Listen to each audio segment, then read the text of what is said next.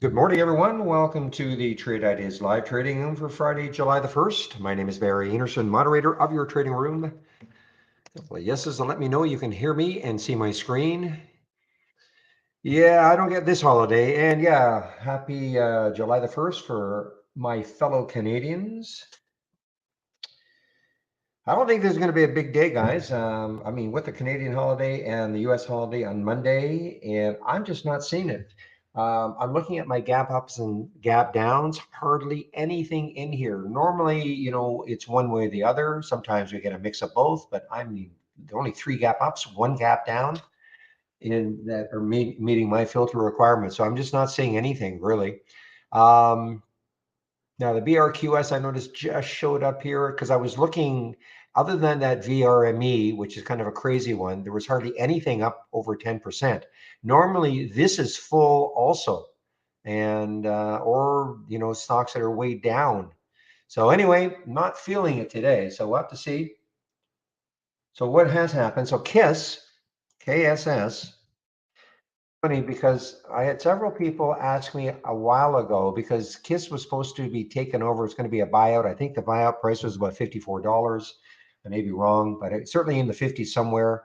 Why wouldn't we buy it, Barry? Why not? And at that time, I think Twitter was also in play, and I said, well, look at Twitter. Anyway, bottom line is this: the buyout merger has been called off, and look at the thumping that KISS has had overnight. Happened after hours, actually. I think it happened after hours. Maybe it was this morning.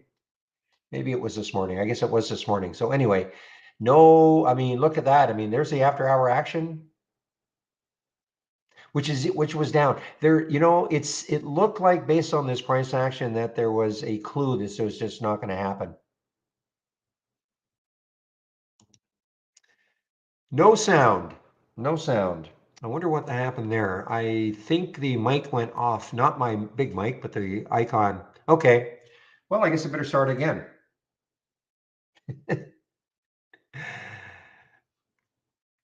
That's okay. So now you can hear me. All right.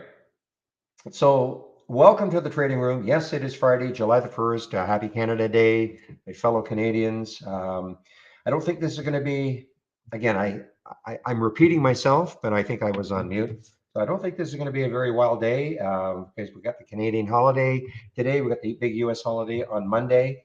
What I was trying to point out is that when I look at my gap up and gap downs, usually these are full. And I mean, there's only three gap ups, one gap down.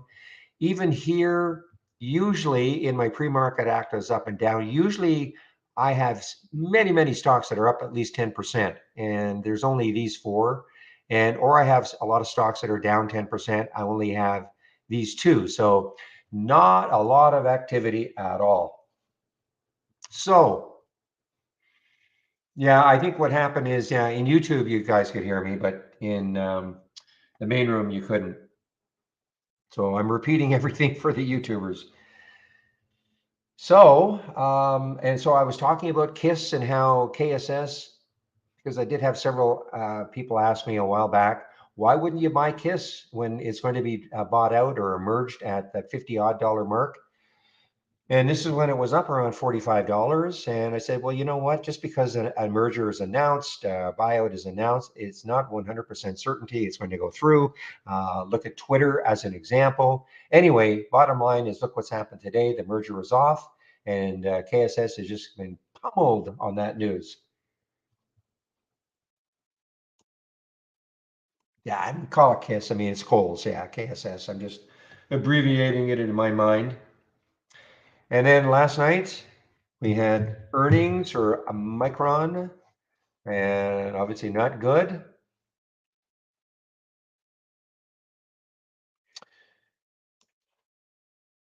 And S big again. I'm scrambling here, guys. There's really not much happening. S big is an earnings play, but it's not. It's giving it up. I mean, it was up at 277 at one point, but it's completely given it up. CANO is a gap up. Can't remember who it is. Some analyst has put a price. Raymond James has put a price target of $8 on them. And then the VRME, no SPAC for you, I guess Seinfeld. Yeah, something about SPAC. So got up to 347. As somebody pointed out earlier, no shorts available for me either at Interactive Brokers. And then one other one, CYTK.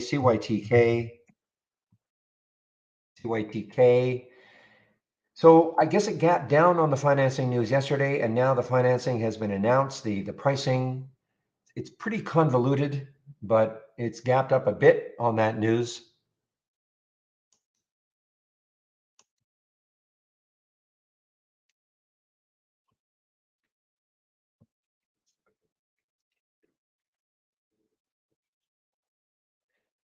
And yeah, okay, PGY, you're right. PGY is showing up. Not much volume. PGY, never heard of this one before. Pagaya, never heard of it before. I guess this was an IPO or a symbol name change. You know what? We've seen a lot of Israeli stocks. A lot of Israeli stocks. I mean, a few years ago, I used to see one or two, but we see it. There's a lot of Israeli stocks now. This is another one.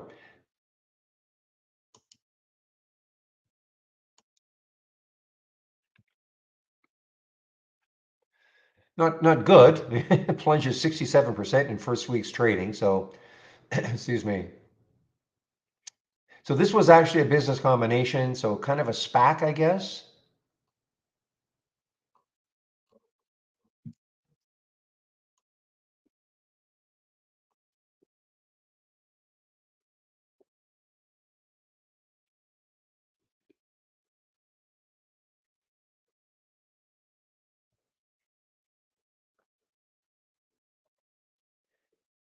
Okay, BRQS has had some volume. So this is actually snuck in here. Right at 8:45. So BRQS, let's see if there's any specific news.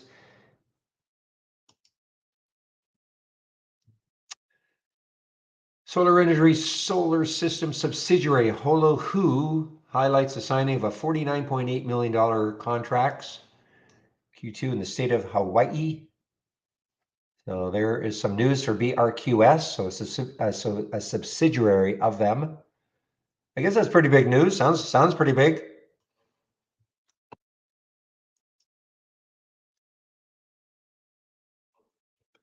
What's the next high looking left? The next high looking left, 213. What did it get up to this morning? 211. So it touched that high, 213.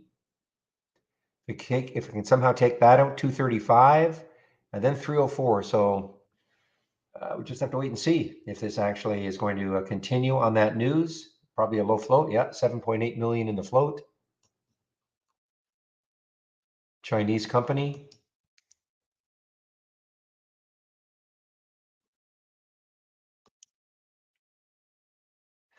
Revlon was up this morning. Is it still up? REV. Yeah, Revlon was having a bit of a surge here. Got up to 575. Meme stock. Reddit crew all over them again, I guess.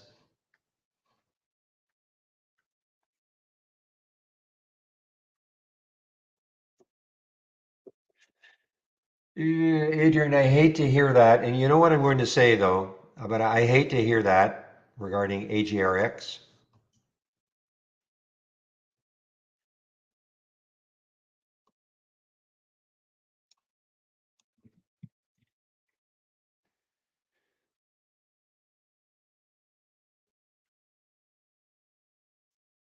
Sounds like you didn't have a stop.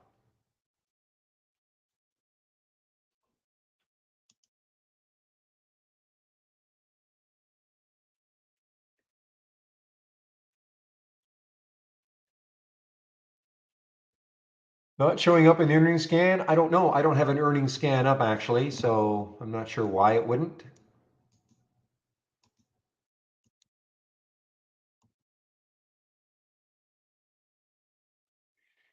If you're talking about using mine, are you using mine, Mike? You're talking about using mine? The reason being is that I have a a price limit of $50 if you're talking about using mine.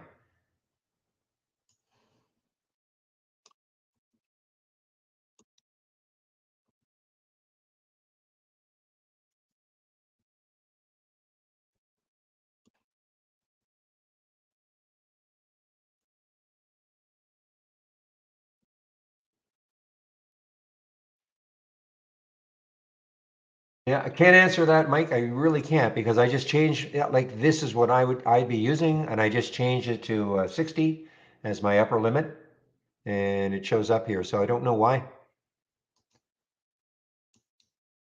I'll take a look though. I've got nothing else to do. This is, I'm really not feeling it today, guys. You never know, something could happen. So let's take a look at that earnings page, excuse me, the earnings page. There'll be some filter.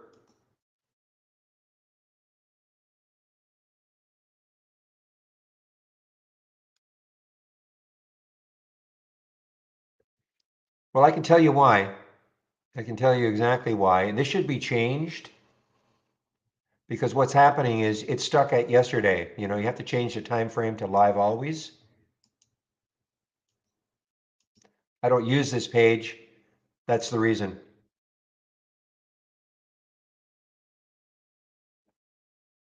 Well, it's easy to miss, really easy to miss. So in fact, I'm just going to ask him to do it.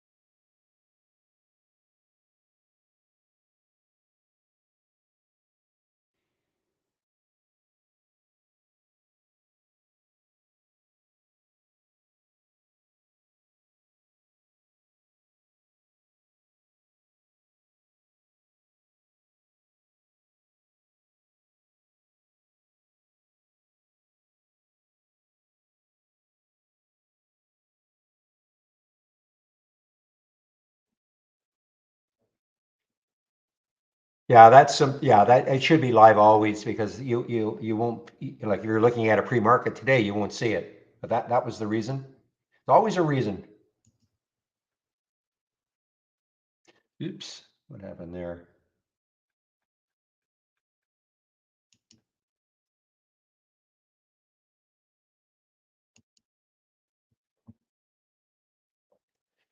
All right, guys, I guess I'll check to see what the analysts are talking about. I'll bet there's hardly anything on the list of the ups and downs from briefing.com, the analyst upgrades and downgrades this morning. Let me just do a quick check. Be surprised. Yeah, there's a few downgrades, but hardly any upgrades. In fact, yeah, there's only 3 upgrades.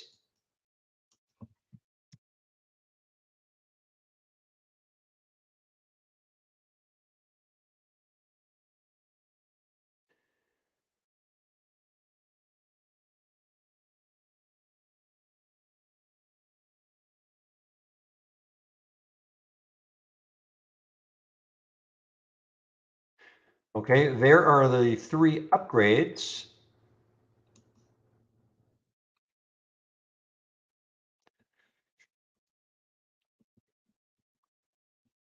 Downgrades in now.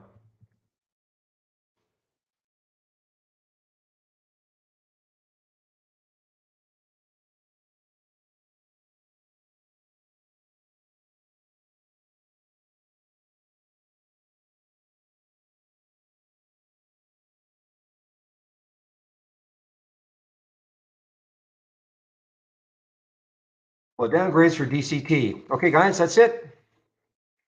That's it for the downgrades. It for the upgrades, hardly anything.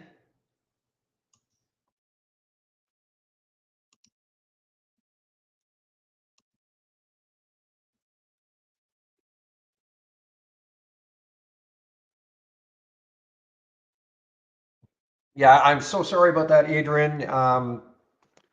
and again, this is not directed specifically at you, but remember, guys, when you're trading, I don't care if you're swing trading, I don't care intraday trading, I don't teach trading as such, but the one thing I will preach is having a stop. You just can't hope and pray that something's going to work for you. You've got to have a price where you're going to get out of it. You can always get back in later if it sets up again, but have that manageable loss.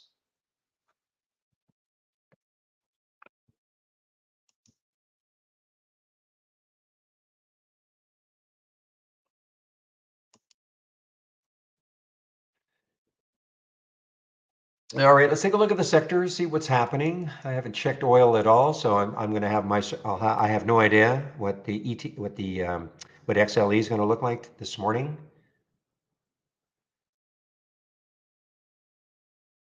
All right, so obviously oil prices are up a bit.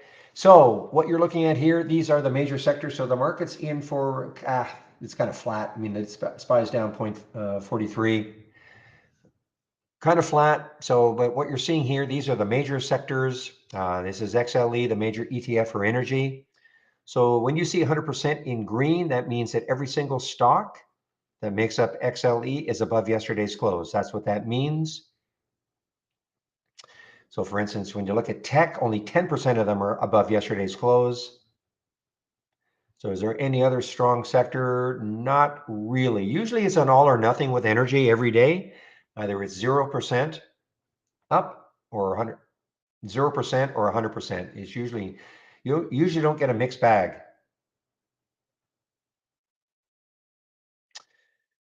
So that's about it.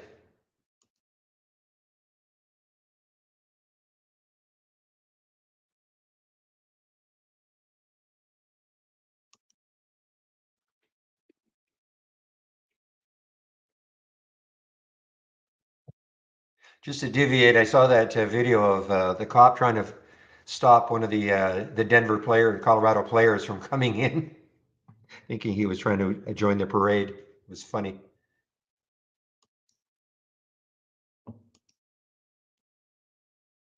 All right, guys. So let's see. Anything else? Is anything? Let's see now. Okay, I mean, CLDX, that's on the way down. Okay, so at least that is something that's moving down 10%. CLDX, early stage data. So the early stage data, it's a phase 1B, so not being not that good, obviously. Whatever they presented, reaction is not good anyway. So that is CLDX.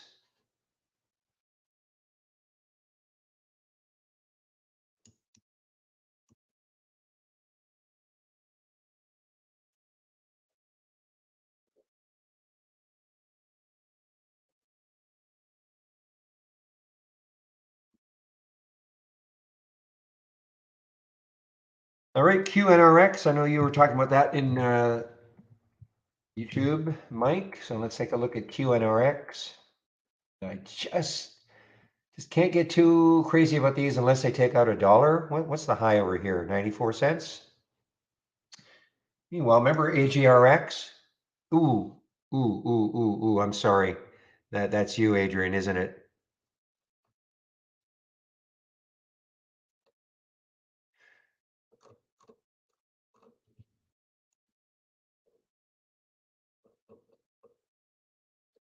Yeah, the only reason I'm mentioning it is because I'm hearing it. This is my gap down, and I have text to voice on this. So she is saying AGRX over and over and over again. I'm sorry, Adrian.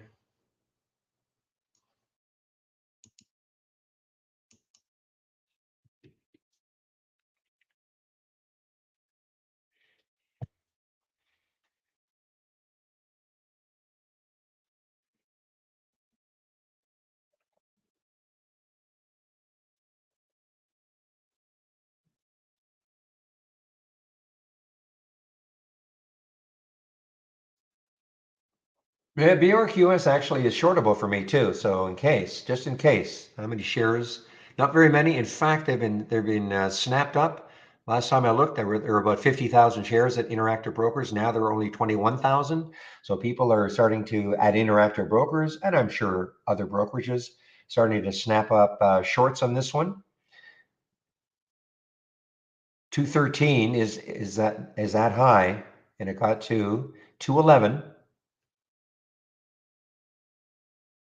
and fresh off a reverse split. When was it, Captain? When was it? Because I always say, when these guys do a reverse split, they should, if they're smart, within a few days, try to come up with any sort of a press release. 27th? Oh wow! So that was so they're doing the right thing promotion wise. 27th. So I mean, they're doing the right thing promotion wise. Have the reverse split, and then usually, if they can do it within a week or so, have some kind of a press release, just kind of juice the stock a bit. Yeah, Zach is not in today, guys. So market is putting in a modest little move before they open.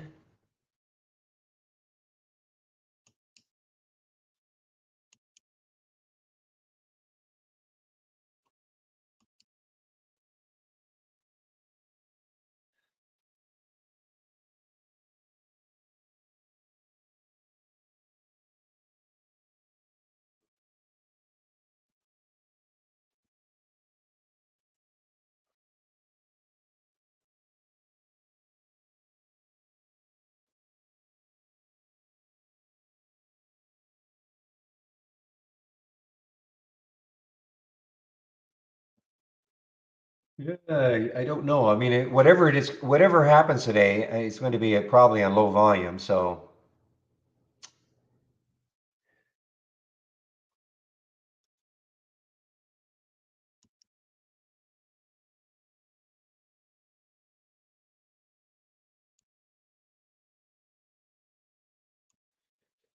boy, there's a lot of topping tails here on the 5-minute chart. There are a couple on the 15-minute chart for BRQS.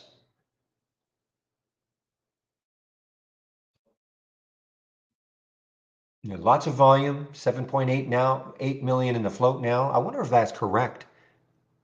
Wonder if that is correct. They did the float information usually gets updated at the end of the month. I'm gonna say 15th and 31st. So obviously the 30th for June. So that might be the corrected.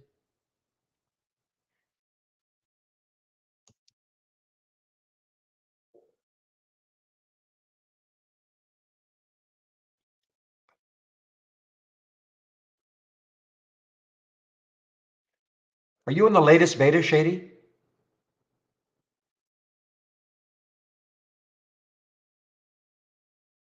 But let me see, because we are the top lists are changing now in terms of they're not updated every, well, I wouldn't say unfortunately, but let's see if that happens. I want to see also, because that might be something they're just not aware of.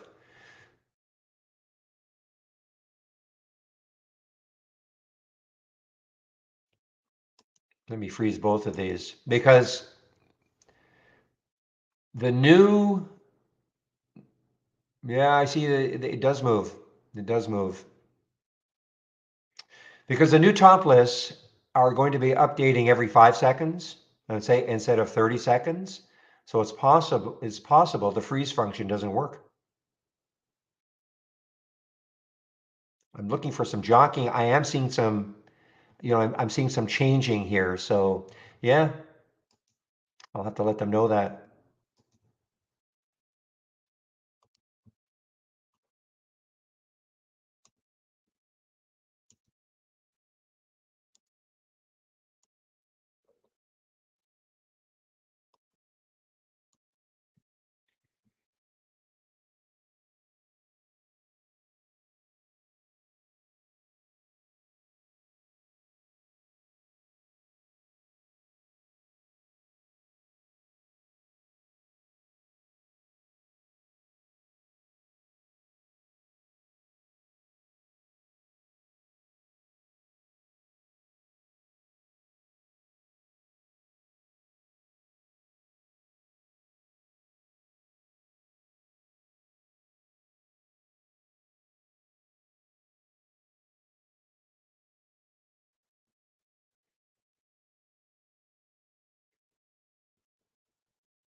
Yeah, the top lists are the new top lists. Now they're going to make this a premium service, okay? Just so you know, at least that's their plan. The new top lists, I don't know if you can see on my screen. It's probably hard to see, but they're not updating every 30 seconds anymore. It's about every 5 seconds, okay? But what's happened then? It looks like the freeze function doesn't work. I've just passed that on, so you can't freeze your top list. I can't remember the last time I used the freeze function, so that's why I really didn't see that, but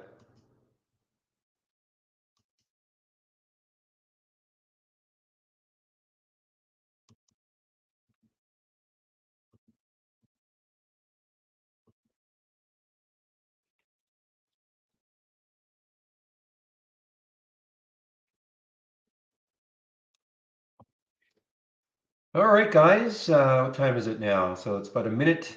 You don't have to tell me, William. I see it's 1 minute to the open. Well, let's have a great end to this trading week.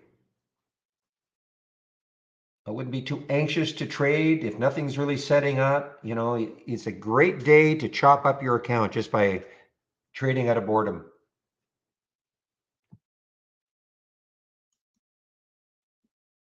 When I say a great day, I mean it's a can be a day in which, when things are very slow and you're just sitting there and you think, I got to do something. Try to resist that urge.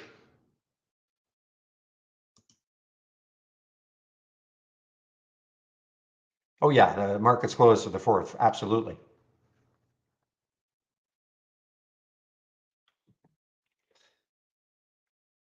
Rev guys, so Rev is moving though. Rev is moving. Revlon is moving. Meme stock, memers delight.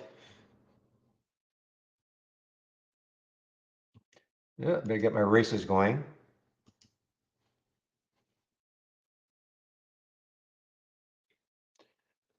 Okay, we are now open.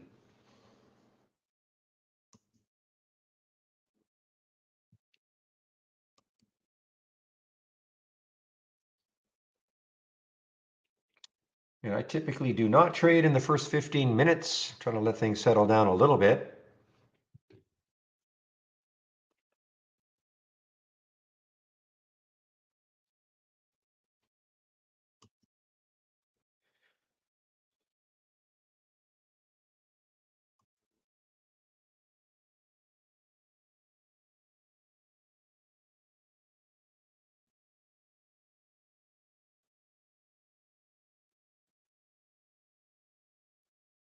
All right, well, there is Revlon. So Revlon's high yesterday, I think it's above it. Is it above it? Nah, 590 is the high of yesterday, so it's right there. Next high is 713. So I mean, obviously this has got some room. I'm not saying to take the trade right now, but I mean, it's got some room if it can maintain this level. And that is Revlon. And Revlon as in REV.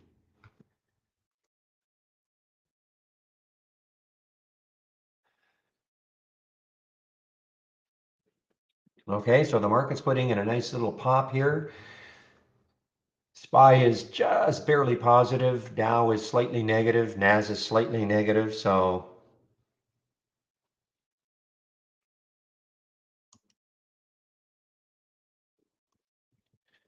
Grab is having a bit of a move here, but again, it's early. Grab, Grab, a little bit of a move. The next high looking left is 273, so that's not too good.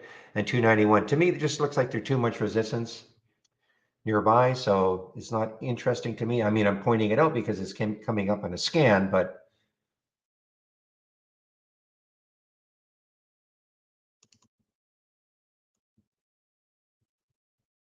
well, there's Revlon, guys. Revlon briefly took out six. REV.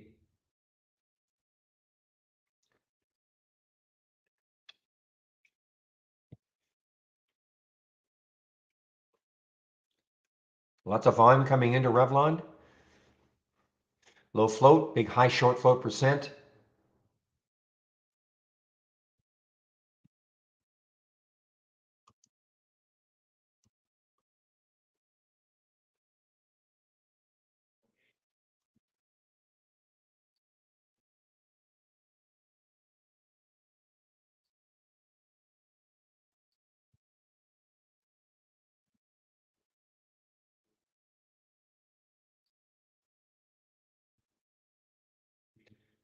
All right, well, let's see if Revlon can hold 6.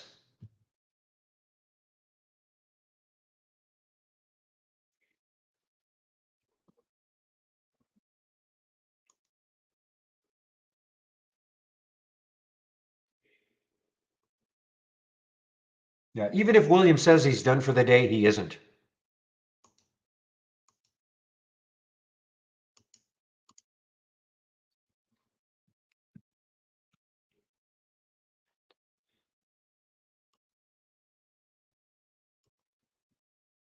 All right, Revlon, so hopping around that 6 level.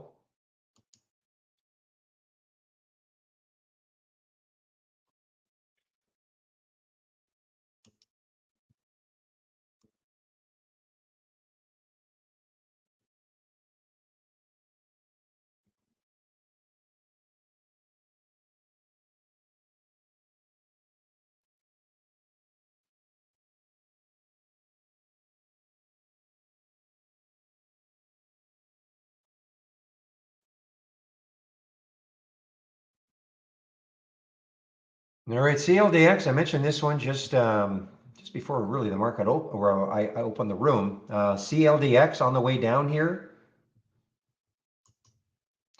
Okay, keep an eye on Revlon if it can get over 4, 5, 6, 6 again, 4, 5, 6. If it can get over 6 again,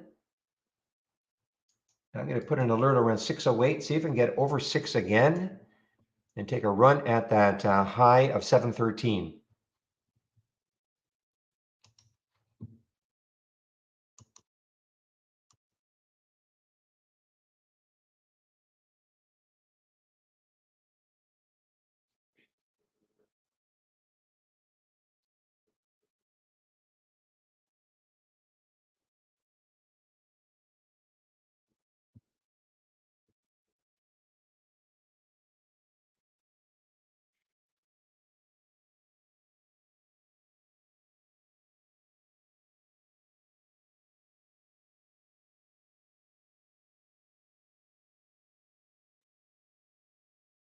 Just waiting on this Revlon to see if it can hold 6.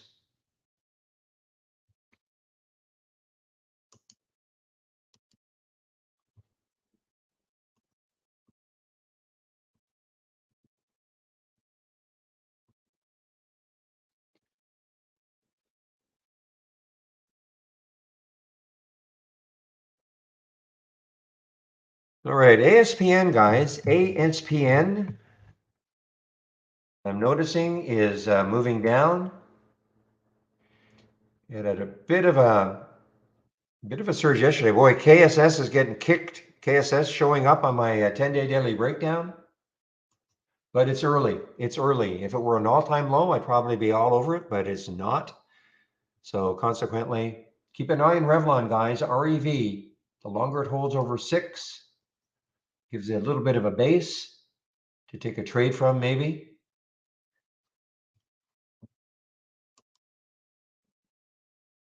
Markets are closed on Monday. Yeah, exactly, JK. Yeah, U.S. holiday, July 4th or 4th of July, whatever you want to, however you want to say it. Okay, so market now is after that little surge at the beginning is starting to drop somewhat.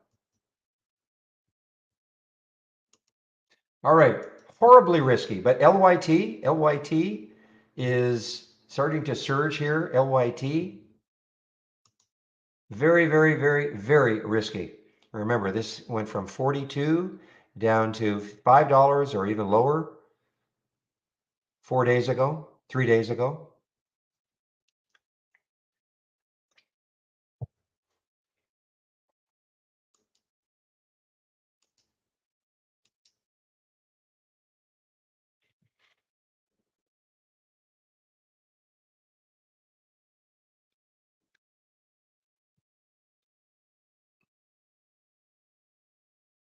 And I, bring it up because it's winning this race here, LYT.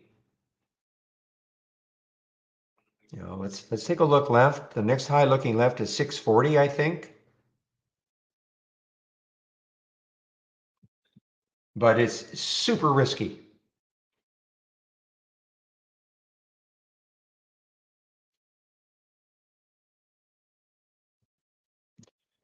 All right, I got to do it though. I got to put an alert just over 5 just in case it does something really crazy.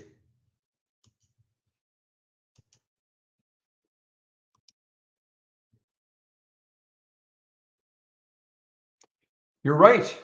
You're right. There are shorts available now. 188,000 of them. Not that I want to short it right now, but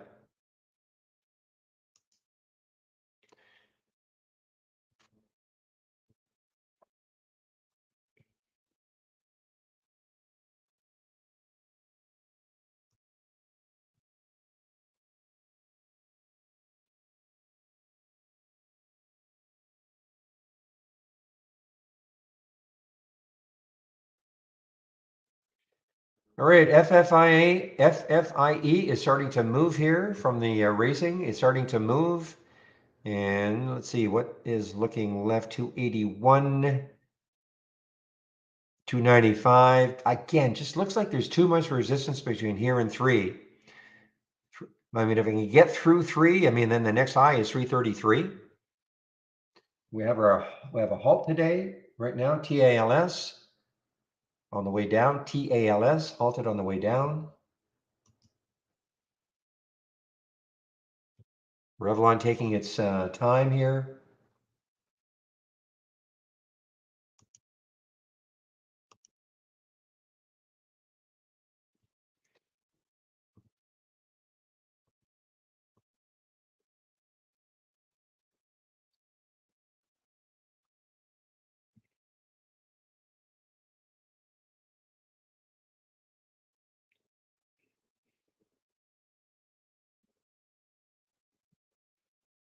All right, guys, Revlon, holding 6, holding 6.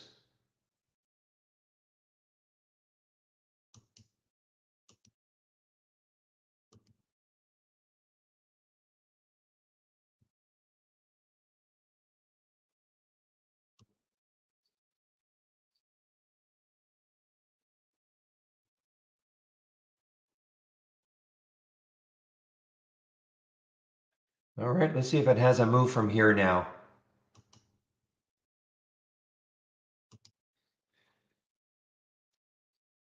Well, there's the LYT. My goodness, what am I going to do? Okay, it rocked down through 5 again. So I'm going to put my alert again.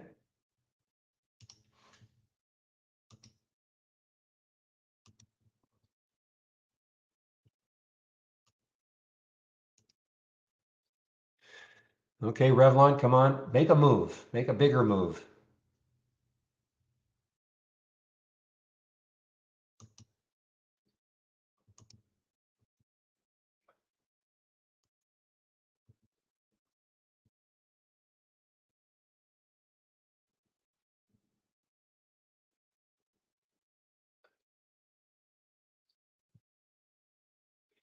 Okay, guys, I think we have a bit of a winner here. I've taken some off though. I don't trust anything. The REV, bit of a winner. Saying, just watch, see how well it holds 6.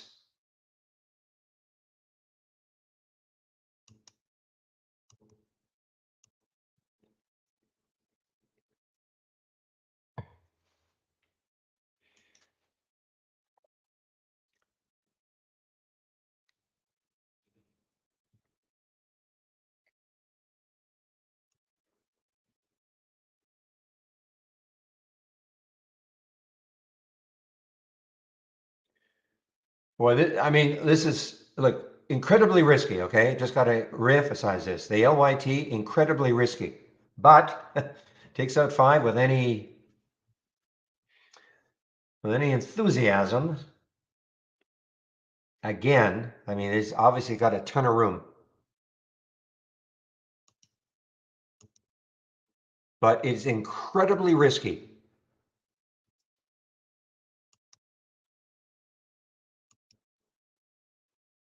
See how it's just jockeying around that 5 level? Okay, quick trade for me, Rev. Guys, I'm out of the Rev. I'm out of the Rev. Very quick trade. And I'm not trusting too much right now. Only way I get back in is if it gets maybe into the 640s.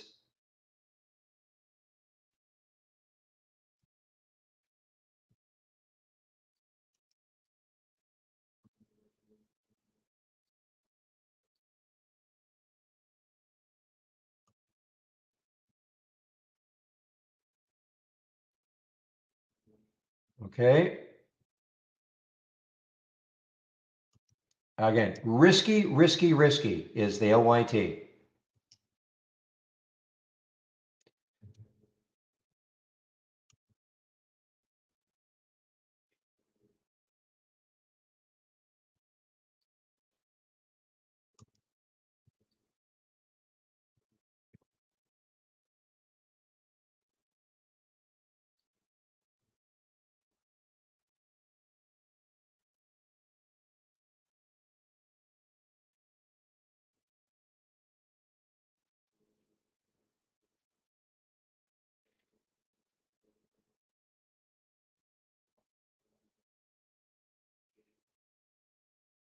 Clovis on the move also, guys. CLVS on the move. Now this could be interesting.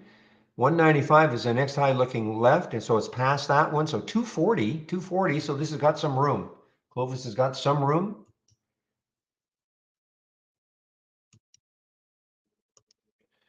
Okay, I got knocked out of the LYT, guys. I'm going to look at it again if it takes out 5. It's just very risky. Took a little loss on it. I have my stop. I took it out before my stop, actually.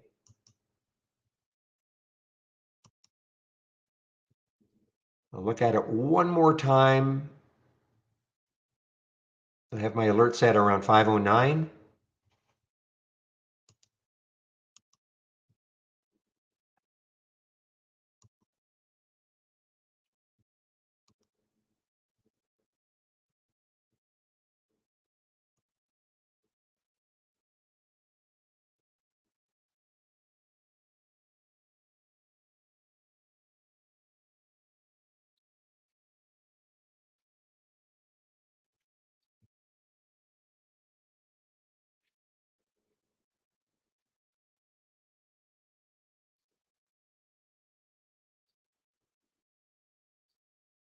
Okay, guys, ACCD, what are you doing? ACCD's got some resistance around 877, so it's got a little bit of room. ACCD,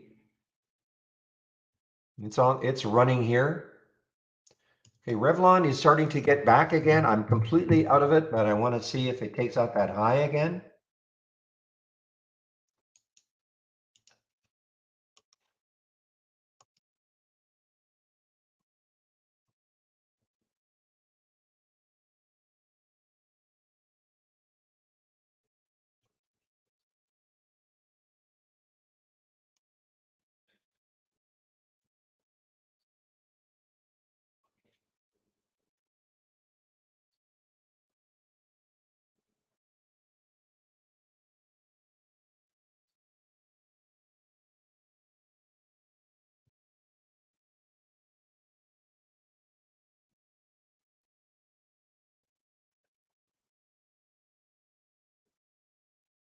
A little more activity than I thought we'd have so far.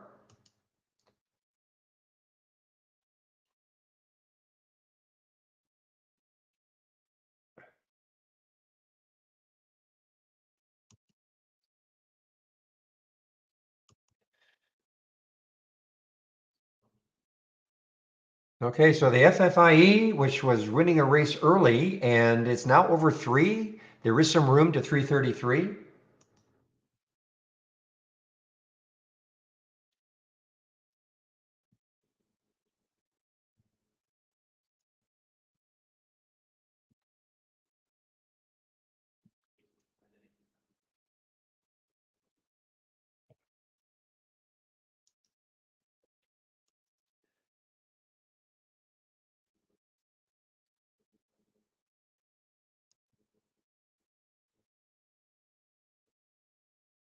Yeah, Revlon is still too erratic. I mean, I wish this were shortable now because look at these topping tails in the 15-minute chart. Not shortable for me at Interactive Brokers.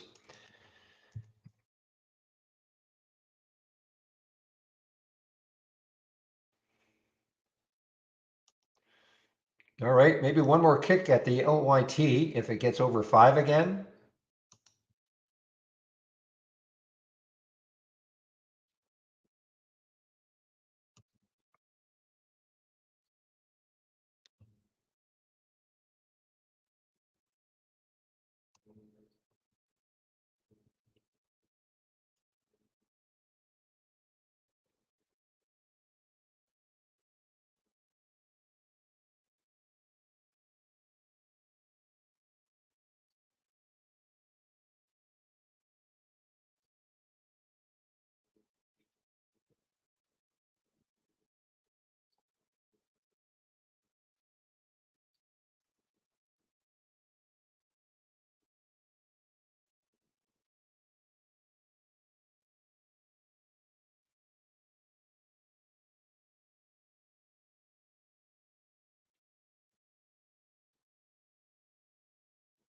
All right, TCRT, look at this thing go.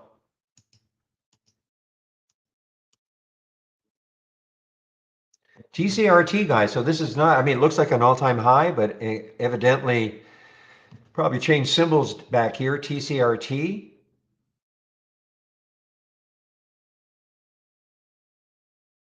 See if there's any news on this one. I don't see, okay, I do see some news.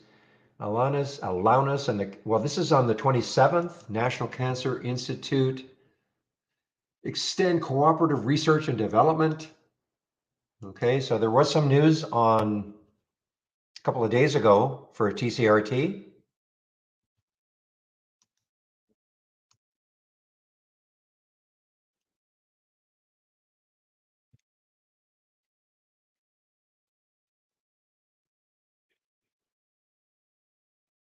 Not a low float though. Surprised the float is that high, 194. I wonder if that's right. That's a pretty big float for a $1 stock that's moving 15% on really no news today. But let's see.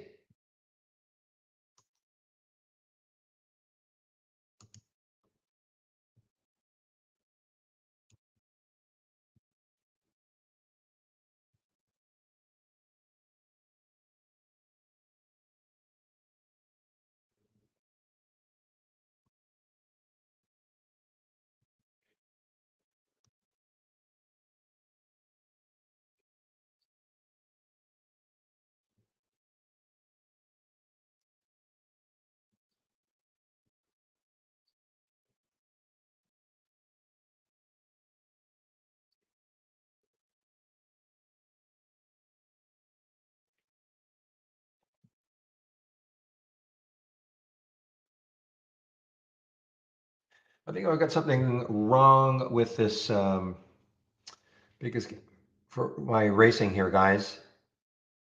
Let me do something here. It's not showing enough symbols.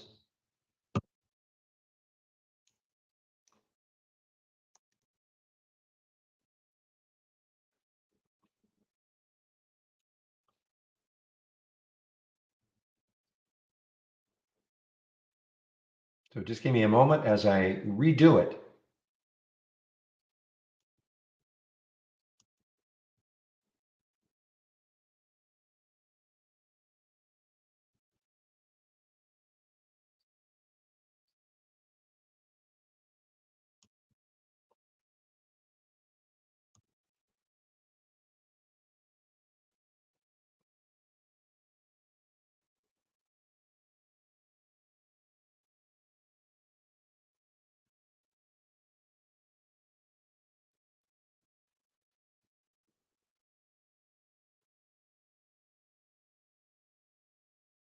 Okay.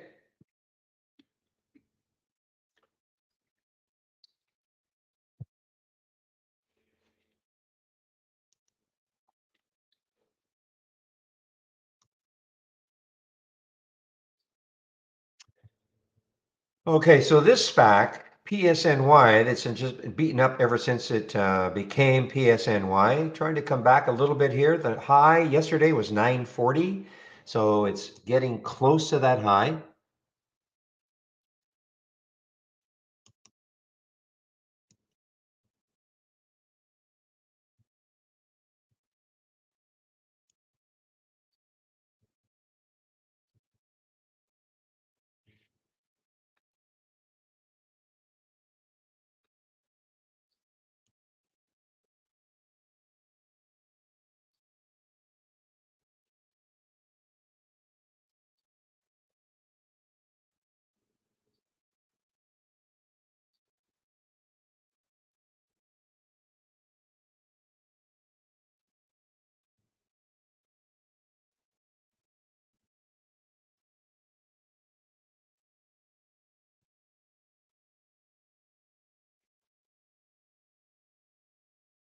All right, well, the TCRT, it's just inching its way up. Yeah, so the float, thank you, A-Trade. So that, I guess that float is correct. It's surprising it's that big, something this new.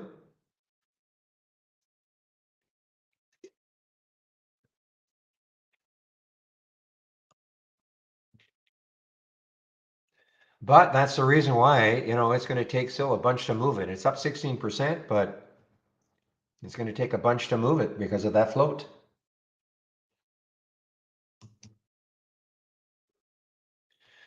All right, so from Zach Scan, CPNG, a topping play. Let's see if this next high looking left is 1402, 1404, so it's above those highs, so it is above all those highs. Next high on the weekly chart is 1446, looks like. So 1446 could be definitely be a stalling point for CPNG. This is shortable for me. Tons of shares, 23 million available at Interactive Brokers. So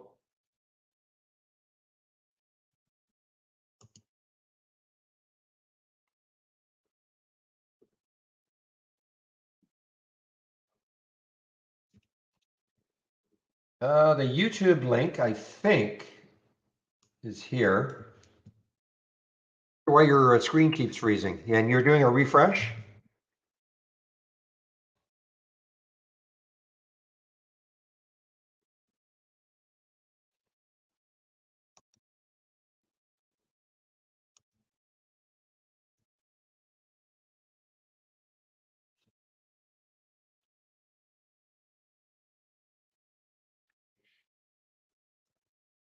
All right, guys, this is getting interesting on a short. CPNG, the high, it did get up to 1430.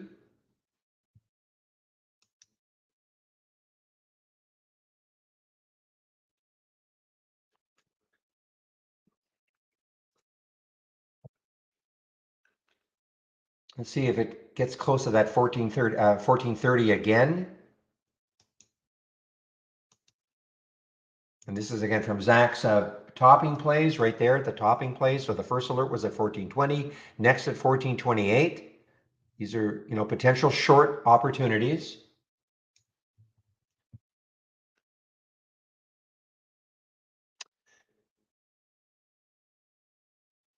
Why we have a stop, LYT. I could have been stubborn. I could have been really stubborn thinking, he'll come back over 5 again.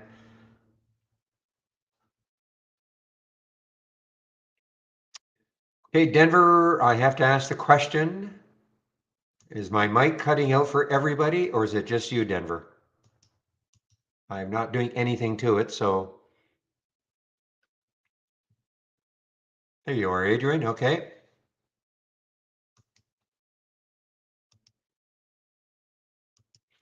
So it must be on your end, Denver. Must be on your end. Keep an eye on the CPNG, guys, as a potential short.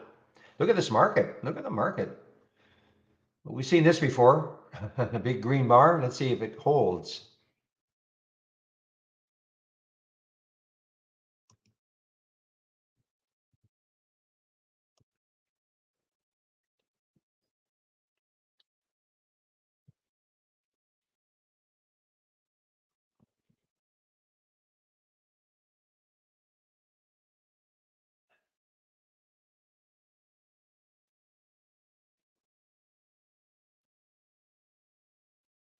Real, good morning. Keep an eye on the CPNG, guys. This is a potential short here. Just watching, there was the high. The high is 1433.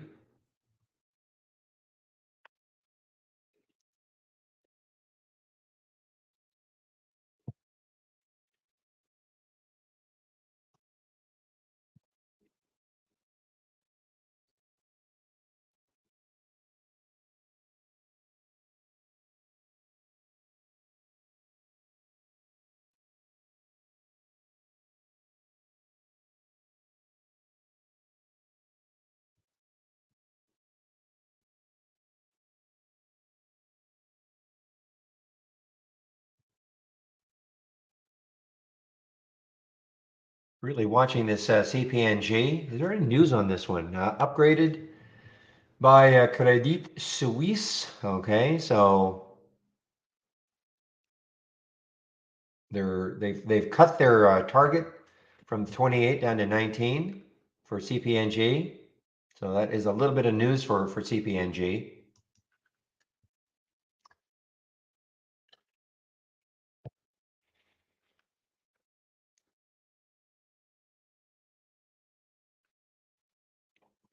Okay, well, it is still relatively strong. Just waiting to see if it can just stall somewhere.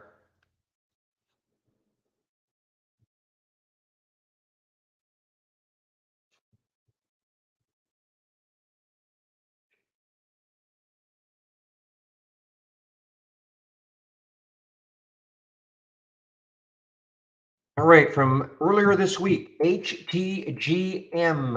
Okay, it's over a dollar again. This hit $1.33 2 days ago and pulled all the way. Okay, LYT, are you tempting me again?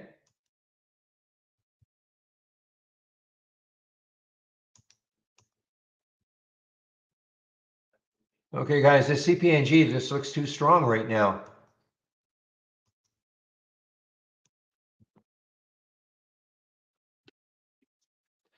Well, just because it's showing up on Zach Scan, okay? He's asked why would I short an upgrade? Upgrades mean nothing.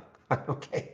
I mean, I shouldn't say it like that, but I mean, it's just at some point though, it's just because it's showing up on Zach Scan, and we've had good success.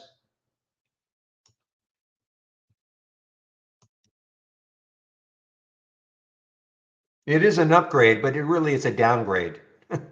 They're readjusting their price target from 28 to 19. So I guess you can look at it like an upgrade, but they're also they're also kind of downgrading it.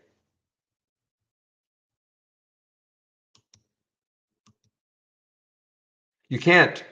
No money. You can only surf with top list windows, okay? Top list windows, and if you have the AI, Holly, and your price alert windows.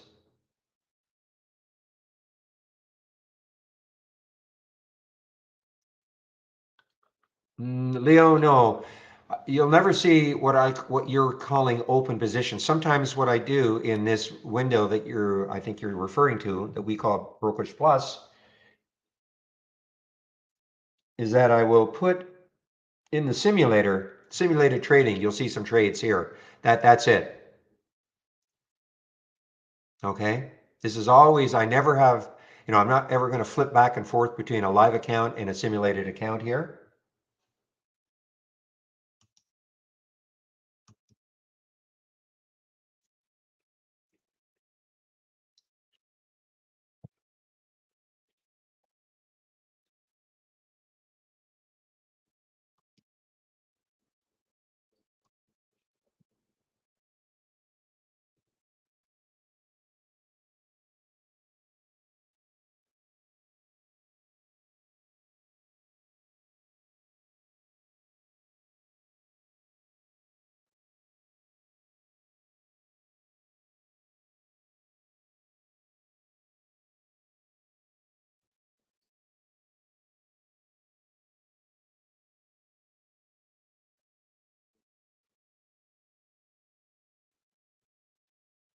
All right, maybe this is the capitulation we're looking for. A little bit of capitulation for CPNG. Little topping tail there up to 1455, maybe.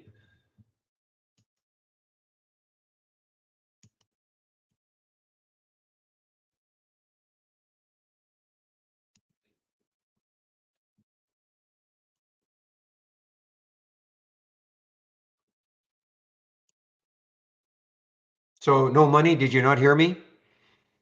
You cannot make a multi-strategy window idea surf, okay? You can only idea surf with top list windows.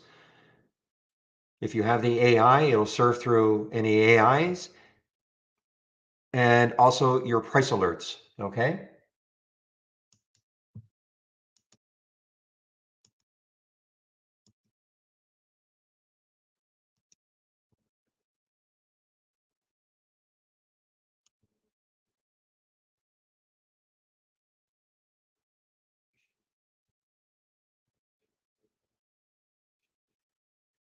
All right. Wow. That was kind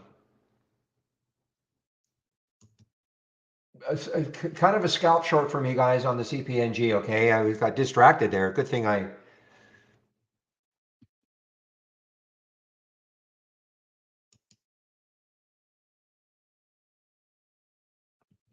Yeah, KISS is, shoot, it was showing up on my 10-day daily breakdown at 28.79. It was early though. I kind of lost sight of it.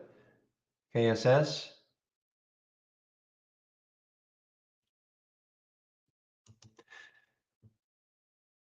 Yeah. So Mike,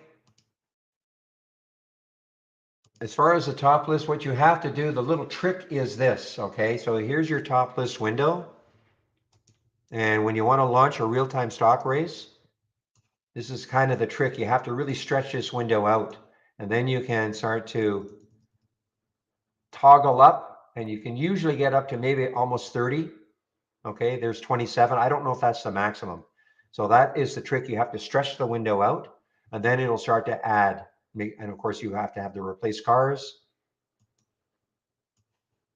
Okay, if you didn't get that, I'll do it again.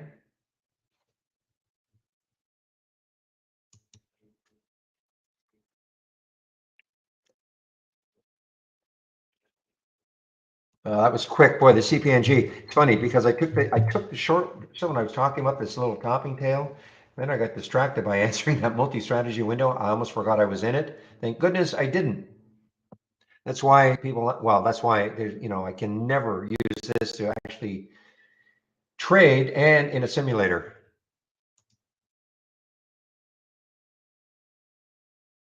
Does it save that way? I wonder why, because it does for me. No, it's a mess right now, guys. I have to say, it's a real messy.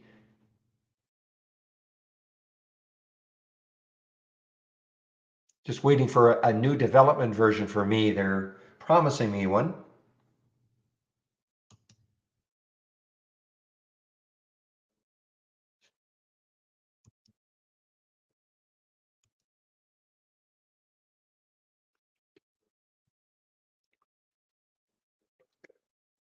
Jamie, you're in this room, finally. I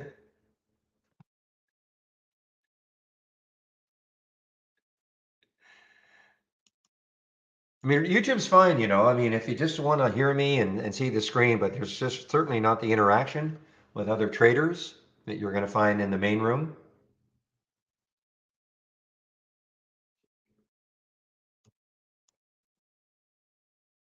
So I'm going to make another adjustment here, guys. And the reason I'm doing this is that I'm getting greedy here. And I've got a record count at 250. I think it's just too much. I think it's overload. So I'm going to put 150, number one. And so now I'm going to make the change here. I'm going to exit this down.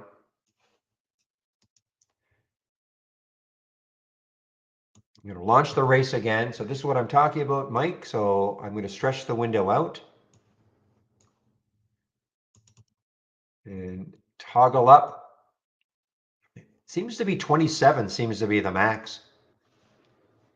4, change from the open, sort on the delta, replace cars, yes. Logos, yes.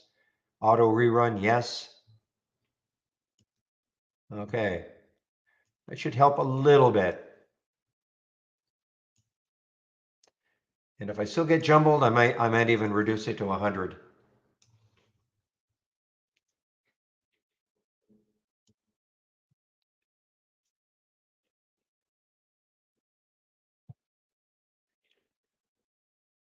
Now, obviously, you should be able to just type it in, how many you want. But oh, just a minute, guys, just a minute. NYT.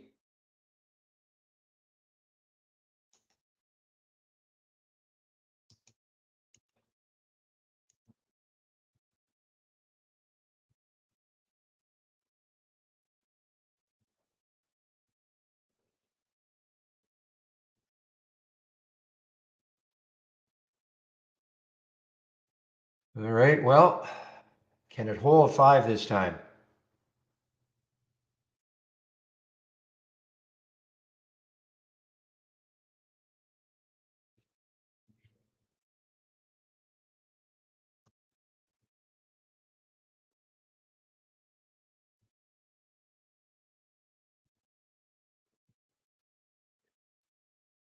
I mean, the next high looking left is 537. So if it can break through that, look out. That's all you can say. 537 is so critical. Look what it got to. 534. It's all traders are looking at. This ridiculousness that happened, 43 down to 4 on that day. And that was basically straight down.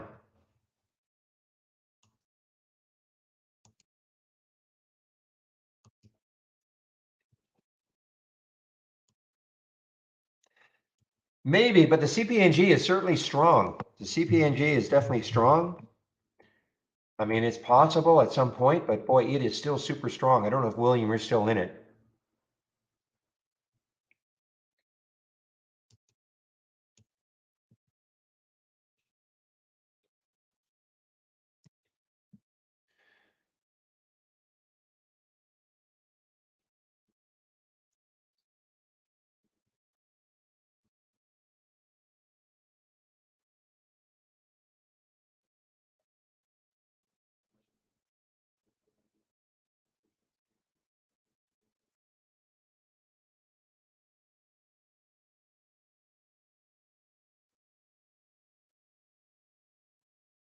Still a struggle to get through that 533 mark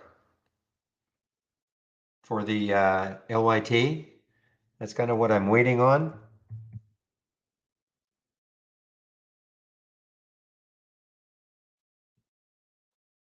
Keeps triggering, but takes out that high right there, that high of 3 days ago, 2 days ago, sorry, 537. I think that'll probably get a lot of traders interested.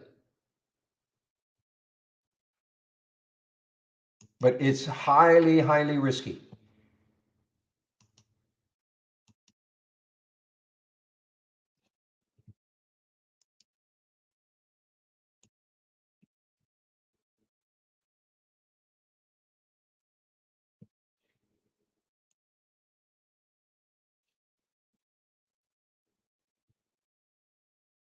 Yeah, you're getting too many alerts where I'm seeing stocks that are too close to resistance, what I consider resistance. KSS guys. I got so wrapped up in the Revlon, but there was the alert at 2879, 2879, 2815 now. This was too early for me to take anyway, but because look what it did. It actually popped right back up to 2993. But after that,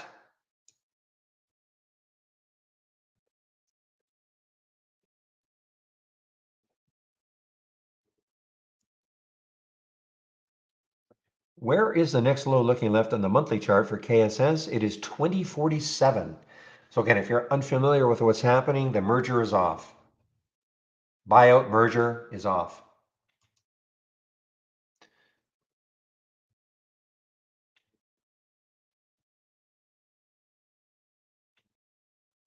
And that's another classic, guys. I mean, I mentioned this in the pre-market. People think that when a merger is announced, and there's a buyout price, Twitter is obviously a classic one, but same thing with the KSS. I think the buyout price was supposed to be about $54. And so it's sitting at 46. So, you would think, well, no, why don't I just buy it? Because it's going to happen, right? Guess what? It didn't happen. Ooh, yeah, no kidding. Look at this downturn now in the market.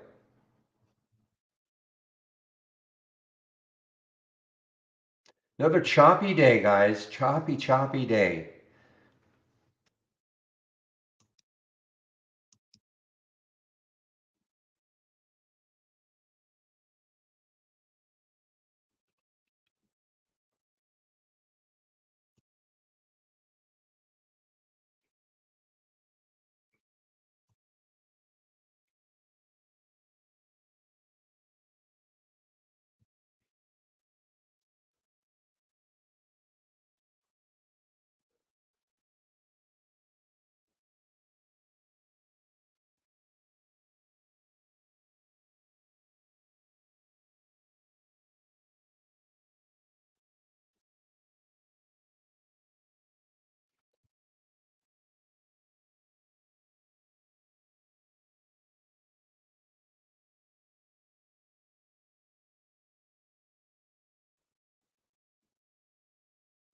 Oh, that CPNG is super strong, super strong. This LYT is the only one I'm really concentrating on. If it takes out that, whoops, if it takes out that 537 mark or so, just because that's all traders are looking at. Could it possibly start? I mean, it's never going to, I shouldn't say never, but it's highly, highly unlikely it ever get back up to the 42 level. But, anywhere, give me a buck.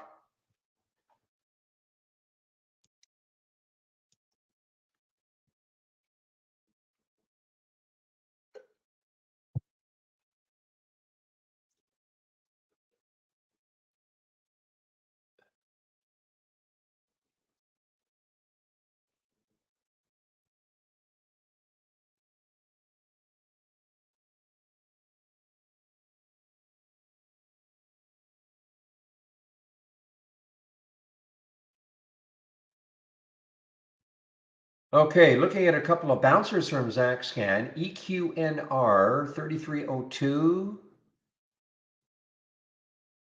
and Schlumberger SLB.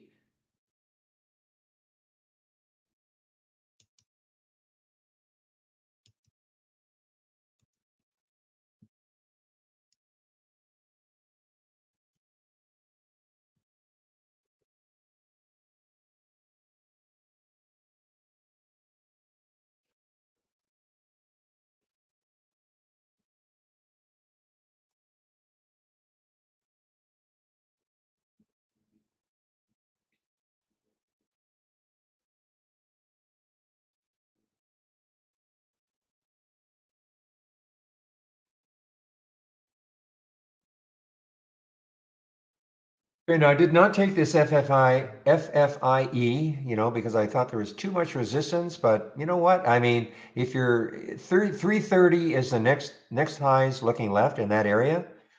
So from 312, that's not bad. If you're really looking for something that might have a bit of a run in it on a percentage basis.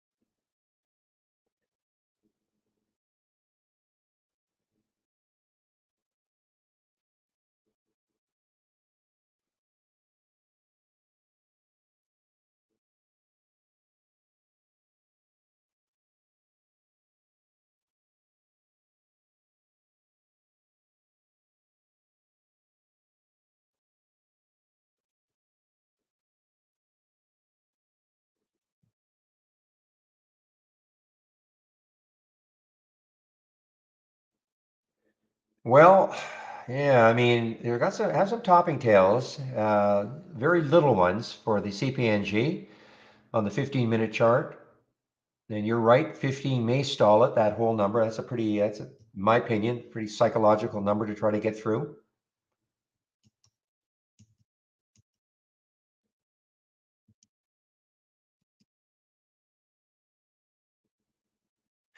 Yeah, that is kind of the issue too with the LYT. Now that, well, at Interactive Brokers anyway, now there are shares available where there weren't shares available to short. But the only encouraging thing is how well, as we speak, it's holding off at holding that 5 level now.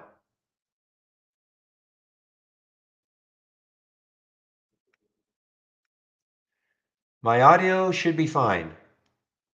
I'm not, I haven't done anything, so can I get a yes that you guys can hear me? I know you can hear me on YouTube, I'm sure. Okay, thank you.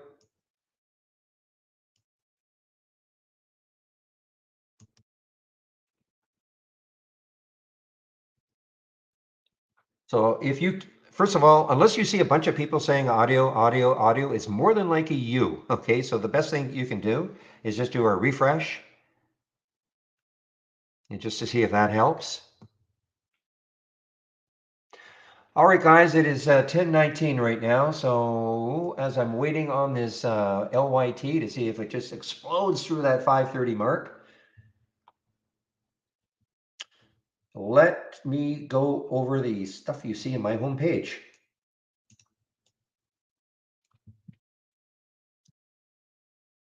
Look at Clovis, guys. I know Clovis was under $2 when I first mentioned it. CLVS, it had room.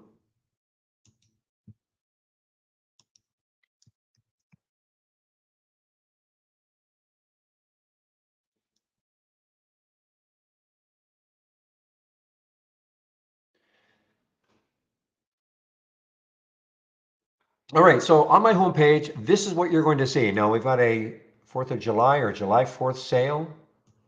What's the more common? Is it 4th of July or July 4th? Anyway, July 4th sale, there is a promo code you can use for 25% off the first month only or the entire year. Guys, LYT, I mean, this is not a recommendation, but there it is.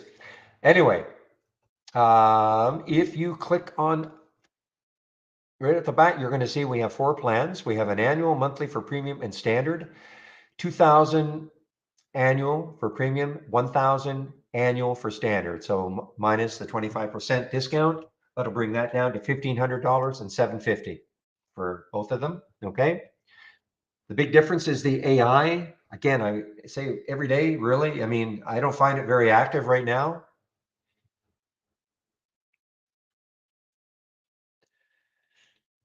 Okay, okay. We have a monthly plan, and that is what I would do. That is what I would do. Do not take on an annual subscription unless you absolutely know you want this product. Okay. The reason I say that is that you have to look at the terms and conditions for refunds, and you've really got to understand what the terms and conditions are on an annual. We get people, 2 months in think, you know what, it's not really for me or want to take a break. Sorry. So all you have to do really is take a monthly. Standard is 118, the premium is 228, less the 25%. Now that discount's only good for the first month. But here's the deal. If you take out, say, a standard monthly at 118, less the 25%, and then within 30 days you decide that you'd like to take out an annual, great, we will honor the 25%. So there's no mad rush to take out an annual. Most people take out an annual because that's obviously the biggest discount you can get because it's applied to the annual. So, but there's no reason to do that. You can always try us out for a month, and if you like it, you can upgrade at that 25%. Okay. Can't do it, Tim Back. Unfortunately, we don't have EMA crossovers at all. Question in our YouTube room: how to add strategies like an EMA crossover 10 and 20. So I'm sorry, we just don't have EMAs at all. You can put them on a chart, but you can't create a strategy based on it.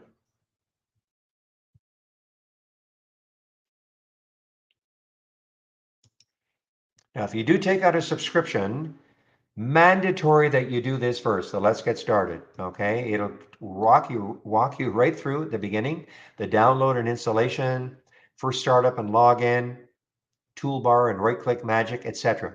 10 videos. It'll take you about 30 minutes to go through them. Do it first. That's the first thing you must do if you take out a subscription. I do a stock of the day video at noon Eastern. You can sign up for it. It is free. Stock or the trade of the week is sent to you before the market opens every Monday morning. Of course, markets are closed on Monday, so you'll get it Tuesday morning before the market opens. It is free. The education, all the education is here in this section. We have a great user guide. I would take a look at this front row here. Obviously, the getting started, the alert windows and top list windows, you should know what they are and what the differences are. I'm not so sure you have to worry about a multi-strategy window. Single stock window is excellent. This is what it is here. And also the racing is right here. Now, there's all sorts of other information, of course, in the user guide, but concentrate on this first row first. Then you can start looking at how to create a price alert on a chart, how to create sound alerts in alert windows, but don't get too overwhelmed at the beginning.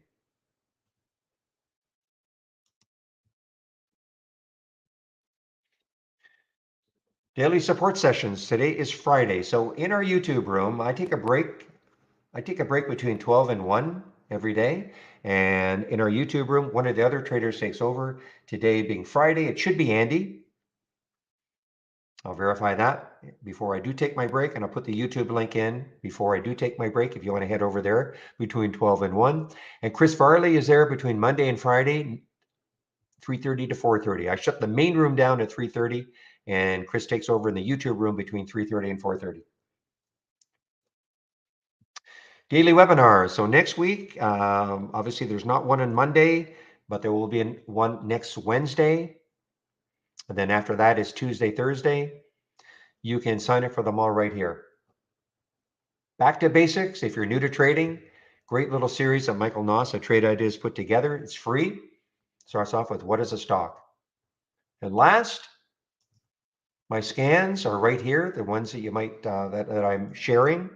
So there it is, the race mode, biggest gainers from the top. I added that this week. Zach's bouncers and toppers, you hear me speak about that one a lot. The 10-day daily breakdown, which of course gave us KISS earlier, KSS. This is what I use in the pre-market, gap up and gap down. And mainly the pre-market actives up and down. These are the four that I use in the pre-market. So a lot of scans that I'm sharing right here.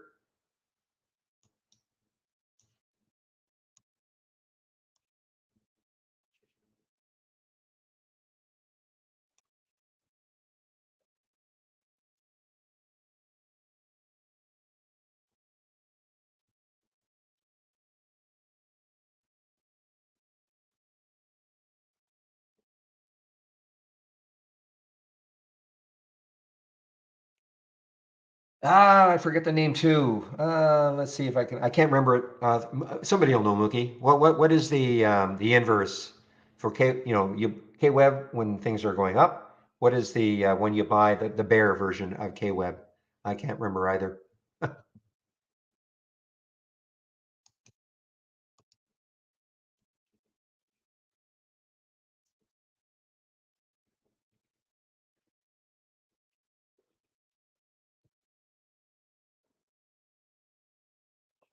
C Web. Okay, let's take a look at it. Does it trade very much? Thank you, perfect circle. Yeah, it's not bad. C Web, I guess, is the one. No, that's a bull. Perfect. That's a bull also. Okay, so that's not the. We're looking for the inverse. So Yang. Okay. To trade very much. Yeah, lots of volume. China Bear. That's a three timer, so you got to be careful.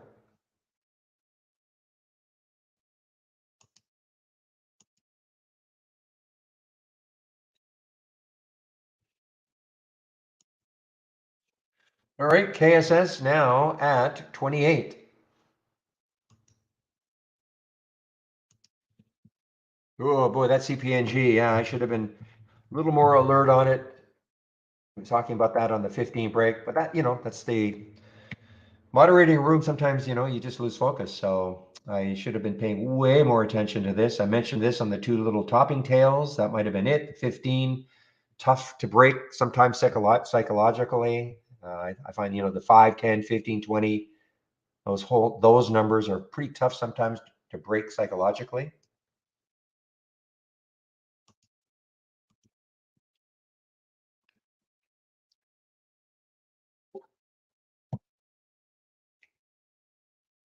Okay, so I mentioned in before on my homepage, and by the way, save my link, then you can look at anything later on. Obviously the guide, my scans, the getting started. If you save my link, then you can just look at anything later on.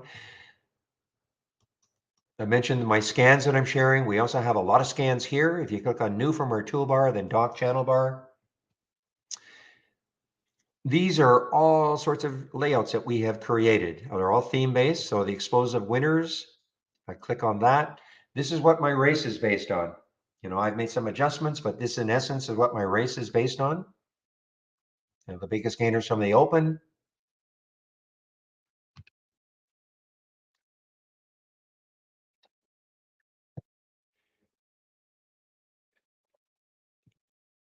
So if you wanted it just like this, all you have to do is, if you want to follow that race all day long, just as they have designed, they, as in Brad and Dan, I've just made a couple of changes. I've made the minimum volume 200,000 shares. So if you wanted mine, you just go to my home page and, you'll have this one. But there's nothing wrong with this. Let's take a look at BWMX.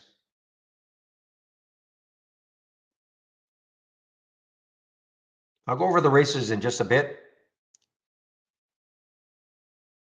So any scan that we have created in any one of the channels, if you want one, all you have to do is, come on. Every now and then that happens in a top list window. Interesting, it's happening here, not in my other ones. Give me a moment as this does a refresh. This is not a refresh situation. This is a bit of a, I don't want to call it a bug, but every now and then it happens with the top list window. Didn't happen with mine. There it goes, okay. Server, some kind of a server timer. Anyway, if you wanted any one of these, and I'm talking, when I say any one of these, when you go through the different channels, but if you wanted this one, if you did want this particular one, the biggest gainers from the open, the top, the race, you right click, duplicate into a free floating window. When you do that, basically what you're doing is you're taking the scan out of the layout. Okay, and now it's free floating. It popped on my other monitor. Now it's free floating. And now you right click and you save or share to cloud and you save it. Now it's in your cloud. Now you can go to another, you're looking for a momentum scanner. A lot of people like momentum scanners. So here's one right here. I click on FFIE. Now notice it says 1026. And you might be saying, well, wait a minute, it's 1031 right now. Well, what happens is when you load a channel, or even if you have say an alert window that you didn't have up and running at the beginning of the day, and then you load it, you'll always see the last alert. So that was the last alert at 1026 for FFIE. It made a new high at 344. My goodness, what a miss. I was talking about this one on a 3 break. Oh. Anyway, that was winning a race and probably won a few races now.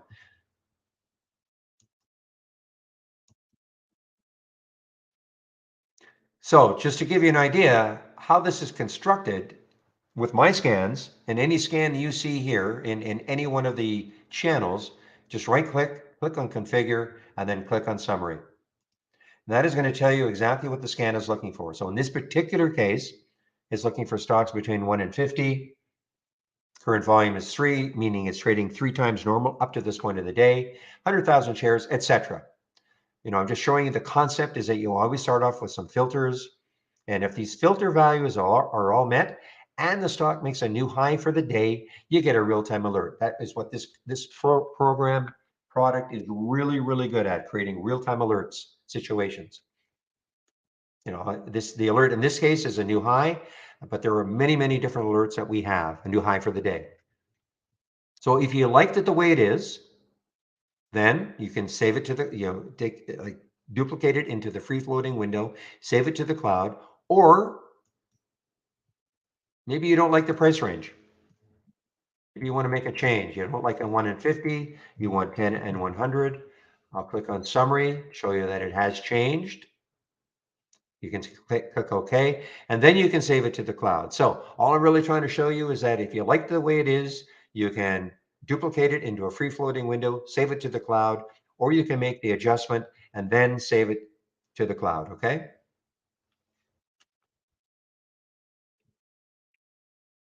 So that's the idea. And again, I'm not trying to show you how, this is not a course on how to use trade ideas. I'm just showing you a bit of an overview about what it's all about and how you can actually create your own layout, because once you save things to the cloud, you can bring them back from the cloud and then you can create your own layout without actually knowing how to build a scan from scratch. Okay?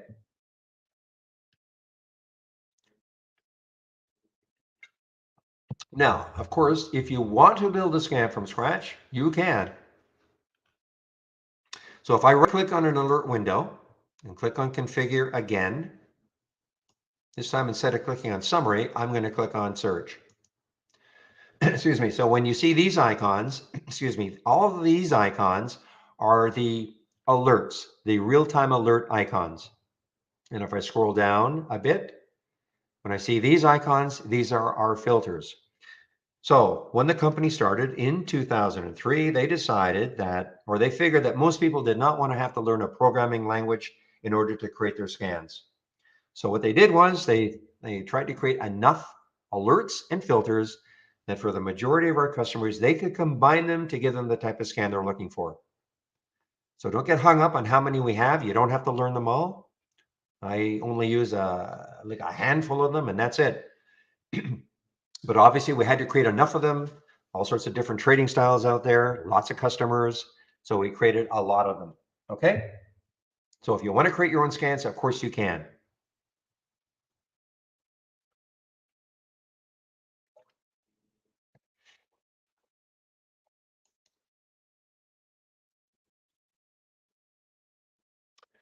All right, guys, this one is just showing up in my 10-day daily breakdown, and this is a very cheap one. It's a lifetime low. This one meaning TALS, and it's a lifetime low. Now, I wish it weren't so close to the whole number of two. If this were, I don't know, 250 or something, I'd probably take it. But I just don't like the fact that it's a little bit close to that whole number. I mean, that may not matter, but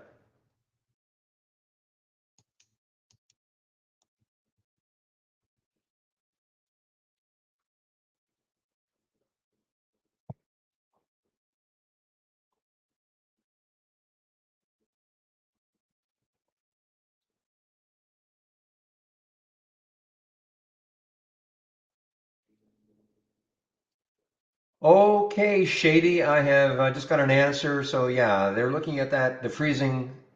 So as they're calling it probably a bug. Okay. So I mean, if you're into freezing, we're talking about freezing the top lists.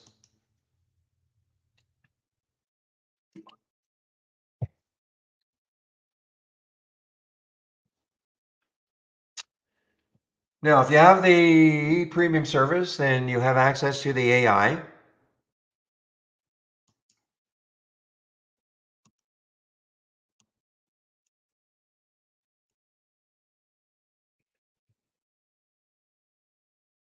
So you have access then to the AI, and it looks like this. So I'd make it easy. I mean, first of all, it's not very active. You know, I, People ask, do I take the AI trades? Hardly any, to be honest. I mean, yeah, I use it like a watch list. If I see something I like, I'll do it. But otherwise, I've got a lot of other things on the go that I quite frankly prefer. So, but if you have a premium service, you want to use it like a watch list, it's a great tool as a watch list. Just click on new AI/Holly strategy trades window, and this is the window that you'll see. That's all you should really look at. You'll have an entry, you'll have a stop, and well, it's a tight stop. How you trade it will be up to you. I know people want to auto trade it. We don't agree with it. Don't recommend it.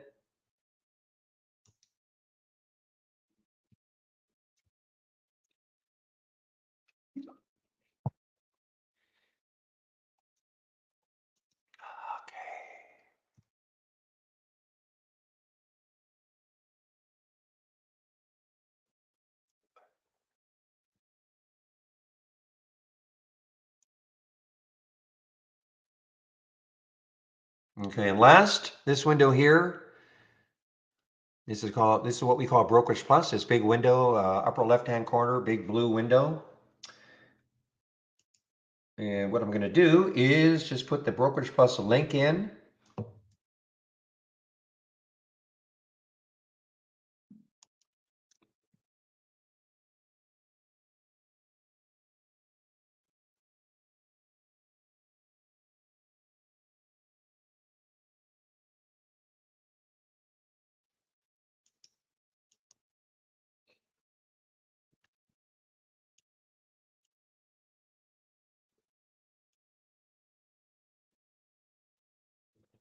Okay, I've just put the Brokers Plus link in, and in that link there are two videos.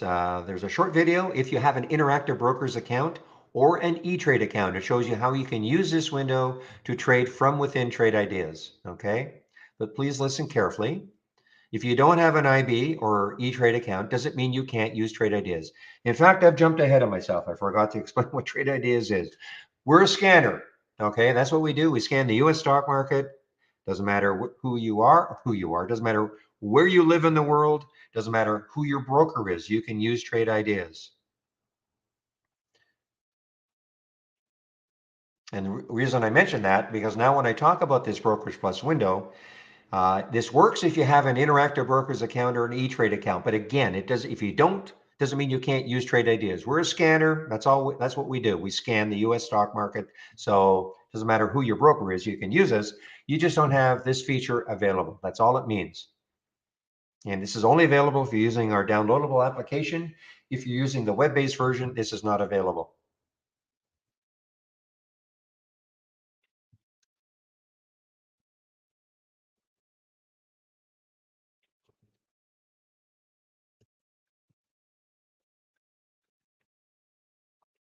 The second video goes into a lot more detail about how you can use this window.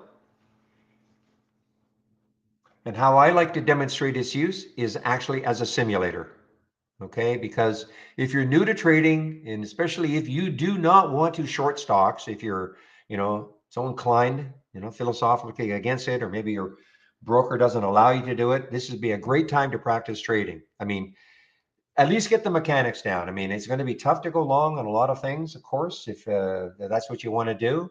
There are long opportunities. I mean, our program can find like a lot of long opportunities for these kind of flying under the radar type stocks. But if you're looking to go long some of the bigger names, I mean, I don't know what you're doing.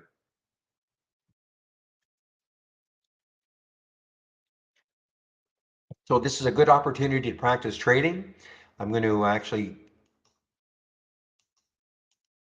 okay, I'm going to do this now. When you see your Brokers Plus window, if you click on New, first of all, and then click on Brokers Plus, this is the window that you'll see. You may not see the same columns, but these are the columns I'm using. If you right click on a column header and click on columns, you'll see we have a lot of different columns. I think we have way too many. Okay, way, way, way, way too many. We should uncomplicate it, but it is what it is. I don't even know what probably most of these things mean, to be okay. But anyway, this is what I use, and it'll say not connected. All you do is click on SIM underneath the Brokers Plus, and it'll change to account. It will change to account.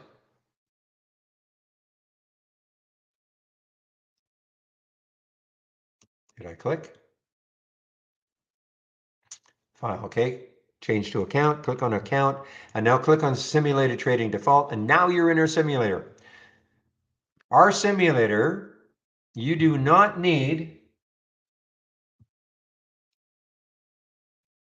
just give me a moment here. Okay, our simulator works on our real-time data, okay? So you don't even need a broker. If you're looking to practice trading first, all you need is our standard service, and you can practice trading. So if you haven't decided who your broker is going to be, it doesn't matter. It's using our real-time data. So you can practice, even before you have a broker.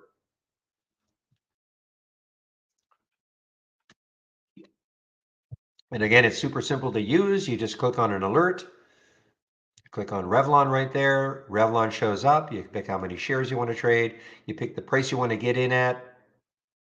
Once you do that, you click the buy button, and then that sort of sets it up visually, and then you send it. So let me do one. Just let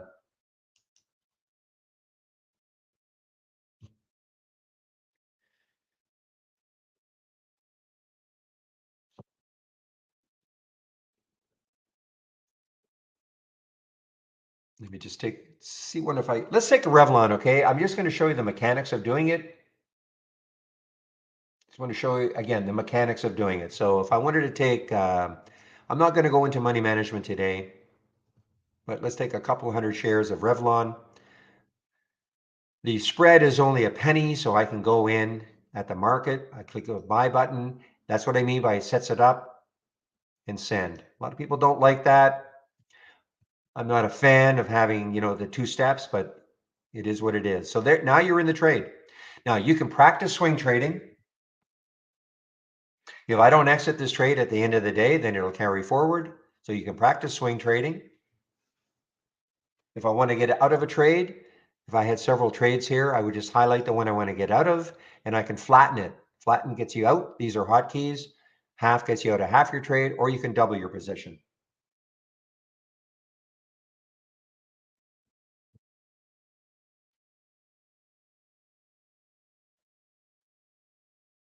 And as always, before you enter a trade, you should always have a stop, a price in mind that you're going to get out of the trade if it's not working.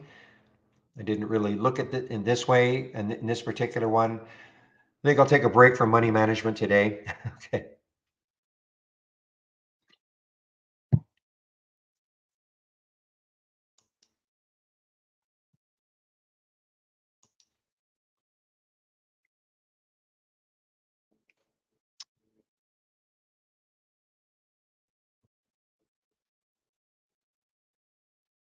Nerdy, NRDY.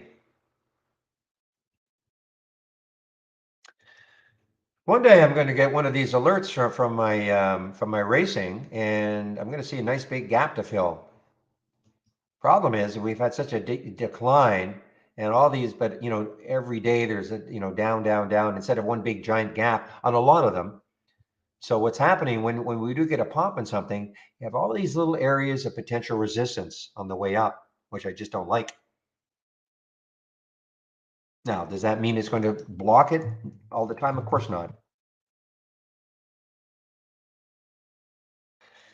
I know I mentioned Clovis on that two break because I remember saying look left 240. It's got some room.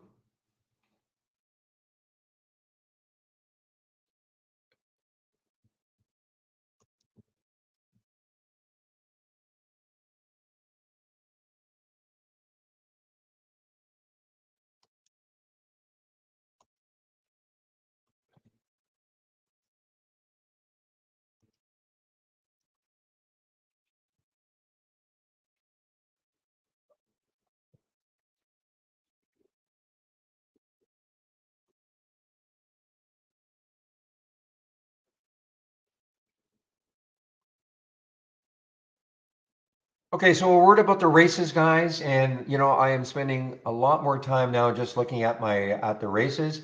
And again, I apologize for the jumbling mess that is appearing on the screen. This is something that I don't know. It's probably not appearing on your screen. I've got so much going on that I think it's there's some interference. Usually this doesn't happen till about 2 o'clock though Eastern time. But anyway, I've been told that the next build that I will have access to will cure this.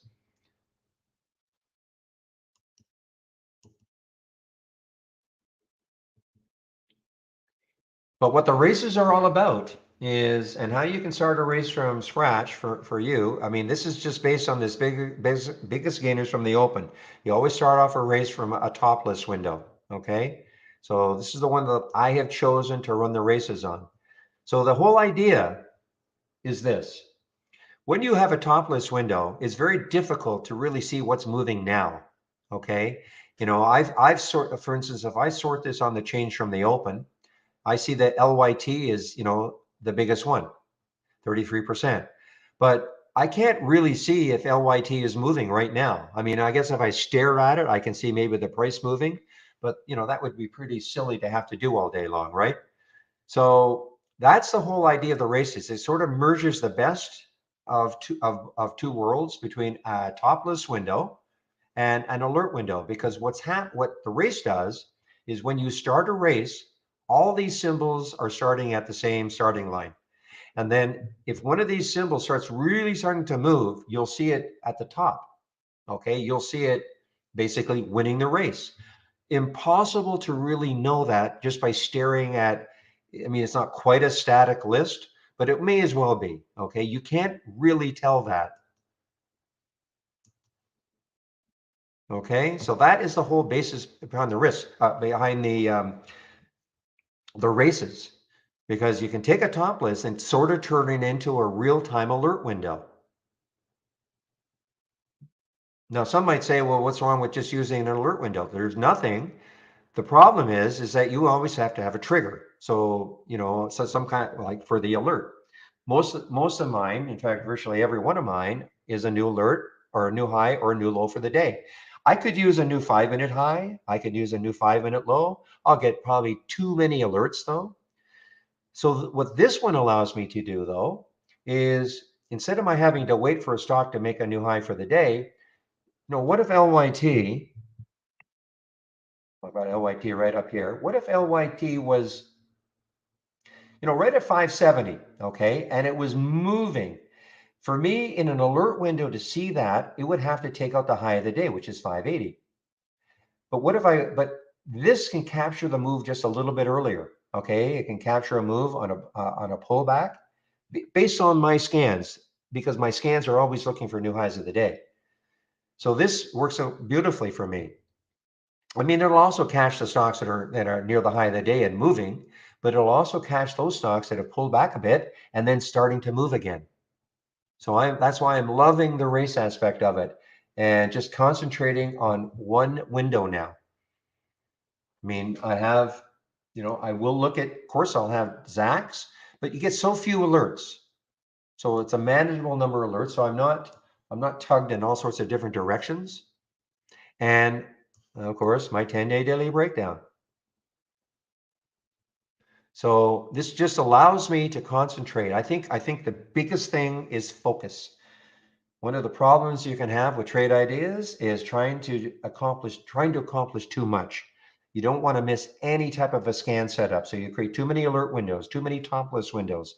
And so you mess around all day long, clicking like mad and getting nothing done.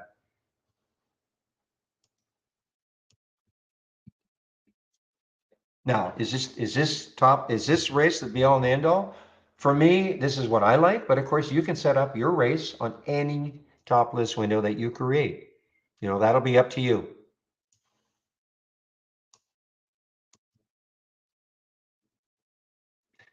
Oh, sorry. SIGA is SLB looking good for a bounce. Well, I'm not sure when you asked me. Obviously, it's bounced somewhat already. If you're talking about because it came on Zach's bounce scan earlier, 3468 was the, let's see, what did it get down to? So we had the alert at 3468, but it did get all the way down to 34. So, I mean, bounces and toppers are not easy. There's a little bit of, I would say guesswork, but if you're a new trader, they're very difficult. They're very, very difficult if you're a new trader.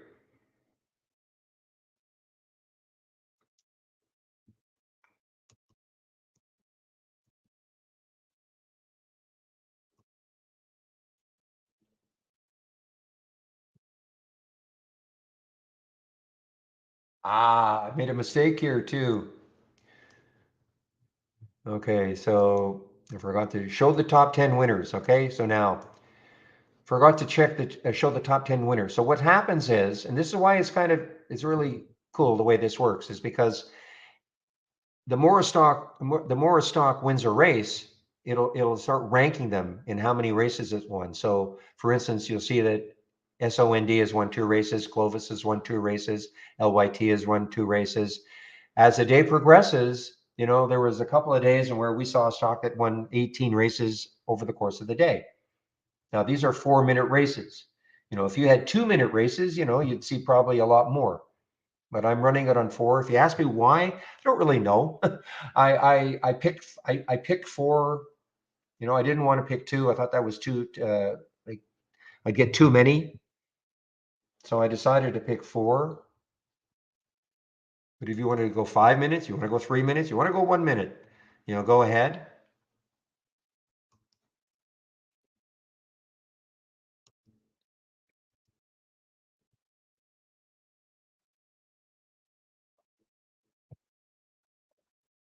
So yeah, at the end of the day, then you'll see the stocks that won the most races because it'll rank them 1 through 10. And that can actually be the good basis for a watch list for the next day. A stock that won a million races, no, a million, 10 races, 10, 15 races in a given day, that could be something that you want to watch tomorrow.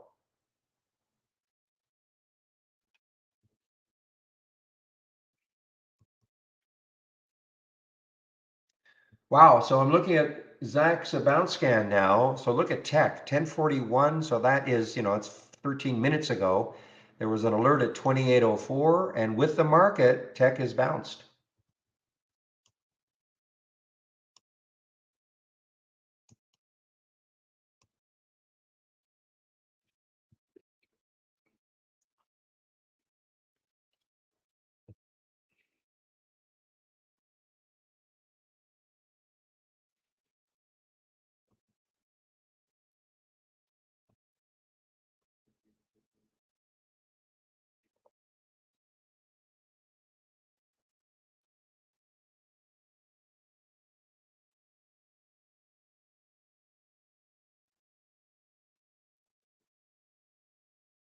This has been a mess, guys, as BRQS.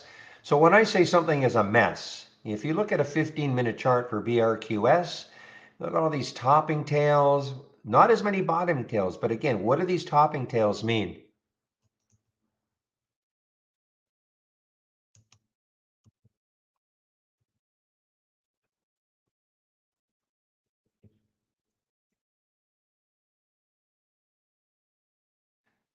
I mean, this is very frustrating if you're trying to go long this one. Now, remember, I said that the next high looking left, I think, was 213. So, I mean, it stalled. This is the pre-market. I think this is the pre-market. That's 9 o'clock. That's the 9:15 candle. Here's the opening candle, and there's the 9:45 candle. But the bottom line is this, though. These topping tails, what does it mean? At one point, this was a green bar all the way up here. Buyers had it up here. Sellers knocked it down. There's where it closed. Buyers tried again. Sellers knocked it down. There's where it closed. Sellers tried a little bit again. Sellers knocked it way down here. There's where it closed. Now the sellers, the market at 9:45 candle, the sellers said, you know what? We want this one. And they moved it all the way up here. Sellers knocked it down again. Buyers tried again. I mean, they keep trying and trying and trying, and the sellers keep knocking it down. Eventually, eventually somebody just gives up. One side gives up. I mean, to me, the sellers are winning this. It's always this constant battle all day long between buyers and sellers, topping tails and bottoming tails. Imagine this sort of the reverse. Sellers knocking a stock down, buyers closing it higher, sellers trying again, buyers closing it higher, sellers trying again, etc. Eventually, one side gives up for a while. They just say, you know what, here, you can have it for a while. And then the battle begins again.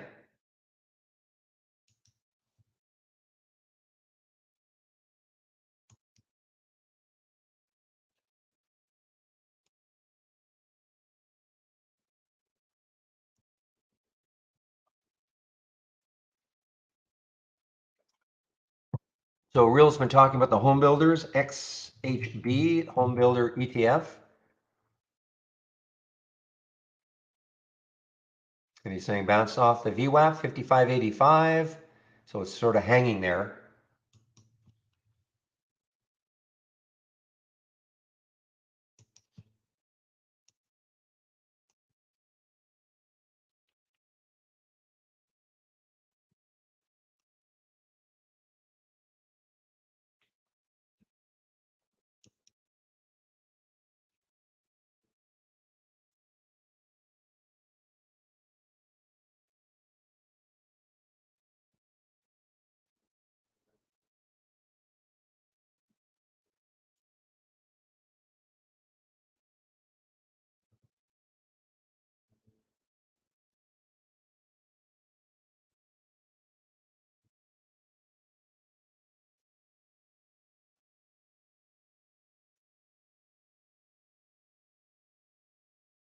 All right, guys, what time is it now?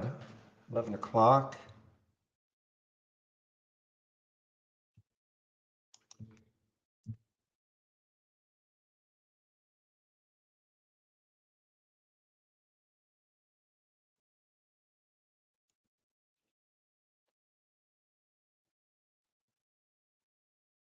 Yeah, another real choppy day, guys. I mean, this is very, very choppy action on the SPY. Remember again, that second candle was all green, looked really awesome, and even the third candle was green, and then all of a sudden the sellers just came in and thumped it down for 45 minutes. Now the buyers are trying again. This is maybe the classic 11 o'clock rebound that Zach talks about. Zach is not in the room today. He said he'd be flying off to Florida today. He'll be back on Tuesday.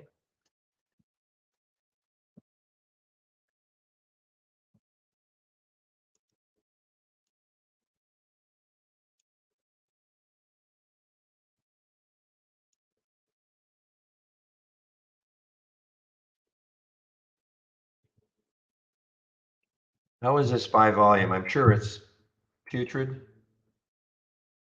Let's see, 25 million, and yesterday it was 112 million. Okay, so 25 million today. So we're 2.5 hours into it. Yeah, so there's no way it's going to approach this.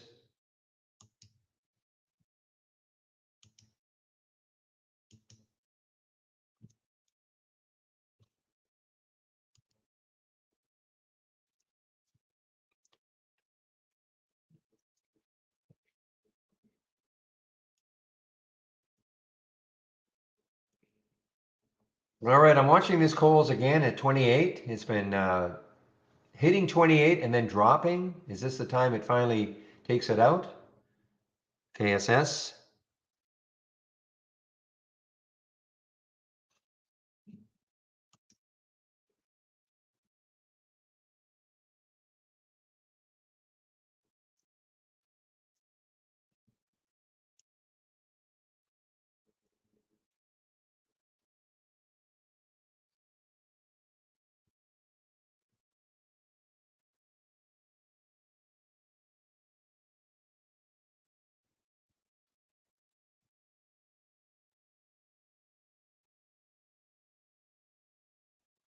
Another one. Look at Omer. OMER. 319. Well, it's right at 319, guys. 319, 321. The next high looking left on the weekly would be 332. I mean, so there's a little bit of room for it to run, I suppose, but really kind of grasping at straws here.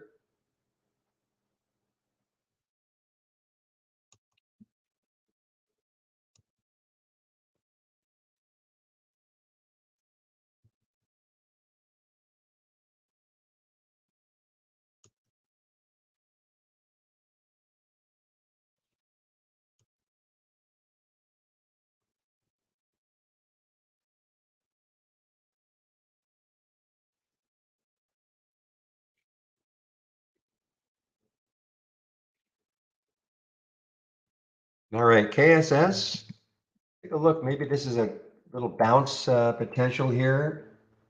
Yeah, I got a big issue though. On the 5 minute chart, it looks like there's a lot of resistance right around 2820. Okay, so there's just not enough room. I mean, it could, if it popped through that 2820, maybe, then 2878 is maybe the next resistance level on a 5 minute chart. But VRME, okay, let's take a look at VRME from Shady.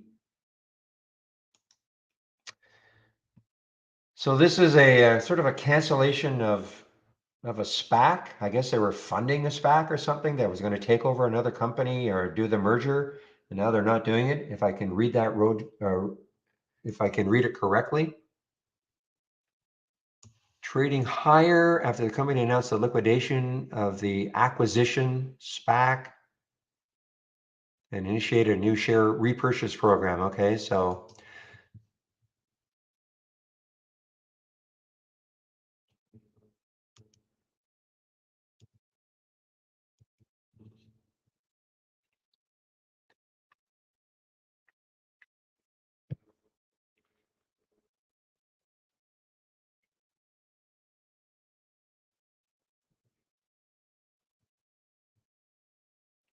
well, of course, the attraction for it, VRME, is the fact that it all the way up on that news to 350, 353 in the pre-market. To me, there looks like there's, a lot of resistance so around that 264 mark. This is in the pre-market. Looks like there's a lot of resistance, not that far away, but okay, there's Kohl's now under, KSS is now back under 27 or 28, sorry.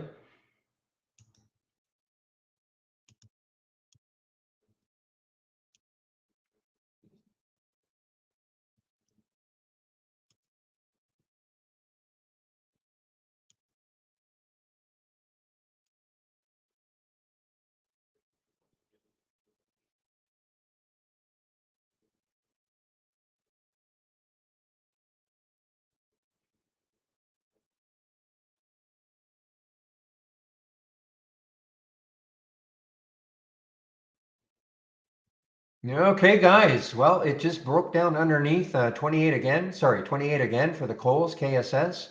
Actually took that one just underneath that break. So 28 gets me out.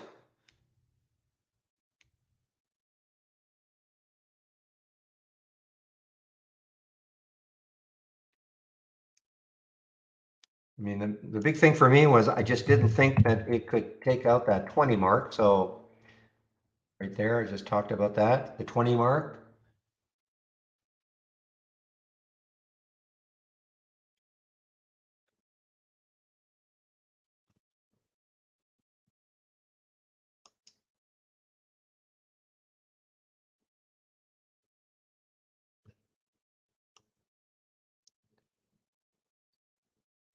Oh man, it just looks like almost just scalping now with KSS going to be for me. We'll have to see.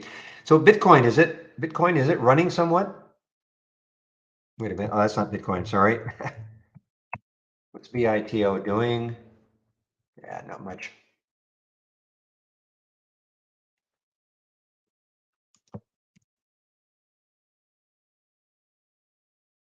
Yeah, tremendous run. Man, I know the Clovis showed up early in the racers, that 2 mark.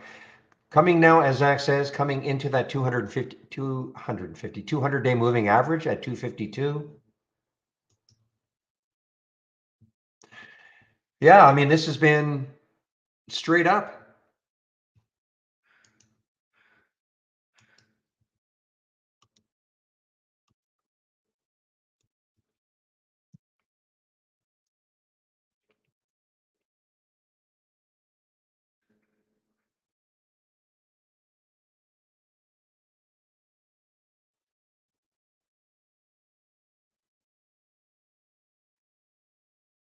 So we've got a silver play,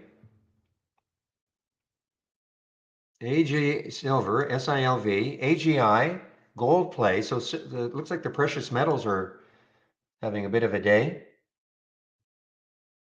This is one that I shared yesterday, the consecutive 15-minute candles. There's the Clovis right here, CLVS. Boom, look at that. On the way down, let's take a look. COHU, look at this, COHU, straight down.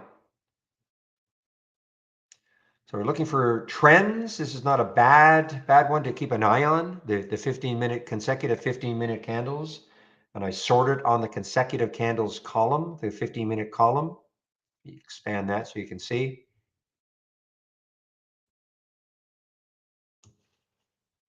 I handed that out yesterday. Anybody wants it, they can ask me for it.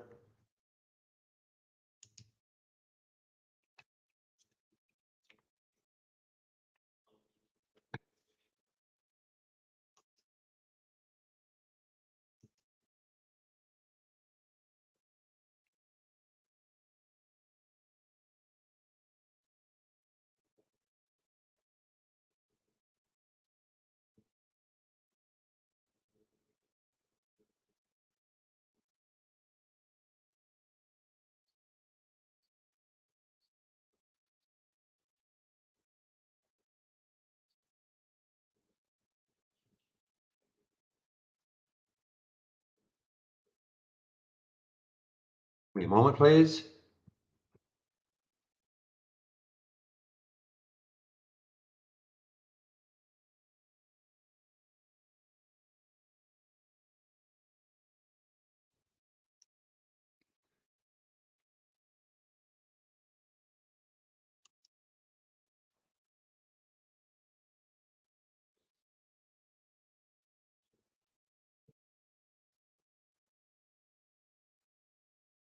Yeah, guys. Okay, so I've just a scalp portion for the KSS. Okay, I'm not. So I'm out of it. It's back over 28.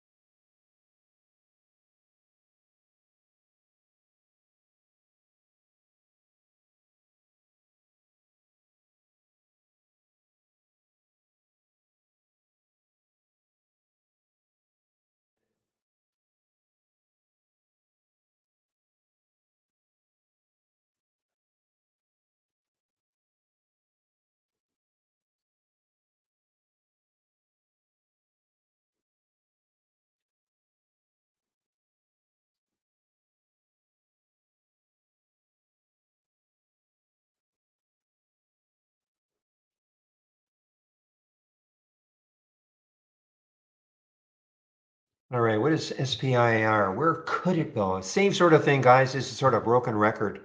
Most of these stocks have just been, every day, new low, new low, new low, and then on the day they make a bit of a gain, got all this resistance to try to get through.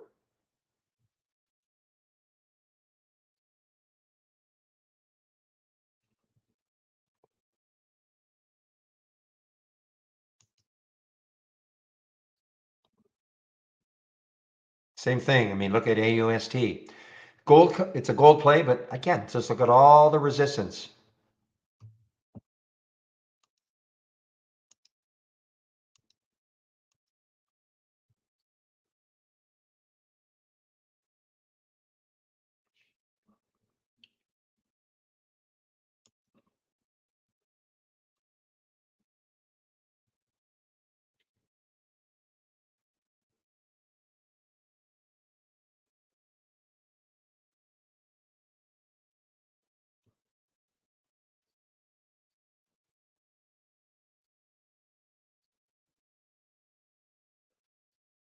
All right, so this is from Zach Scan, the AUPH or Rinia Pharma. And the next high looking left is 1094, so it's got a little bit of room to get there. Let's see, this is from Zach's topping scan, okay?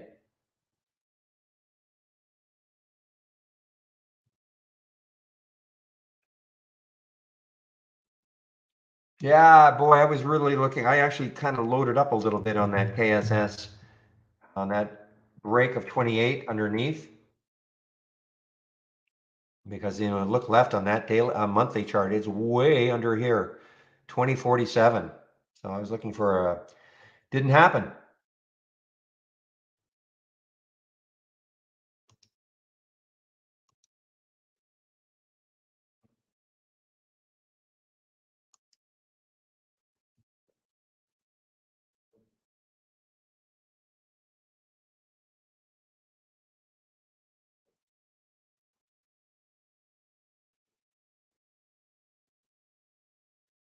Well, keep an eye on this one, guys. The AUPH. See if this is the capitulation area.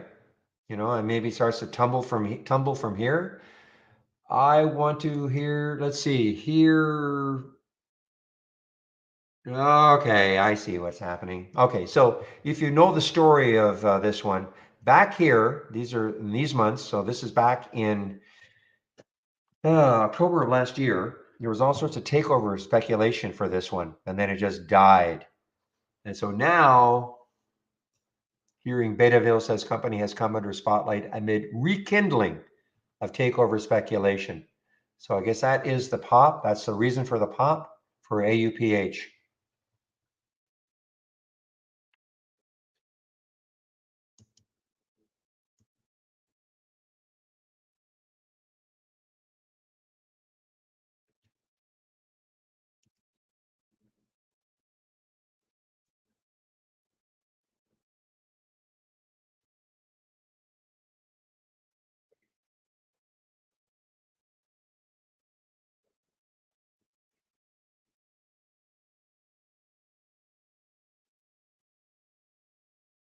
Denver, we had a little chat this morning about the IB linking, and I've just noticed I'm just following a discussion, and Jamie says that he believes the IB linking has been fixed, and it'll hopefully be in the next build.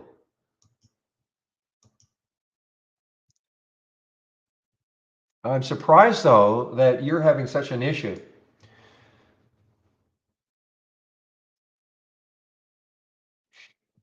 because typically what I do is, I'll get IB and TI up and I'll click on a couple of symbols. And if it doesn't load immediately, then I just get out of trade ideas and re-enter, and then it works immediately. It's never failed. And that's been what, for 3 weeks, a month now? But every now and then, like today, the linking worked almost immediately. So maybe I'm on a build that is going to work immediately. I don't know. But for it to take 8 times or so, for you to have to exit trade ideas and then re-enter for it to load. I actually don't run in administration mode. I've never have. But anyway, hopefully it'll be resolved. All right, guys, LYT rearing its ugly head again. You know what? Let's just have some fun here. Let's take a couple hundred shares, major swing for this, okay? Gonna buy it at the market.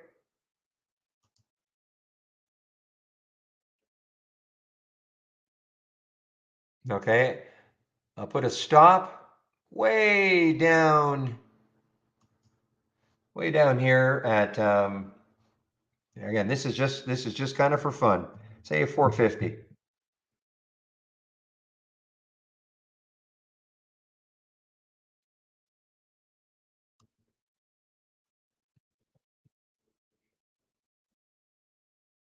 Hmm. You are welcome. Hopefully I'm glad it helped. So this is going to be a swing, okay, just to see if the crazy can happen for the LYT. This is in the simulator, okay, in the simulator.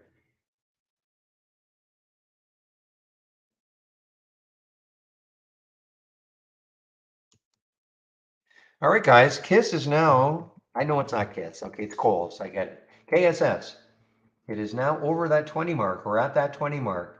Can it continue this recovery? Because if it can, 2883 is sort of the next area where it could stall.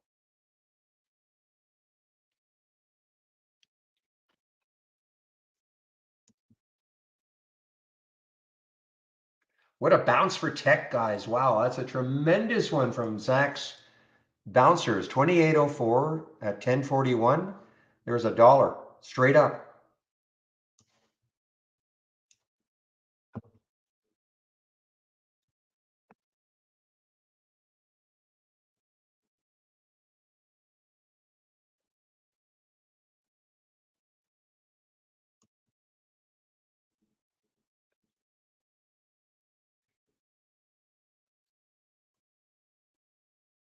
Remember the keys are.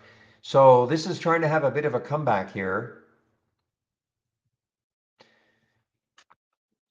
3 days ago, this was up at $11 and it closed down here at 840. Had news that was greeted, initially very enthusiastically and then met with a lot of negativity, trying to come back a little bit here. And that's the KZR.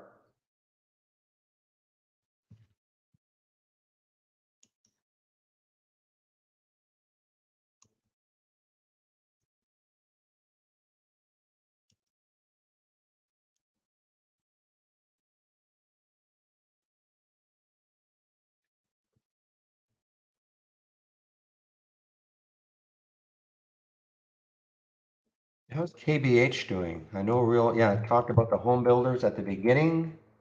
Yeah, they've been, a little choppy, but, in this market, not bad.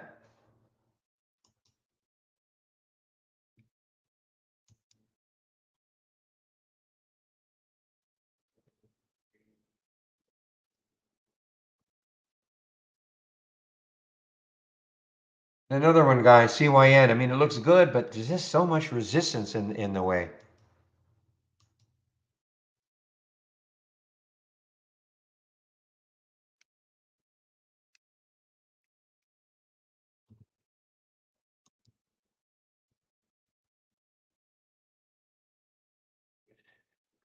So not my screen layout, Justin, but I am sharing a lot of scans, okay? So not my screen layout. One of the reasons is that I've got, how many charts do I have here? 1, 2, 3, 4, 5, 6, 7, 8. Well, anyway, you go to my homepage and you can see the scans that I'm sharing, okay? So if you click on my homepage link, you go to the scans section. Here are all the scans that I'm sharing. There's that race mode up here, basic new highs here. I'm not sharing this yet because it's still kind of its infancy, the top list or the racing on my top list. But a lot of other scans, you hear me talk about, Zach's bouncers and toppers. That's on another monitor that you can't see. 10-day daily break, 10-day daily breakdown. You can't see that. That's on another monitor. And the reason I do all this is because, I don't want to, overwhelm people having all sorts of different scans on one monitor. No, I don't have a lot of these scans up and running, but these are a lot of, I mean, I've created a lot of scans over many, many years. So I thought I'd put some of them in, and if some make sense to you, not just to you, but anybody looking at this, go ahead, take a look. You can load them. This is what I do use in the pre-market. The pre-market act is up and down.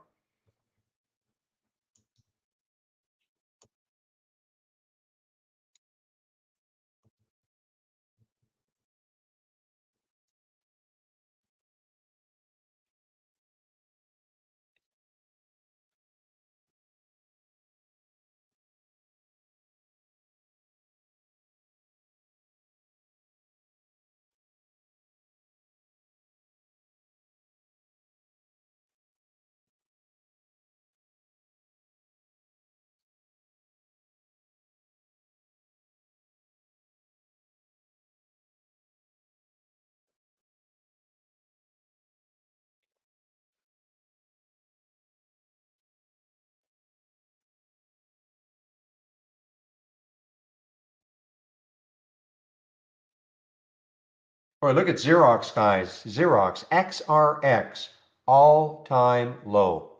XRX, Xerox.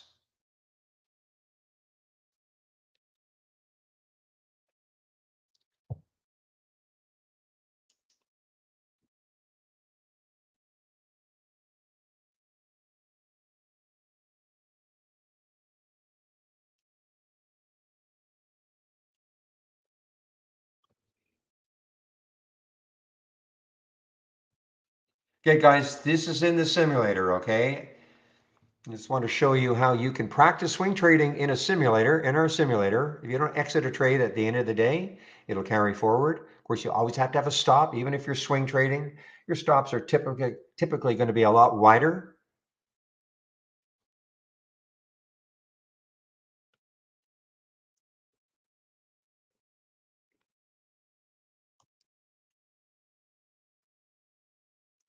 This XAir, guys, is starting to move again. XAir, the high of 7 yesterday, 702 a few days ago, and 741. On this day, this had a ton of news. It was an earnings play. It had a price upgrade. I think it made some sales or something like that. So it had a ton of room or a ton of news.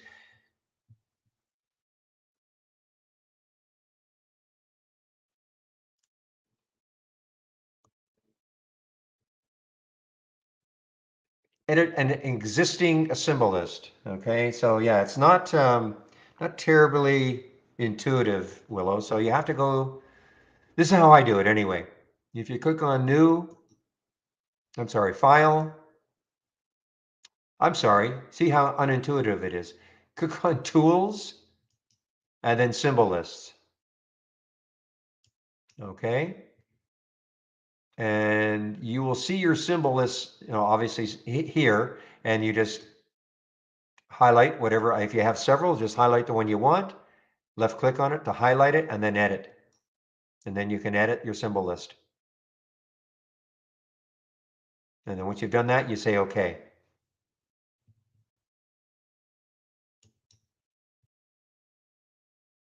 Better write that down also if you're doing it. If you're only doing it infrequently, you might want to write that down. I mean, I do it every day, so I mean, it's not, because I have to update my symbol list for my watch list every day.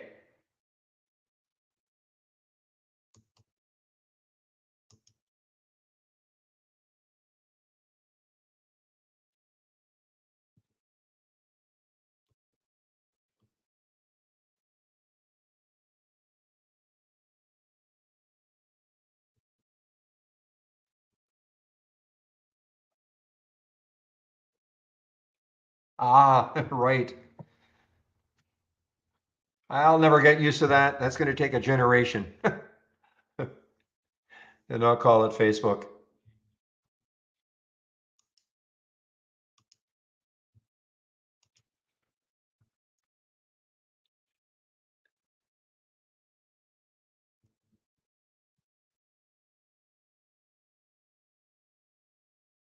You still in VRME, Shady?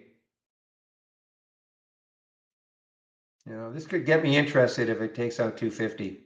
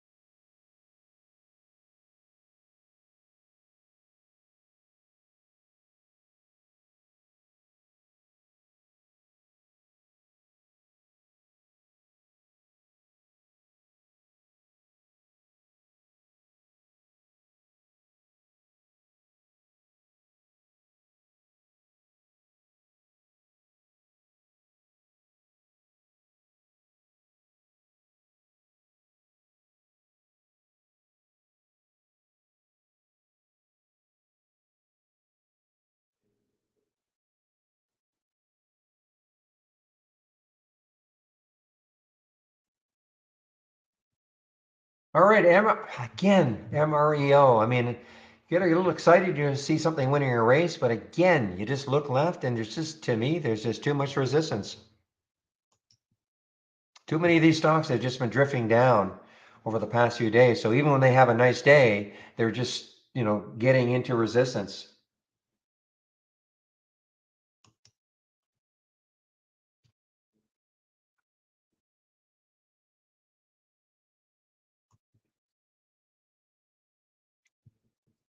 Yeah, AUPH is still going. It's a little bit like the CPNG, I mean, I guess there's sort of news, if you will, the rumor again that maybe a buyout is, I hate to use the word imminent. It's certainly not imminent, but maybe being raised again. The idea of a buyout or a merger.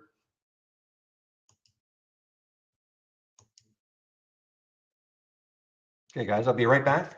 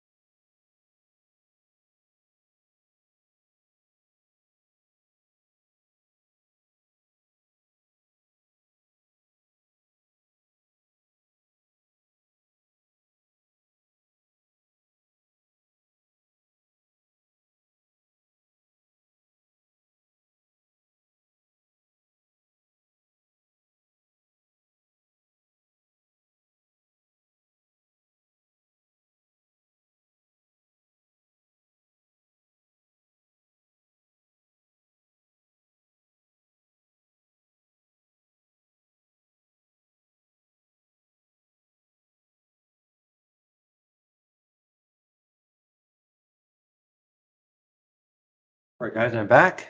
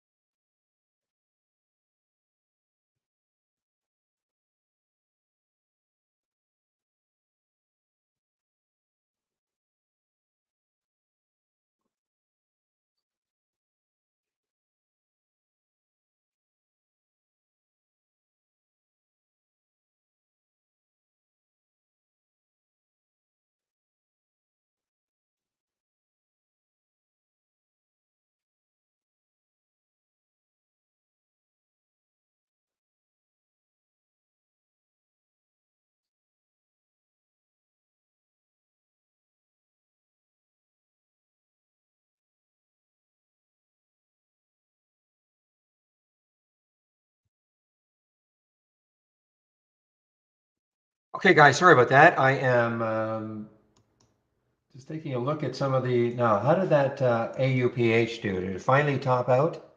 Not yet. Boy, it's still strong. Now, the same thing, guys. I mean, look left, and 1094 is the next high looking left.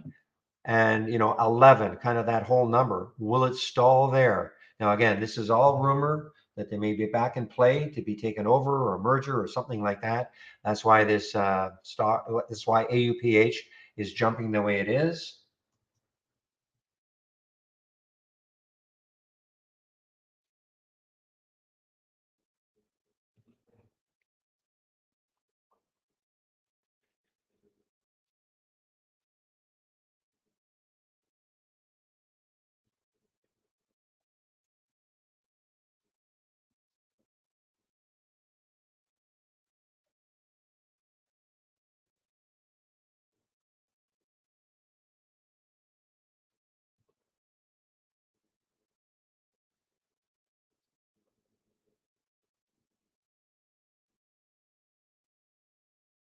Just give me one moment. Just...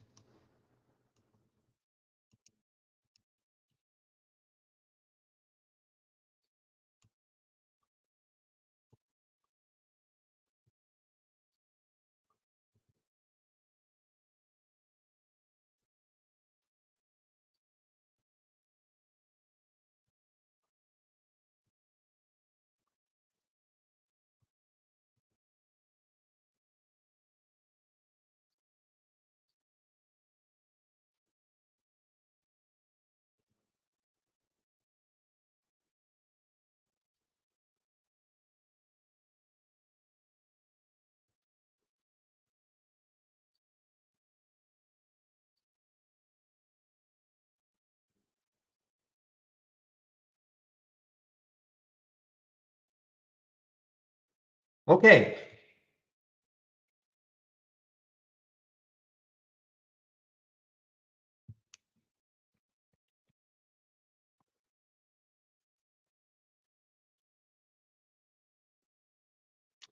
Okay, it's 11:36, guys. So I am thinking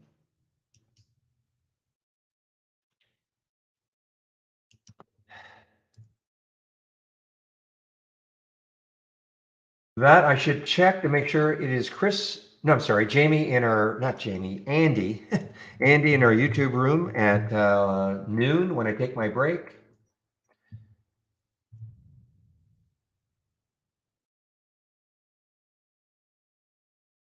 I'll put the YouTube link in before I do take my break. Now look at Kiss, man, oh man. I mean, this is just maybe now another resumption of a short, maybe another breakdown through 28, but it's been kind of a roller coaster.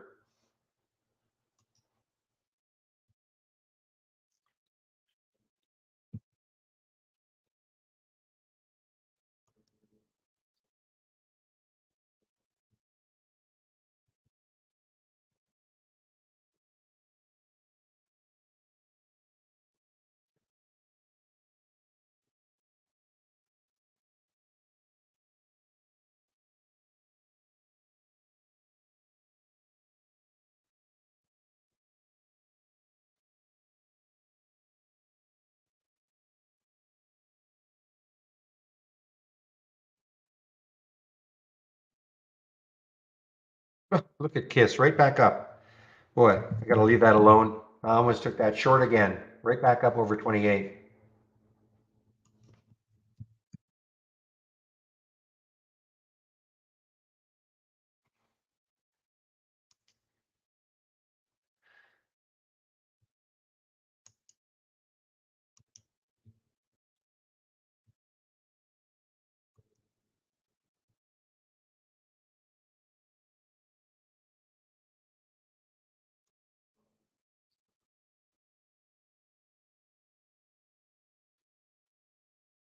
Man, just I guess we just should have bought this AUPH on that rumor. I mean, that is just that 11 didn't stall it at all.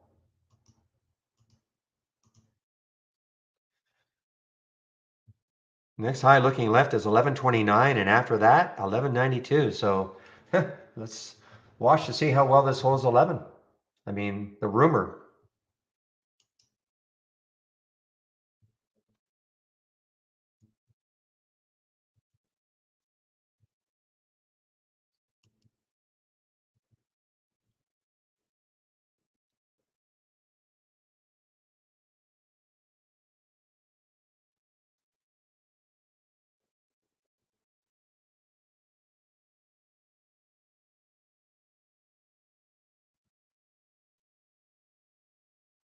Keep an eye on the AUPH. Just the longer it holds over 11, could a little bit of a base. It may still have some room to go on that rumor.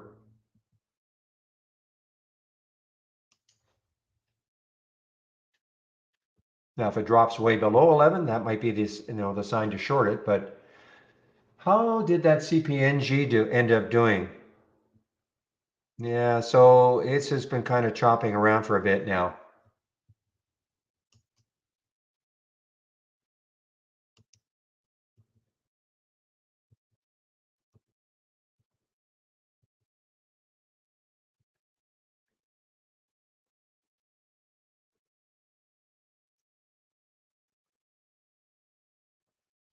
Yeah, I saw the CUIN up here. The problem I got, I mean, maybe too conservative, but I just look at all this resistance.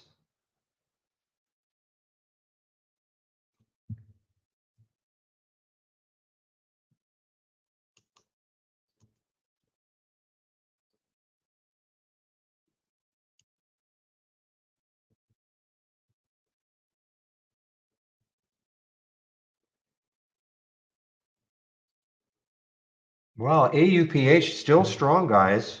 I mean, this may have that run, that little run up into 1129 is the next high looking left. And after that, 1192.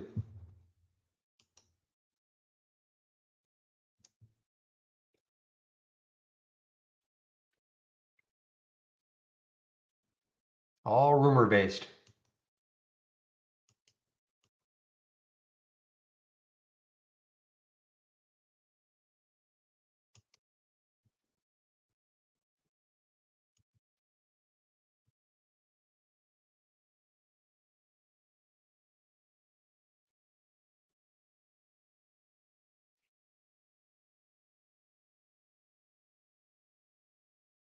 The volume is actually picking up on that 15-minute chart. It's actually picking up.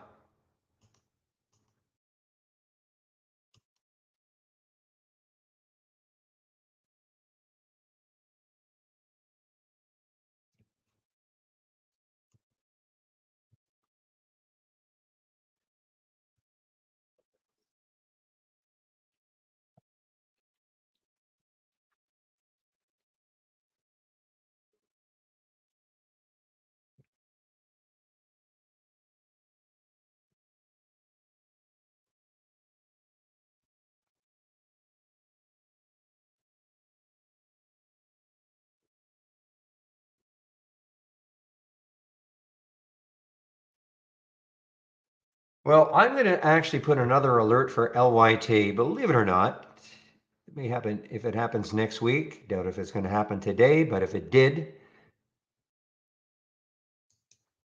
at 640. Reason being, of course, is that gives it that that clear shot to 43. Not going to happen. Okay, it's not going to get to 43, but that's what traders will be looking at.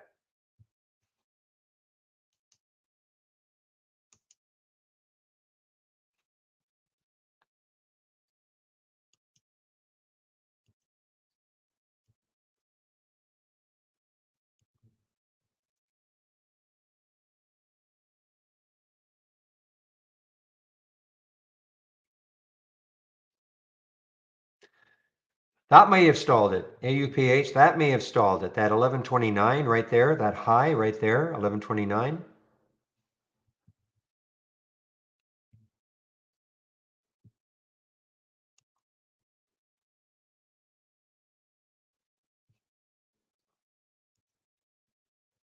All right, I have confirmed that it is Andy going to be in our YouTube room at noon when I do take my break.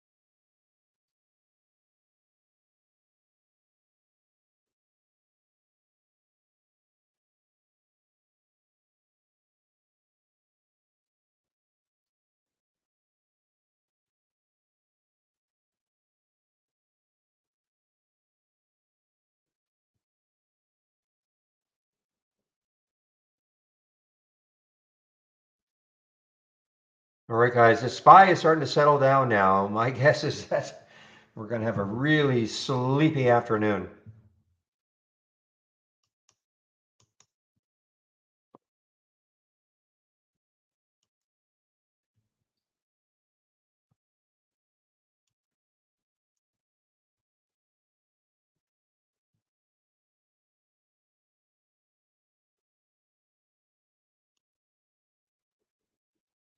All right, guys. Elan from Zach's balancing or topping scan. This may be getting right for the short now. ELAN. We have a little few topping tails on the 5-minute chart. We have one big one, of course, on the 15, and this is showing up right here at 20.45, so it's not far from that price.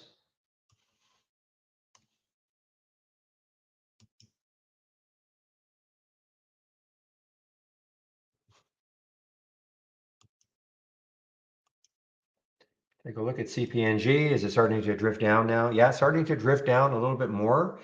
Probably that area right here, 1435, that low of that 5-minute candle, if that takes that out, we could have a big drop.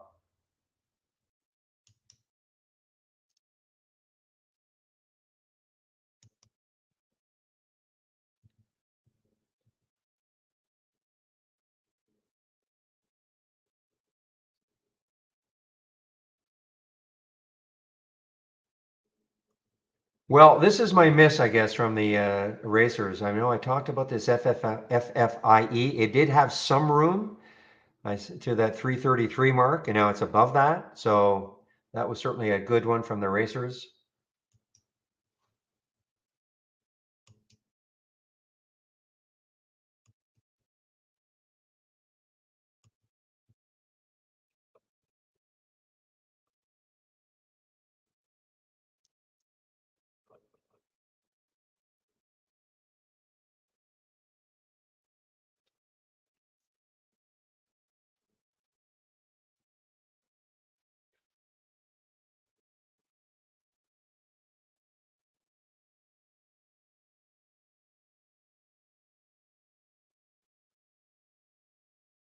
Let me see if Elan has any specific news to it, like the other. Well, I know obviously the AUPH had specific news. Is there any news on this one? I see $20, July 15, $20 call sweeps, but I don't see any other specific news for today.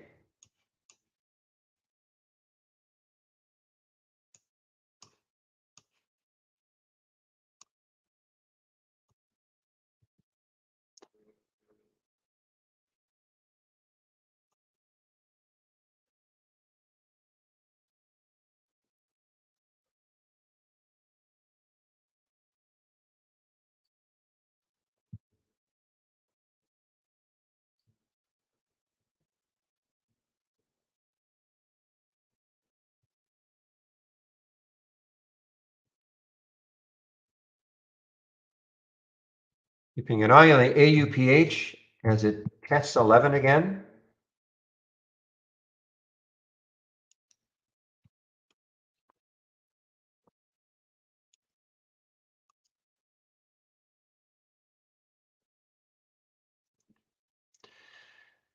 Really? A DWAC pop? Okay, you're making me look real.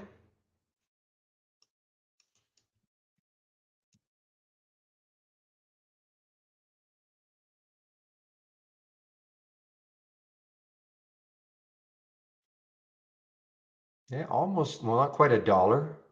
23.54, 24.27. For some reason,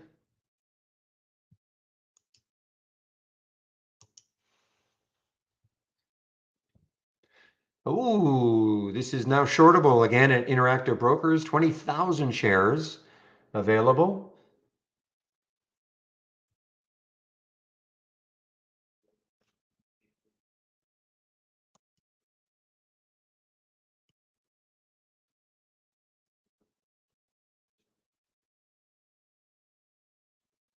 The AUPH rumor is potentially back in play.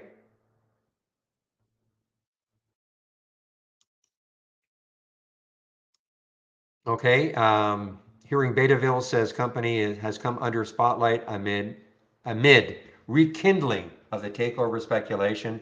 That's what caused it going all these 3 months here up until October of last year. And then that speculation obviously dried up. Now the speculation has returned.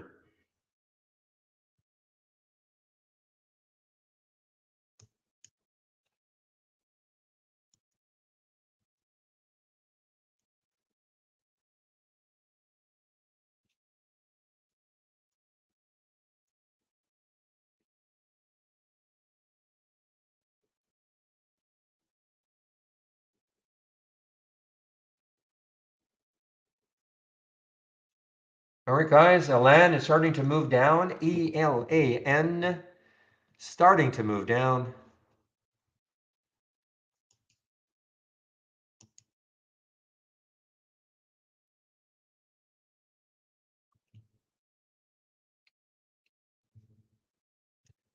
I think I'll dump the Revlon in the simulator, highlight the trade, flatten it, takes me out of the trade.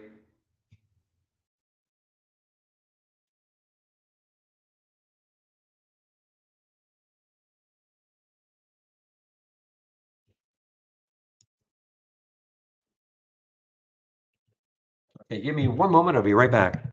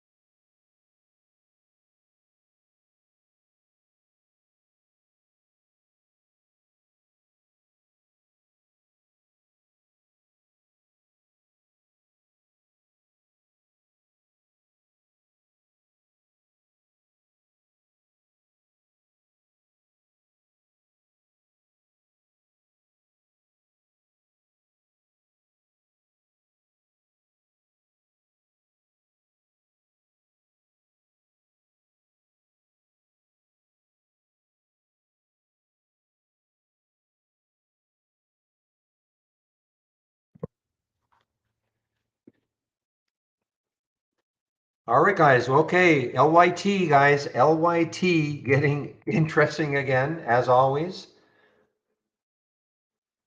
Just be careful.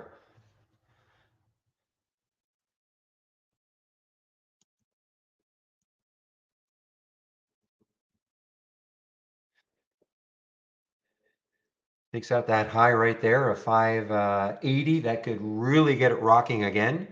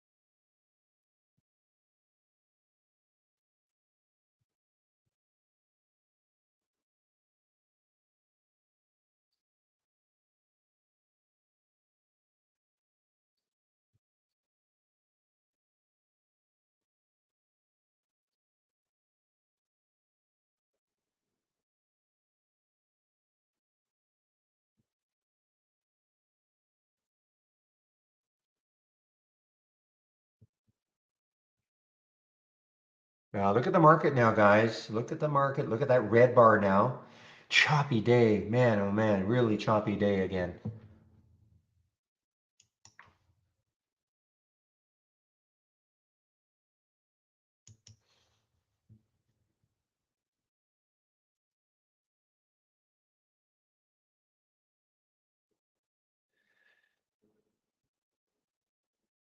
Trading Studio webinar. I'm not sure. I think it's either, well, you can ask, Andy will be in the room, Haida, in a few minutes, maybe 2 or 3 minutes. I'm not sure if that's his or Steve's. He'll explain it though, either one, okay?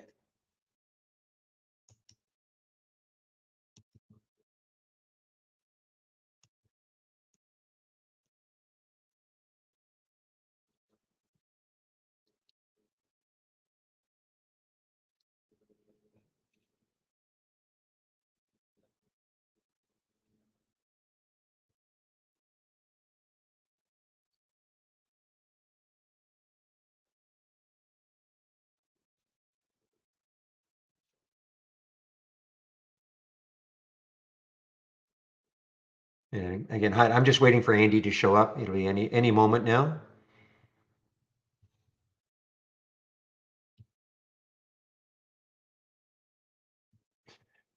Well, the magic number, I mean, hey, it may take it out today, but that 640 for LYT, 640 for LYT would be a huge number to break if it happens to break it.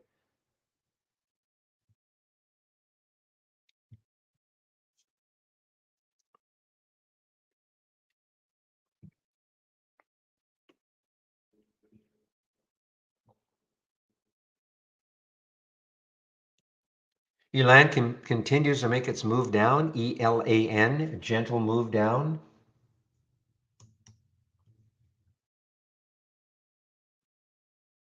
Okay, keep an eye on the AUPH. That pullback may be over. I mean, it's hanging in at 11. That's the AUPH. It's hanging in at 11.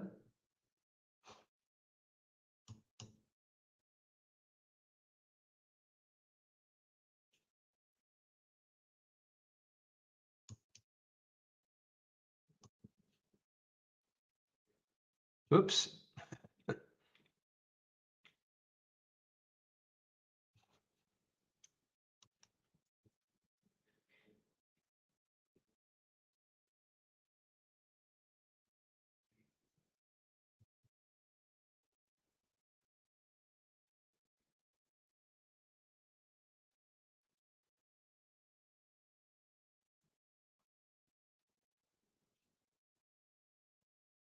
Okay, guys. Andy should be here any moment now.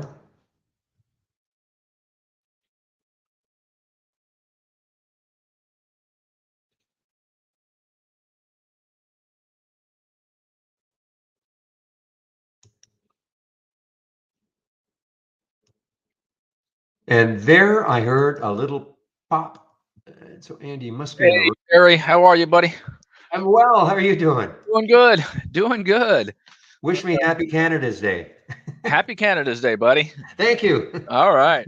We don't celebrate it with quite the flair that you guys do for July 1st or July 4th, but Fourth. it's the same. It's the same idea. It's our independence too. All right. So Okay. Well, yeah, hey, there you go. happy Canada. Happy first.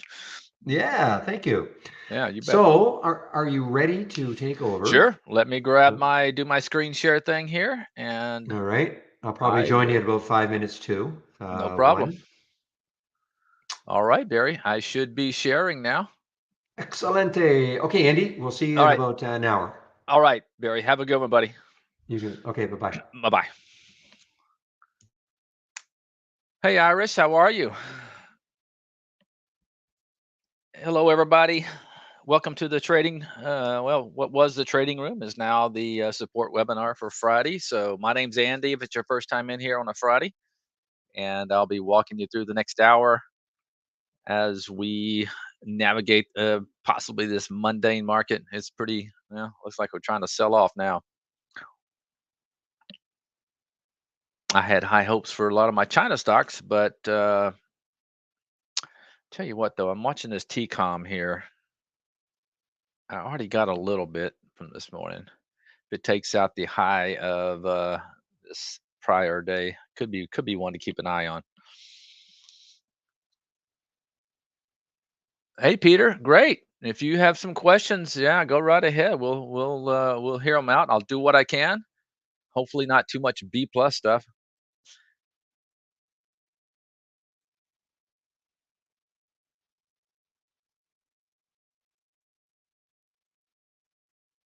The trading studio webinar. The trading studio. That's the that's my webinar on Thursday. I think it's called the trading studio. I don't know where it was just posted, but uh, anyway, that's this. We do these support webinars every day, Monday through Friday at this time. So, but this is not what we call the trading studio. That would be my webinar on Thursday afternoons. So, hi, Jacques. How are you? All right, boy. Market just really. Hey, perfect circle. How you doing, buddy? Yeah, getting the grills ready for sure. Oh yeah, got to get the decorations out this afternoon. Flags all over the place. And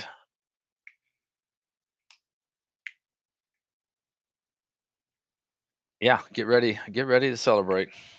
Usually we'll do some barbecue, do some swimming.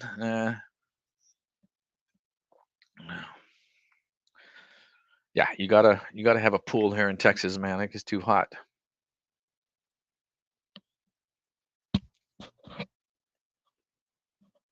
What's up, Aja? How you doing, man?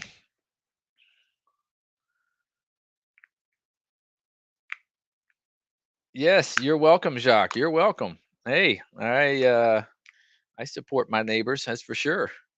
So happy Canada Day for sure. Got a couple of well, you got Barry and you got Michael. We got two Canadians working for on our workforce. So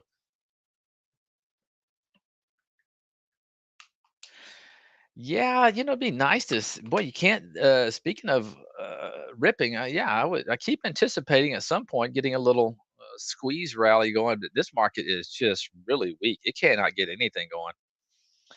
And like I said, all I've been playing is China stocks over the last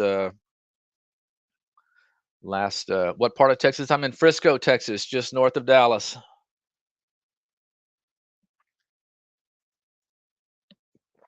You're not a Texan, are you? Circle?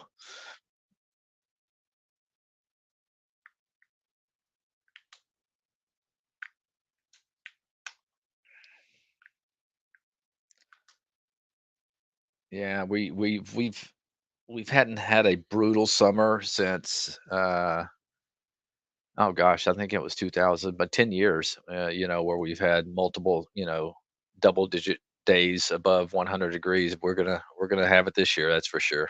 I think we probably already had a probably 7 or 8 already. Oh, you spent a few years in Lubbock. You went to school there at Tech or just working?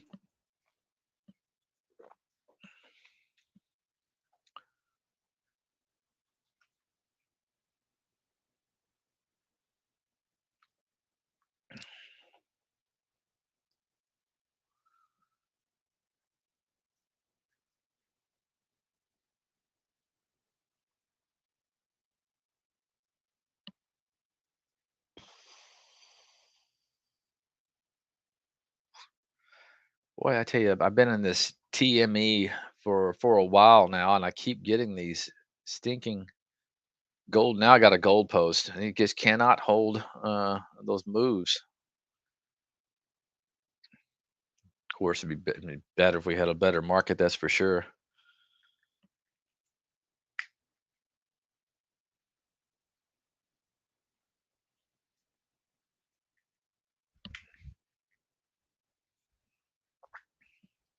Speaking of market, let's dissect it real quick. I mean, this is what the problem is, and you're not going to see any squeeze or anything until we can get back above this fast line. This 10 period moving average with conviction. This is just so weak. To be down as much as we are on the year, and you still can't get a bounce. It just show it just why I think we got much further to go. I hate to say it, but my opinion. But yeah, I would like to see a little rally every now and then.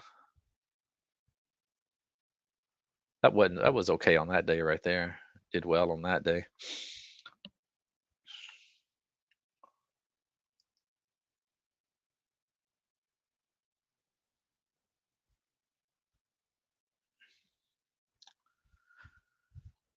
Take a look at the cues, and yeah, even more weakness there. Not even nowhere anywhere near their 10 period moving average. Tried to.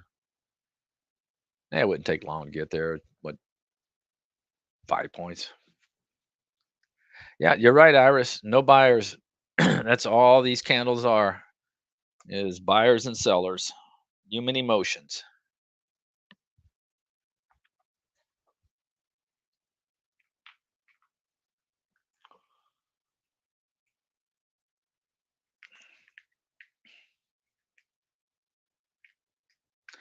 Well, let me show you the Irish will be happy. Uh, the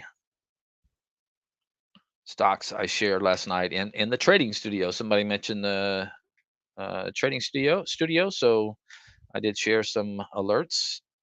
Take a look at a couple of these. This is stocks going through the 50 and 200 SMA. Now these are all have the symbol list or for China stocks only. That's all I've been really been playing lately. There's just no no sense in buying these U.S. stocks. They're so under pressure. Even the oil stocks, you think they're going to little bounce, and there's more selling in that too. But let's take a look at this one. So what you're doing here is you're looking for China stocks that are crossing over their 50 or 200-day moving average. Now they can be doing this in either direction. And see if we got any today in this one.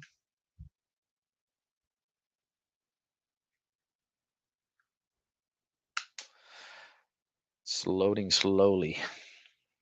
Okay, that API crossed its 50 this morning. Yeah, that's kind of jumbled. That doesn't. This one's been kind of going back and forth through its 200 now for like 5 days, consolidating. This is one to keep an eye out. That's uh, exemplifying some very good strength there because what you've had a nice move up from the 32 level all the way to 38, and now you're kind of going sideways right above that 200-day moving average. The problem is I don't like chasing highs in this market. This looks like it may, go to highs soon. I'll put an alert there, but boy, I'm more into buying pullbacks now than I am chasing. But I'm a swing trader. But I'll stick one in there anyway. See, there's another one very similar and had a nice little push today. The China stock. I will, Iris. I will share. And I'm assuming, Iris, you do have the symbol list for the China stocks that I shared because I cannot share it in this chat. This YouTube chat is too large. So if you do need the symbol list, uh, I can tell you where to get it. It's probably be the easiest thing, or you can email us and I can send it to you via email. But another one that I've created, pull back to the 10 moving average. Let's take a look at it. This is how I'm buying stocks these days. I'm looking at stocks that are pulling back and really only China stocks. Let's see what we have coming through here. These are all, look at them, NEO, XPEP, LI. That tells you there's a weakness right in the EV market this year. I mean, today. So, and really that triggered right from the open. I'm not interested in that. I'm looking for things that are pulling back. Now, I have one for the 20 that if it comes down to the 20, it will trigger there. That's where I'd be interested in something like this. Same, you can see I have an alert here on Lee if it comes down to the 20. That's where I want to buy these things. XPEV, same thing. You want to come down to that 20 moving average. So these right here, the 10 was just too close to the price action. So you're looking for something that's maybe pulling back. Let's take a look at the 21 that I built and see if there's anything coming through there today. Yeah, I hadn't been getting stuff coming through this. It's kind of strange. I guess they're still too far above their 20-day moving average, but this may be a good one because there will be a pullback at some point in these things, and you might want to have this one ready because I think a lot of these stocks are setting up that if they do pull back to that 20, there'll be a really good buying opportunity.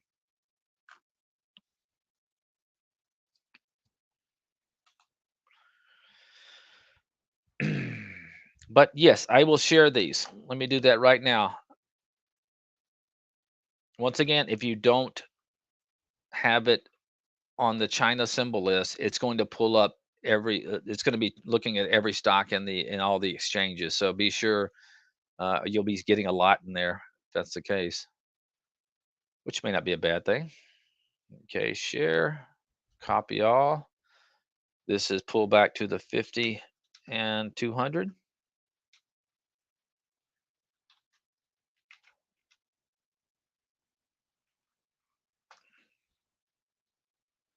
And we'll do, this is it pulling back to the 10 period moving average.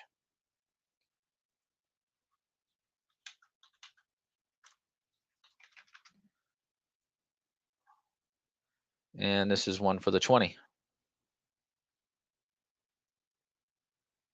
Wait, let me get that 10 in there first. There we go.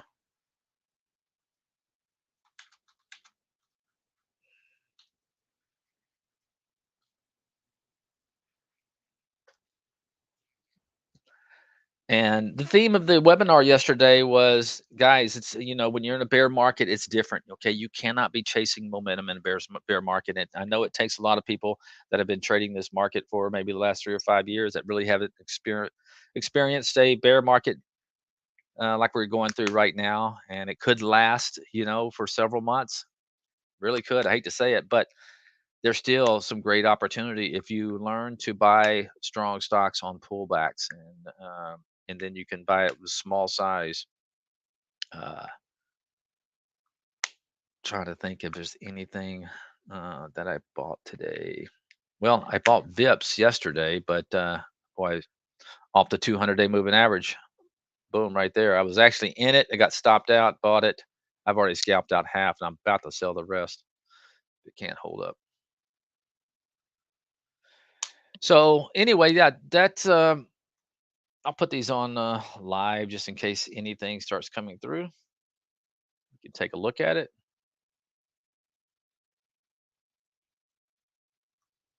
But it's pretty dead today. It's pretty dead. I don't see a whole lot of action out there.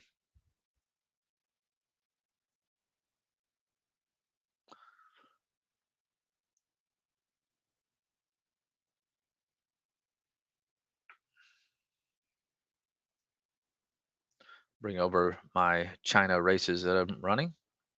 So I have that watch list that I shared with you guys the other day, the China Watcher.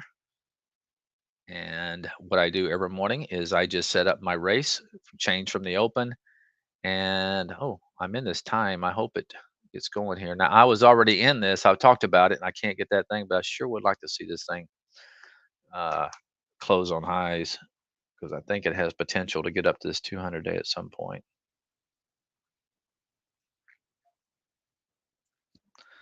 And anyway, I added today right around the 716 level. I bought it at 516, and I'd like to see this thing bounce. But good volume this morning, and then it just peters out. We're seeing that a lot lately. Take a look at Dada slab. Nice one. CD's been a monster this morning. Look at that. Beautiful move. I totally missed that. I like I said, I don't like to chase, and that first bar was just huge, and had a big bar yesterday, so it's just not my style. But boy, holding up, looks like it may want to go again.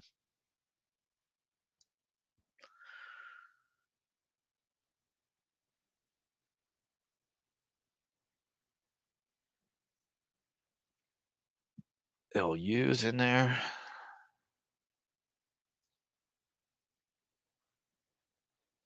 See what was that one I was looking at earlier? That was FIN.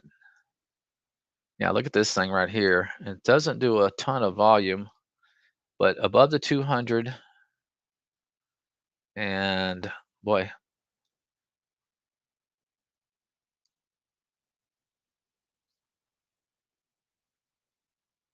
I don't see anything happening on a Friday, but it could. Yes, I can share this China Watcher.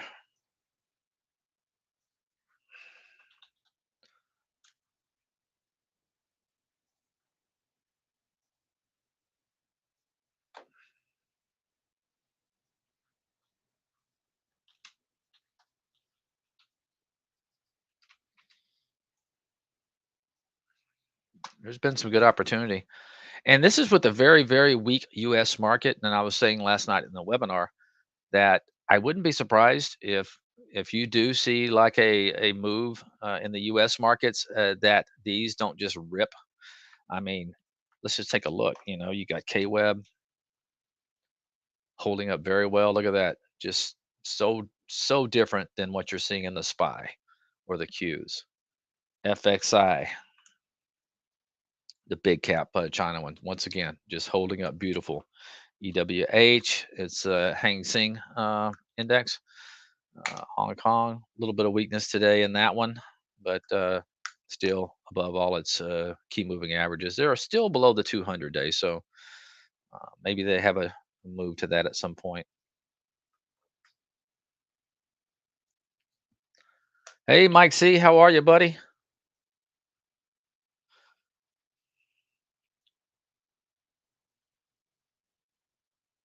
Yes, yes, Iris. Remember, I told you you have to have. If you look in here, this is what I've been saying. You have to have the symbol list, a China symbol list. Okay, so you'll have to build a symbol list and drop the symbols in there that I shared. If you don't, I think I shared them in a webinar, but unfortunately, this YouTube chat is not big enough. There's like, oh gosh, it's a lot. I can't even remember how many symbols, but it's a ton. It's too big for me to drop in YouTube. So if you want it, just send an email. Okay, you have our email, info@trade ideas.com. So trade-ideas.com. So if you need my symbol list, just email me and I will copy it into an email so you can create your symbol list. So yeah, if you don't have the symbol list, you're not going to get these China stocks.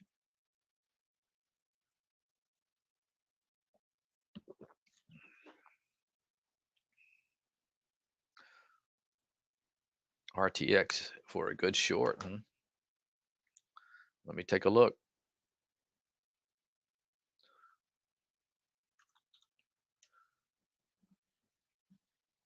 Yeah, possibly. I don't like that it's above all its moving averages. That's the only thing I don't like.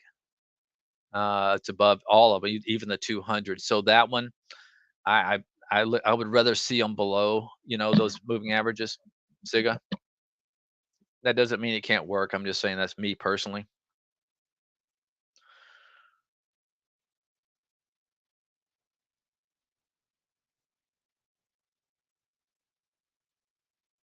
All right, this TCOM is getting close. I may have to add. Uh,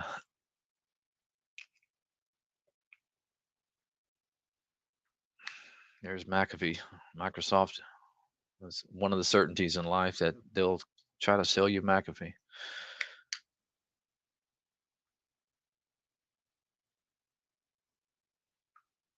Yeah, well, here's what you can do, Iris. And this is what all I do. Just go to Google and just put China stocks uh, symbols, symbol list, maybe. I'm trying to think which one where I went to get it.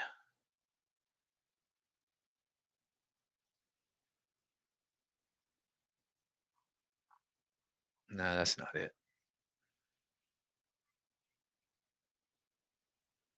There we go. All right, so let me drop this link in there. Okay, and then all you got to do is you can copy these to an Excel spreadsheet. Okay, so just click on Excel and you will download it. Okay, once you do that, open. And I don't have Excel, so I'm sorry. I had to copy this to my Google Doc. Google Sheets. So that's all I use. So leave me alone.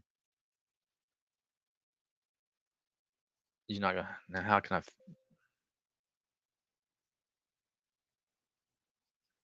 Man, what? I don't want to. Oh.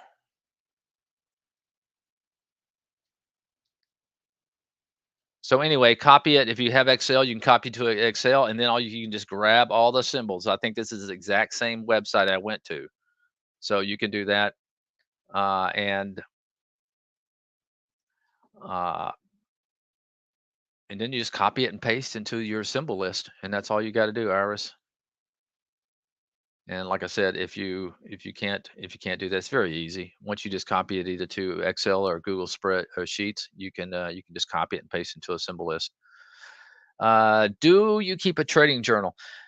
Blue Moon, I don't. I used to years ago. I just kind of old school. I'm always, I'm very disciplined. When I'm wrong,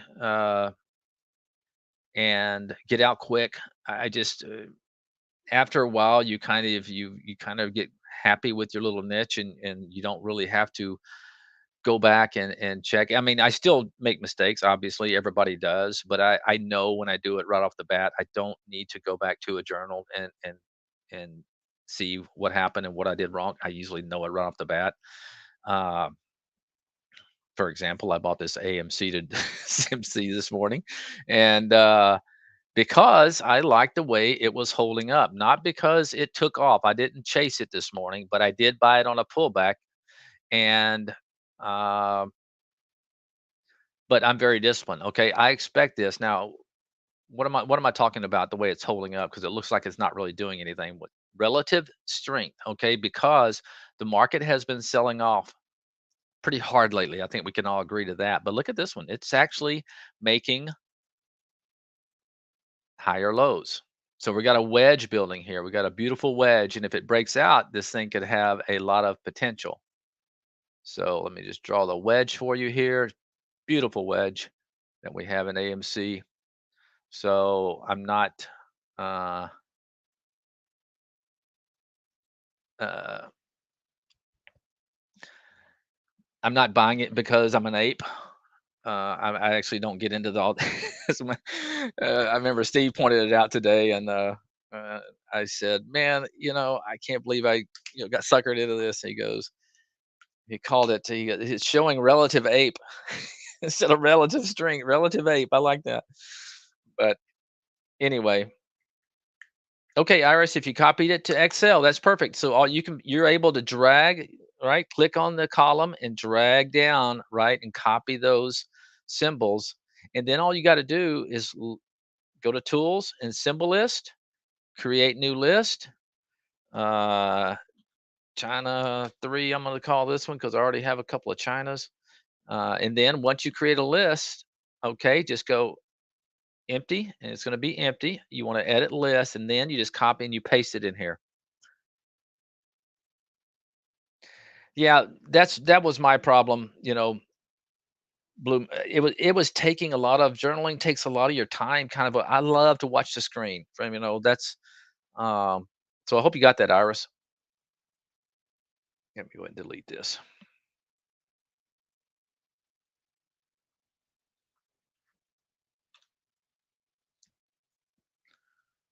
You can't delete a symbol list, edit list.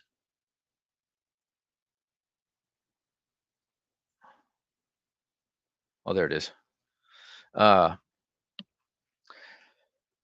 so I'm a big proponent of screen time, and I think it was one of the things that helped me to be, successful in trading was taking it serious. And even if you're not trading, I think it's always good to just kind of watch the action, watch the sectors, watch price action, just always kind of just focusing, because then you start to develop a really good gut feeling just because of your experience of just watching so many hours and hours and hours of trading, that you can develop like I said, a really good gut instinct a lot of times on what to do and when to do it. So journaling a lot of times would take my focus, because if you really want to do it, you probably should, you could do it at the end of the day, but sometimes, you'll uh, may, forget why you did it and things like that while you're in it. But and plus, I'm a very active trader. Even when I'm swing trading, it's a style where, like currently, I'm in probably 10 positions, and so to and I may, Monday I may sell 4 of those and be in another 8, so it takes a lot of time, and I would rather spend my time, you uh, trading and watching price action. Okay, TCOM getting close. Gosh, you know what? I'm not going to get too large with this thing on a Friday.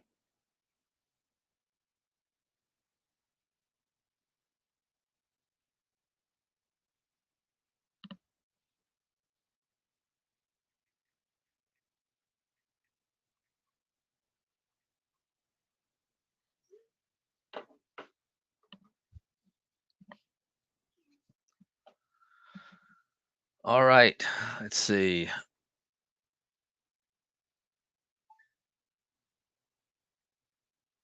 I see you created a symbol as how to transfer to China Watcher. Well, okay. All you got to do is, okay, after you create your, here's China Watcher. After you create your symbol list, you go in here and you right click and you go to configuration, configure, and you go to symbol list. Now, your new list is going to be over here and add existing list. So if you click on that and just go and you have to find it, unfortunately, we don't have a search. So you have to kind of dig through. But there's that TCOM. You know what? I got a little bit, like I said, I don't want to get crazy on this thing. So add existing list, you find it. I got mine under China Watcher. And so mine's already over here. I got it under new China list because I already had a China list. So I had to give it another name. So that's all you have to do. And then once you do that, you just check it and it should change to only the following list. Hi, Susan. This is Andy. Unless you're talking to Steve in the chat. I'm sorry, but I'm not sure he's in here.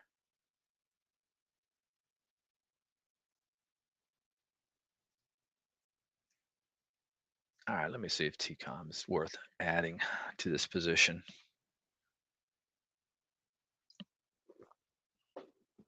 Seeing a little bit of volume coming in on the 1 minute time frame. This is kind of what I look at as it goes, takes out yesterday's high. Make sure it is. It's 48, so not quite there yet.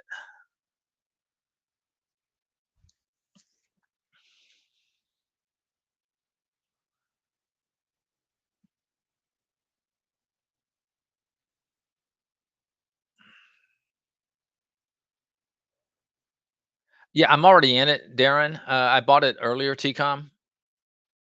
I bought it at 30. Well, I bought it on my uh on my brokerage plus, but actually in my account, I think I was closer to around 27.36 or something like that. But anyway, right around that area. But I was thinking if it goes to highs, I may add to that position. There's 48. Because what I like to do a lot of times, I get size, and then if I get my move, especially in this ugly market that we have now, I'll scalp out half real quick. But being a Friday, I think I'm just going to stick with my half position for now.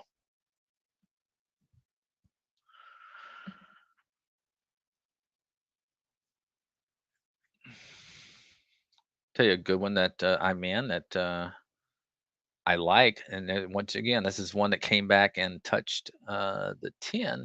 And let's see if this came through my. Did it quite get there? No, it didn't. Yeah, it did. It should be in here. Let me see if it was in my. I gotta see what's going on here. Maybe you know what? It may have been the volume. No, let me see. I wonder why that's not in here. It bugs me.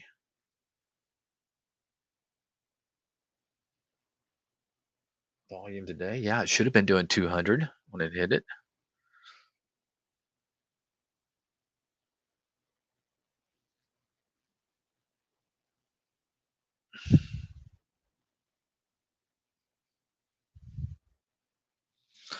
I wonder if the Cupin was because some of the symbols I added, and I wonder if that wasn't in my original symbol list. But let me. No, it should be in there. Change from 10-day. Yeah. Let me just see.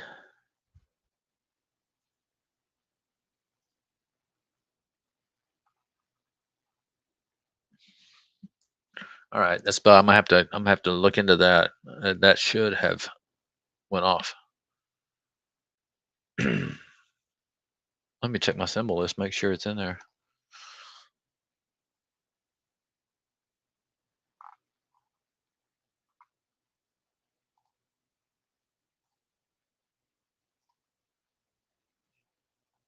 Yep, there it is. It's in there.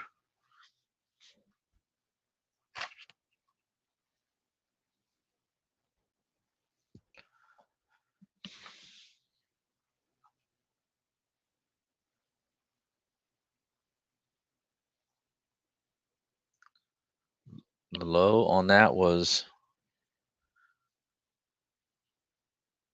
91, and the moving average is at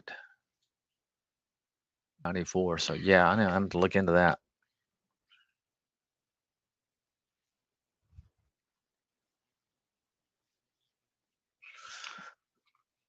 All right, looks like some more questions.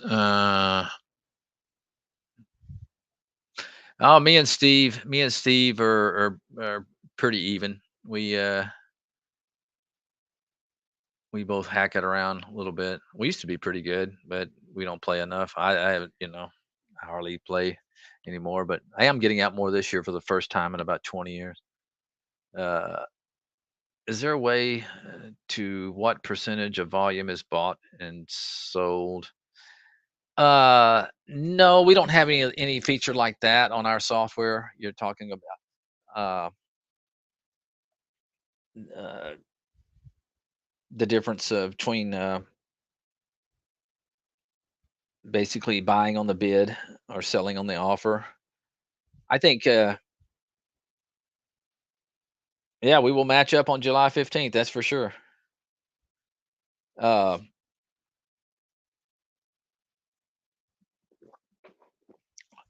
no, we just basically have print volume.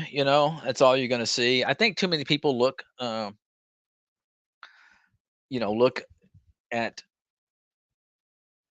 that kind of stuff too much. I mean, to me, it's what the price is doing, what the price is doing after it. It's kind of like call volume and put volume. It's like, yeah, a lot of people are buying calls, but you also have a seller who's willing to sell all that on the other end. So anytime you have a transaction, there's a buyer and seller. So to me, the important thing is what is the price doing after this event. So in other words, a great example is a large print. A large print, people say, "Oh man, somebody just bought, 100,000 shares." Well, somebody just sold 100,000 shares too, so you got to keep that in the back of your mind. So don't ever try to anticipate, on an event like that what's supposed to happen. Let the price action dictate, what's supposed to happen. That's why I focus only on volume. I love to see when there's huge volume, but I definitely want to see the direction it's going to. So, uh, but anyway, short answer is I'm sorry, we don't. Yeah, we don't have that type of data. Try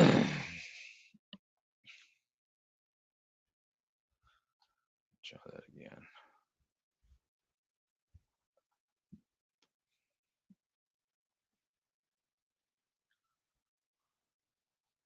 Maybe I'll go back down there and I can. I guess sometimes if it's really quick, I don't know. It could not trigger. They may look for a certain amount of prints or something like that.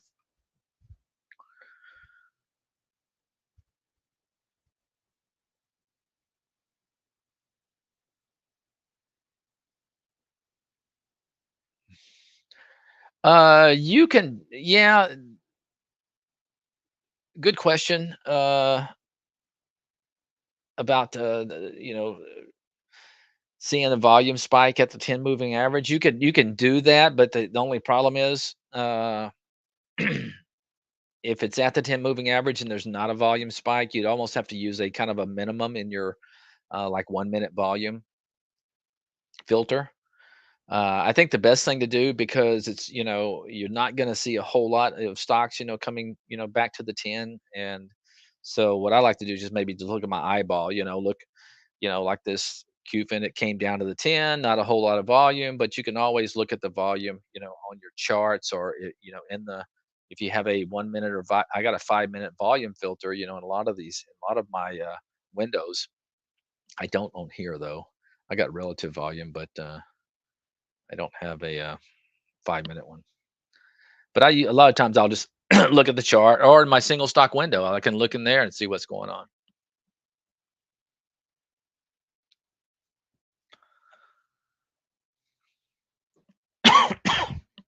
Excuse me.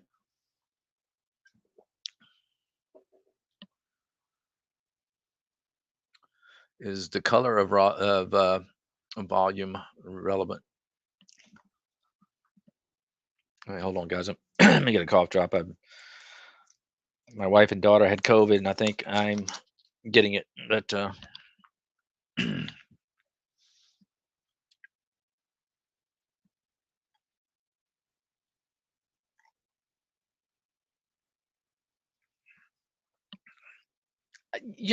is. It definitely is. The color volume, like in a, especially if you're looking at the daily chart, and you see these big, down moves. But once again, I don't try to extrapolate too much out of that because once again, I want to see what the price action is doing, afterwards. Uh, in this case, you did have a kind of like in JD right here, you had a big red day, opened up high, closed on lows, or not, but closed lower on the day, a lot lower than it opened. And what happened after that? After that, I bet you had a couple more days of selling off before chart looking good again. I was in that and I got out actually higher than this, but yeah, like I said, don't try to make a lot of it until you see what happens. So like on this day, if you saw a big red candle, um, and just remember this red candle is going to denote the change from the open. Okay, so even though this was a big red bar, right, a red volume bar, it was still up on the day. It was just too much of a gap up and came back down. So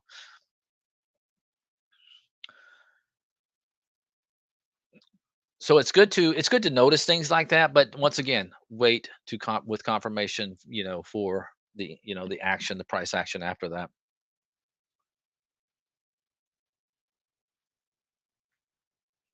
All right, time. Let's see if you creeping back up here. Not really. Bips did bounce for me.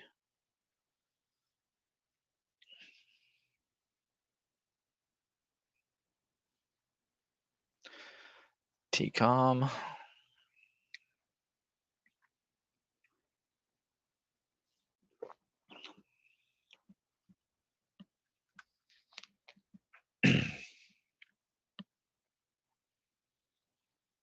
See, like this, looking at this chart right here, if we'd have been a different market, let's say it was a Tuesday and the market was rallying and there's volume coming into the stock, and so that's why I didn't add to this. I'm telling myself, there's the market, the current conditions is not telling me to get aggressive on this. Now, come Monday, maybe it's a different story, and then maybe I add on Monday, but I just there's just no reason to get aggressive right now. I'd rather keep my little half position, and I can always add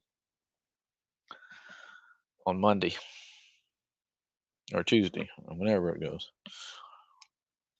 But boy, it's really dead. 15-minute candle. Yeah, we're just inside day, perfect doji, no volume. It's relative volume's close to average volume. A lot of times, the first day of the month, you get an allocation. But man, like I said, there's really nothing right now that gets me really excited about the overall U.S. markets. I think there'll be a great opportunity coming up. At some point.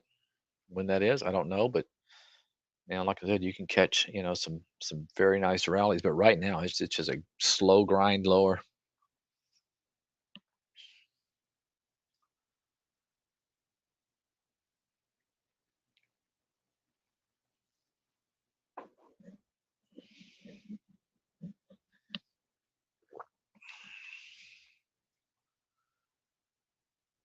It's KC and the Sunshine Band's looking decent.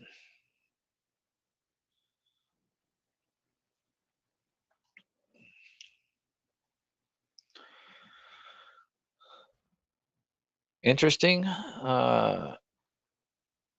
June 8th in pre-market, they had earnings and gapped up pretty good.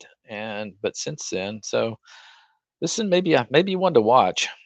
If he gets back above, especially if he gets back above $5 is such a psychological level for stocks that yeah, may keep an eye on this KC.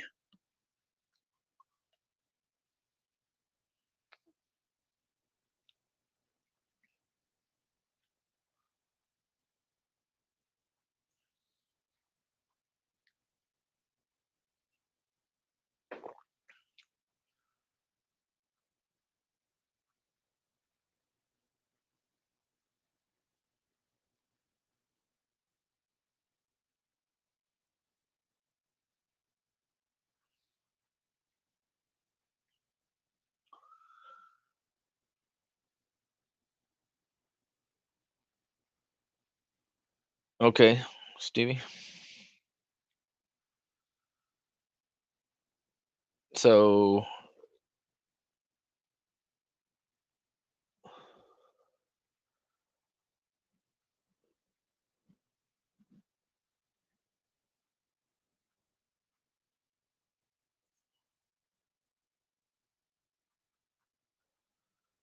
Susie, let me know when you're in here, just in the chat. Just say I'm here. Steve told me what you need to see, so I can show you how to configure for the races for the sectors.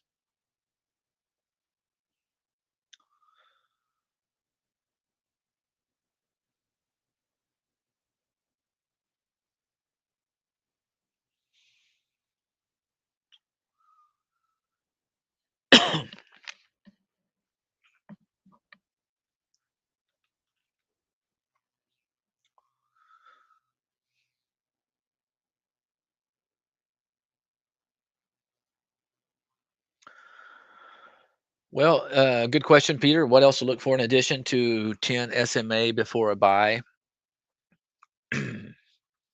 Well, there's a lot of things to look at, and a lot of it. Okay, Susan, I'll get right with you. Uh, I'll definitely show you that. Uh,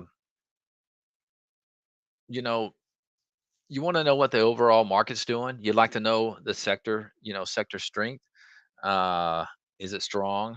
I know, like K Web. This is a great example. K Web's been strong in uh, this QFIN that is touching its 10-period moving average. What you can look for a lot of times is it when it trades back above the 15 period on the intraday. Okay, a lot of times I'll do that if I'm going to buy. And second of all, it's a contrarian buy. In other words, you're going against the grain. Okay, this stock is selling off today, even though the daily looks great. So I will always take no more than a half a position. Sometimes it may be in a third of position. Uh, and then I can always, once maybe market conditions verify that hey, buyers are coming into the market, and then maybe I'll focus on the intraday and make sure it gets above maybe the 10 and the 5-day moving average. So it's basically understanding market concepts, and it's like building a great bull strategy that just killer and works so great. Uh, During a bull market. But in a bear market, you don't want to turn that strategy on because you're going to get destroyed. Same thing when you're looking to buy stocks on pullbacks. I mean, even though you're getting a much better price because you are buying a strong stock pulling back to a 10 moving average, you do have to kind of tiptoe into it. And not only that, you got to understand, okay, is the market really selling off hard? What's the sector doing? Maybe if you're looking at an oil stock, you want to know what the underlying commodities doing. Uh, Gold stock, same thing, steel stock. And in this case, China. What's China doing today? Well, let's look at FXI. Okay, FXI is a little bit down on the day, even though still looks good. It's a little bit down on the day. KWeb, it's actually green barely, but nothing much going on there. So, to me, on Cuban would seem like a decent buy for a one half position uh, to enter a trade. That doesn't mean it can't get slammed down here to the 20 though, so 20 is only 40 cents lower. So if I'm taking a half position right now in this trade, I know I can stomach a move down to the 20. Now, if it breaks the 20, now I'm thinking, okay, I got to get out of this thing. Okay, I'll try it again when the chart looks better. You just don't. If you're swing trading. If you're investing and you're taking a position for the longer term, this is a different story. You can give yourself more than you know uh, a buck in the trade. All right, Susan. All right, let's say sector analysis. You have this. This is going to be the same instructions for any race that you're running, but maybe you saw Steve's video where he showed the race of a sector analysis as the market opens. So what you want to do is, let's say you want to race the sectors, you go right click and launch real-time stock race. Okay, now you're going to have to configure it. Okay. What I like to do is stretch my window out so I can get at least 10 cars. And what you can do is just once you stretch it out, just put 10 in there. And if it will not take, now if it's not big enough, it'll put the max lanes you can have. In other words, if you don't stretch it out big enough, it may put 8 in there for you. So make sure you get it just stretched out enough to get 10 cars, in my opinion. Let's say you want to run this for 15 minutes in the open. Okay. And then let's say uh, I personally, and a lot of the traders here, we like to do change from the open. Okay. I want to be based on change from the open. I want to sort based by change from the open. It's pretty much those is configuration I use in all my races. I don't care how much they are from the close because they may have gapped way up and not be doing anything. And they'll be in your race even though they're not moving. So a couple of windows that boxes I think you would probably want to check is replace cars, and what that does if it starts a race with 10 cars in it, but somebody else in the top list all of a sudden comes up and uh, starts bouncing really well, it will change the car out with somebody else, the biggest loser, I should say. All right, auto start at time. Uh-oh, I didn't want to do that. Hold on. Jeez. It just started when I did that. So let me configure this again.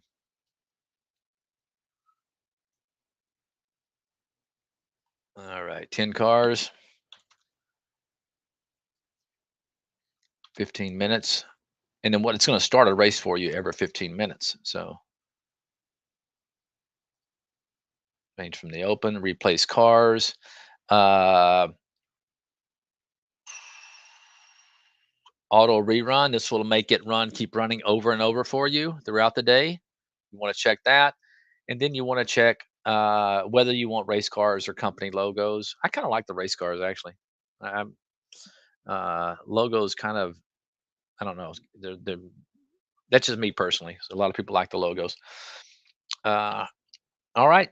And then once you do that, you have your time in there. Say you're in pre-market, right? And you want it to start once the market opens, it will be in there like that. Just 8:30. I'm on Central Time, so it's going to start right when the market opens, and then just click on auto start at that time. Okay, and then when the market opens, it's going to start a race for the sectors, and that's pretty much all there is to it. And now this is going to every 15 minutes. It's just going to start over and keep recalculating and run for you all day.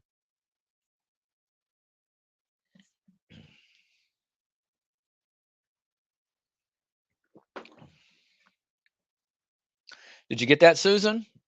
And if you didn't, we have send us an email. We can send you some more. Okay, great, great. Yeah, it's pretty easy. The key thing to remember is try to use that change from the open. It's better than change from the close.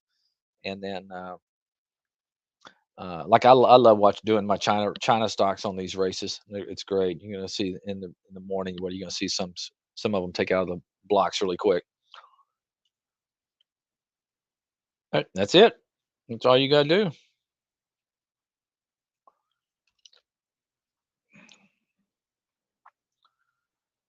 All right, I don't think we're gonna get anything. I can close these. I'm not seeing anything today.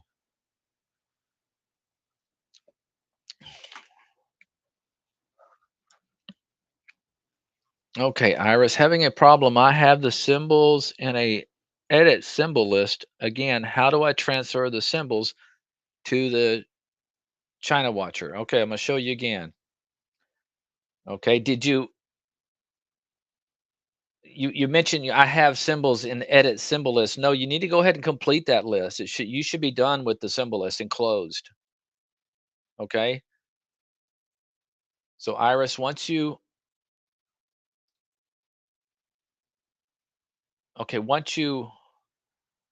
symbol list. Okay, so what you're gonna do here, this is so have you copied and pasted it into the edit symbol list? You have a great fourth too, Susan. You're saying you put symbols in. I need to know if you actually put them in. You clicked on OK. Okay, so you put them in. You clicked on OK, right? And then when you look in this window right here, you see the 248 next to your list in parentheses.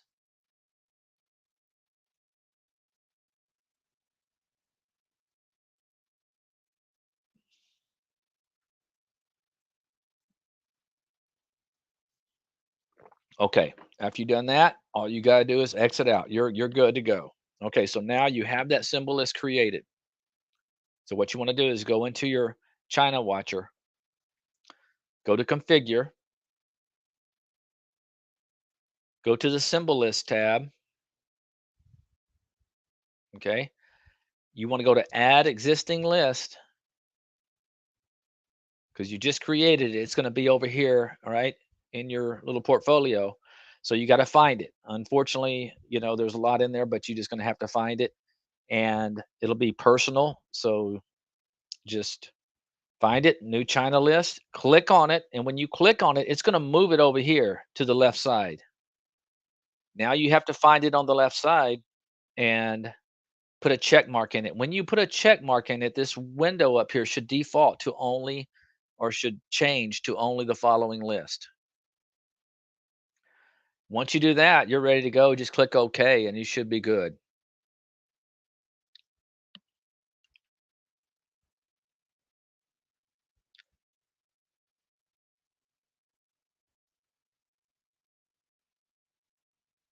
Right, Barry. I see what she was saying, but I already gave her those instructions first, so I wanted to make sure she had her symbol list done correctly. Uh,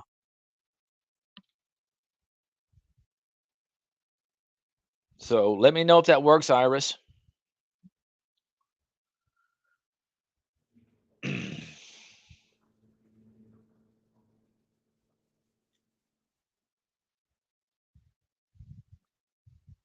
Mr. Andy, I didn't even know you played golf. Oh yeah, oh yeah. You know what, Barry? I used to be, I used to be pretty good, back in college and short after. But Yeah. then I just moved to California, got busy, and uh, was only playing like my brother would come up once a year, and I'd play with him. And then, but this year, man, I just got me some Titleist T200s, and I'm back at it, man. But unfortunately, I've just only been playing maybe once a month or something like that. But still, a lot more than I used to be. So. Well, I said yesterday, I had the dream job for about Oh, you told 15 me years. that. Yeah, I'm Yes. not kidding. My crazy boss says I didn't know how to golf at all. I played many different sports, but he said, you got to take up golf because you got to take your customers out golfing. Oh, And there are yeah. so many spectacular courses in British Columbia. And so I Oh, said, oh, what the heck? Well, I got the bug, as you know. So I of was golfing course. five times a week, 6 times a Oh, week. man. It was unbelievable. So Oh, I was able to do it when I still had, my body was still decent, yeah. Yeah, exactly. like hadn't broken down or anything like that. So yeah, so I just got my brains. I got down to about a two handicap, and yeah, unbelievable, just truly unbelievable. It as something to interact with. What I miss, I haven't golfed since 2010 because I got injured, but it's the camaraderie of your foursome, Oh, yes, and yes. that's what I really miss. But Yep, Andy, absolutely. I got to tell the room too. LYT guys, I mean, this has got to be this is insanely risky. Okay. But look at the area it's at right now, Andy. If you bring up Uh-huh. LYT, Oh yeah. so you see what happened 3, 4 days ago when it collapsed Yeah. down from 42, and that was straight down. There were no pull-ups at all. That was straight down to Yeah. about $5. Look at the high Oh the day man. after, 640. Uh-huh. Look at that high of 640 the day after. Look where it is right now. Oh yeah. Oh man. So, Andy, I Oh mean, yeah. I heard you talking about, how a lot of it is gut. Well, Yeah. you know as well as I do, the traders are looking at that high of 42. I'm Uh-huh. not anyway suggesting it's going to get even close to that, but that's all we're looking at. We're looking at this insane gap Yes. that even if it filled a couple of dollars, Yep. No that'd be a lie. great percentage increase. Absolutely. So I did Absolutely. my There's video on this yeah. one today, and it Oh, was winning cool. race after race after race. So that Nice. helped. Boy, that's uh oh good. Good. Iris got it. Good. Great, Iris. Congratulations.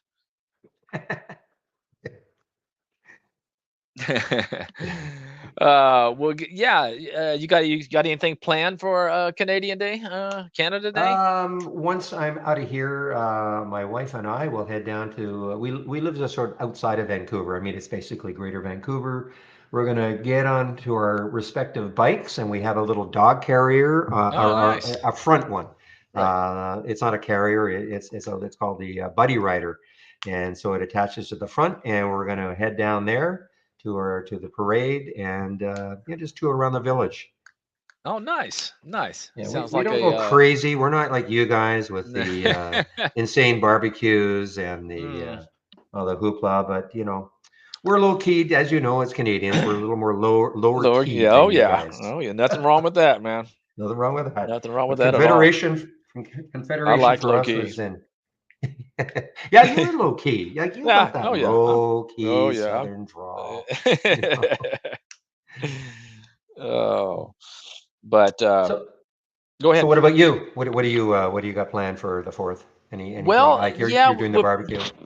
we'll probably go out to my sisters and brother-in-laws. They just built a nice new patio with all these fancy grills and refrigerators and stuff like that in it. But they don't have a pool. We have a pool, so I don't have the nice setup like that. But boy, I sure do like to jump in the water every now and Don't you need a pool on the 4th of July? Is it going to be Yes, really hot? you need a well, yes. Well, a lot of people go out to the lakes, so we got tons of Yeah, lakes yeah. here, yeah, and then get a boat and do all How that could they kind of have stuff. how could they not have a pool when they have everything else? I know, and You they got have to the ask them perfect that. place for one. I mean, he lives on an air park. He's got a hangar with airplane in it. I say, "Hey, why don't you have a Oh pool?" my, Yeah. yeah. Oh well. Well, I'm sure it's going to be fun regardless. Yes, it will. We'll have a good time. Okay. Well, if you want to head off, All that's right. great. And again, happy 4th, All right. You and too, we'll Barry, probably and talk to you on Tuesday. all right, man, have a good Canada Day. Do you Look, say Canada Day or Canadian we Day? do say Canada Day, Okay. okay? We do say Okay. it. Yeah, I know it All sounds right. hokey, but No, no, that's cool. you guys I wouldn't like it. go US Day. It's US Day today.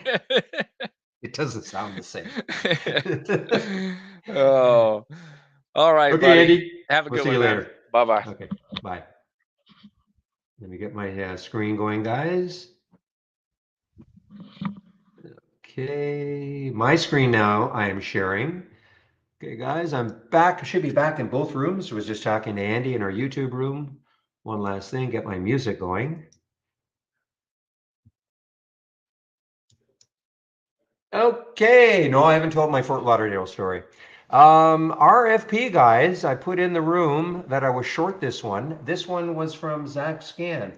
Okay, I didn't get it up here at 1409 as usual. I wait for a break of that whole number, but it's not working out too. Is working out okay. Just underneath 14 on my short. I put that in the room, and that is on Zach Scan. And we were talking about the LYT in the YouTube room. I did my video today on it, which is obviously not bad. It's winning like many, many races. I actually said in the video that we should watch for a 640 break. Okay, I didn't think it would happen today, but it happened today. And why a 640 break? Because that is the high the day after that massive drop. So, this is going to be some kind of a magnet for traders just to take a look at this big, big, big red candle and check out the high there. I'm not saying it's going to get anywhere close to 42. Okay. I'm not suggesting that at all, but it's all traders are looking at. That's all we're looking at. It's kind of a gut. And now what point? Now I'm not saying this has been an easy trade today. It has chopped around quite a bit.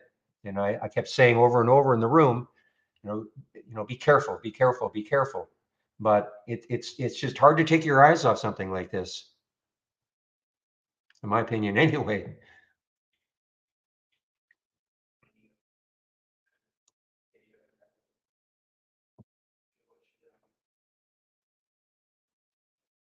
And where it goes from here, who knows? I mean, this is and the volume is.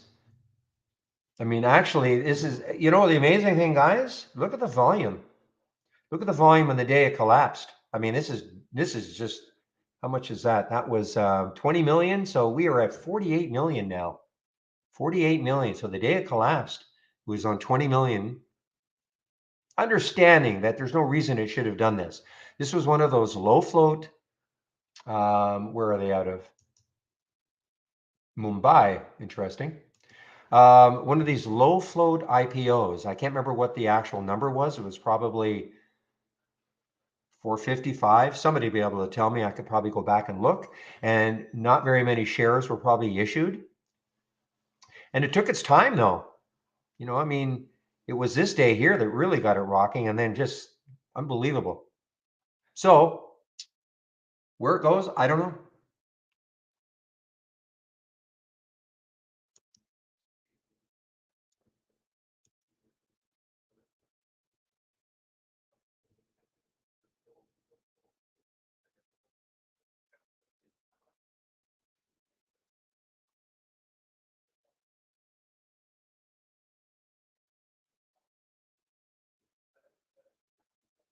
Now this is showing up in Zach's topping scan. I'd be a little leery of it right now.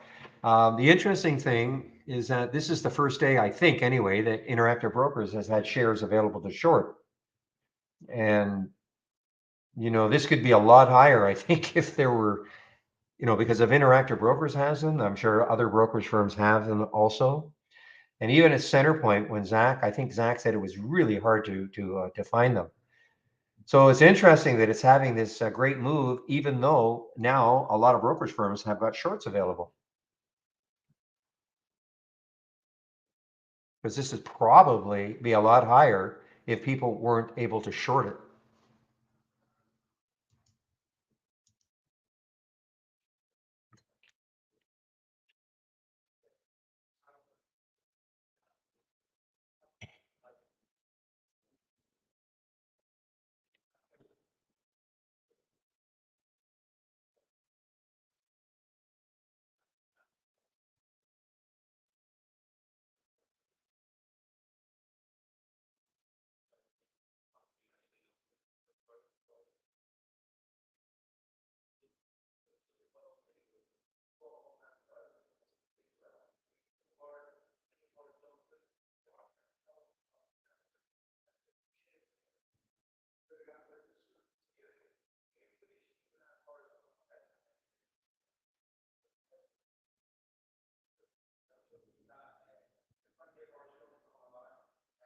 Well, I mean, this could go to 10 anyway. I'm not saying this is not a recommendation to buy it, but I mean, the way it's trading right now and the way traders, look at this, I mean, it probably could go to, I'm not saying to buy it. I'm not saying it's going to happen today. It may never happen. But, based on the volume, and here I thought we'd have a very quiet Friday before the 4th of July in the States, Canada Day in Canada. I only say that because I know we have a lot of Canadians in the room and didn't think there'd be too many today, including myself.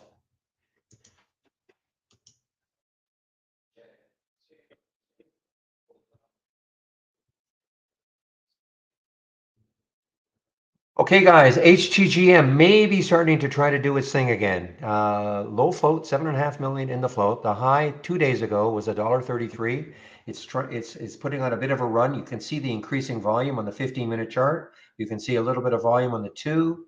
So HTGM may be getting ready for another little run.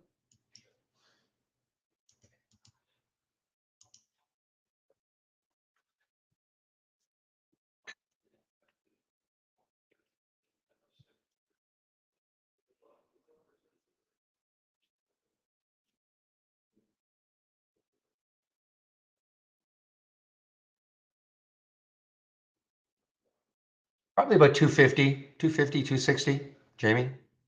That's in the, and I got 50, 40 or 50 in YouTube.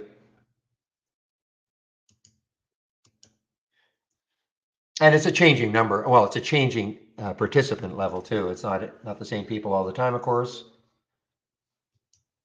Because if I look at the number of signups for the room overall, it's in the thousands.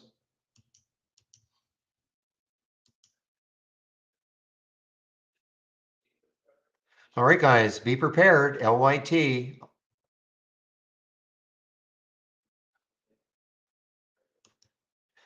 You guys were talking about this MTMT mega matrix, okay? And now they're trying to fool us here. This is not an IPO. This is probably a symbol name change or an uplisting or something like that. Because when you look at the lifetime range, it's barely above. Whereas if you looked at this, you might think, well, it's an IPO.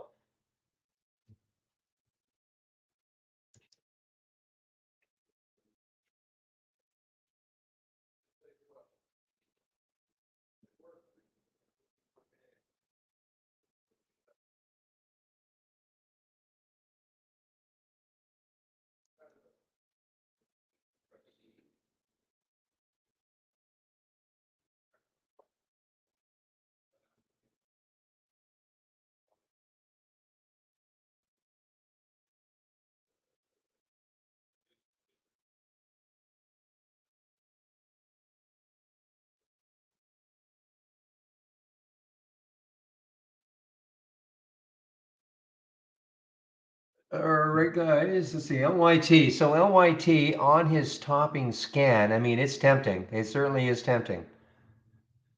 His, as in, excuse me, Zach's topping scan. But, I mean, you'd have to have a pretty, either a very wide stop. Well, you'd have to have a wide stop. And I bet you William took it. The reason I say you'd have to have a wide stop is because this can move, 20 or 30 cents just like that. So, and if you put like a 10-cent stop on something like this, you may not be able to get out. It might blow right through your stop. So,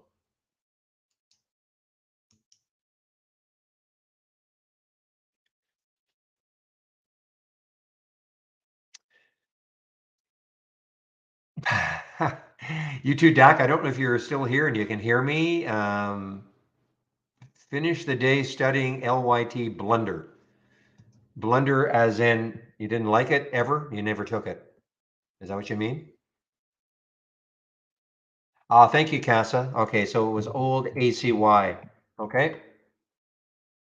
It's a little game these guys, not these guys, but in general, that gets played a little bit. Sort of kind of tricking people into thinking it's either in an IPO. And look at this. Wow, I mean it's almost at an all-time high.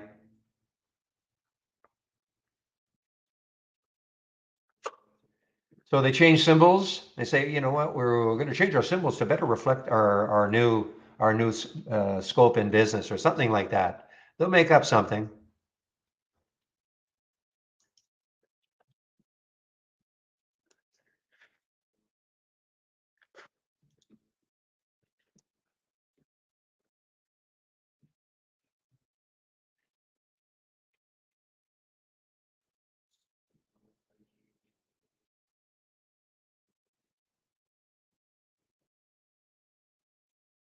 Anyway, today it worked. Today it worked up 64%. Took a while though. I mean, back here is when they changed May the 31st. You were stuck. If you took this one, you were stuck for about over a month, but a month before it did anything.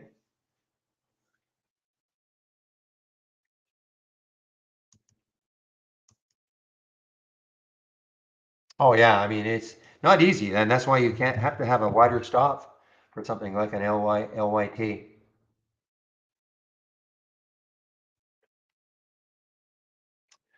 All right, guys, I am now.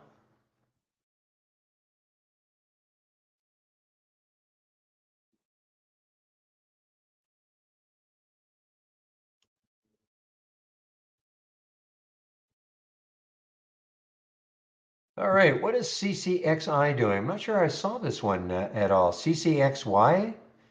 This is making a nice little move here. Not very much volume though, 392,000 shares. That is actually less than normal, 0.91, so it's a little less than normal.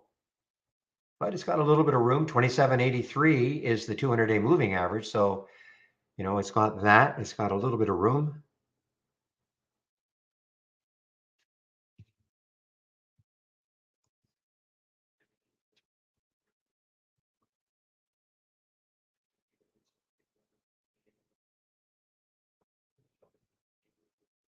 Just one moment, please.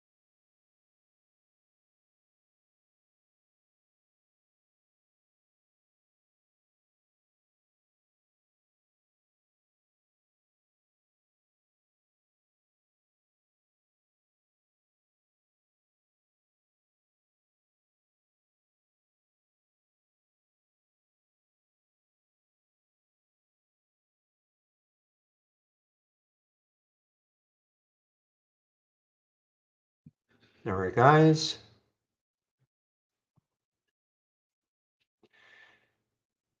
Hi. So I'm sorry, I'm reading Igor's. Well, guys, the LYT. Can TI provide the next level for potential interest when watching the race without analyzing the charts? Not 100% sure I know what you mean. Okay, because for me, I always have to analyze the charts, but it doesn't take long. So I mean, there's no other way. If I click on LYT winning a race right now, I mean, obviously I've known about LYT all day. I mean, the first thing, had this been the very first time I saw LYT, yeah, I mean, I'm at the potential. When you say the potential interest, you mean where it could go? Or, okay, well, yeah, there's no other way. There's no other way. You have to, yeah, okay. So there's really, for me anyway, I mean, that's why you always hear me say, look left on a daily chart. If I don't see anything, in other words, and which in this case, there's nothing until there's the next high. But had all of this been underneath this current price, and I'm looking left and I don't see anything, that's when I have to turn my attention to a weekly chart to check to see where the next high is. And again, if everything on the weekly chart was underneath the current price, then I start checking the monthly chart. Okay. Now, there is a way, not in a topless window, but say in an alert window, if you wanted to do something like this, but it does require, and when I say this, I'd have to give you a custom formula. Have you ever built a made a custom formula before, Igor?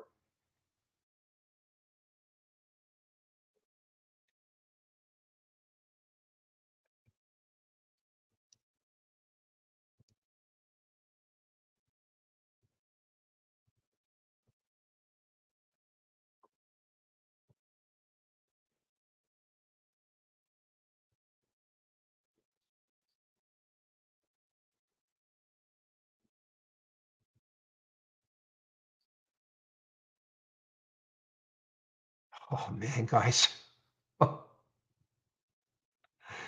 Uh, okay, distracted. What can I say? Distracted. Why? Well, look at what's happening. So Igor, have you ever made a custom formula before?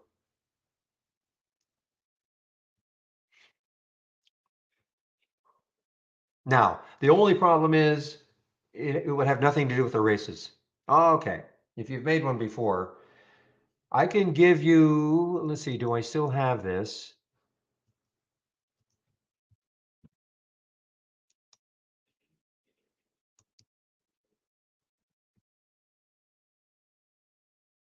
But it's nothing to do with the races, unfortunately.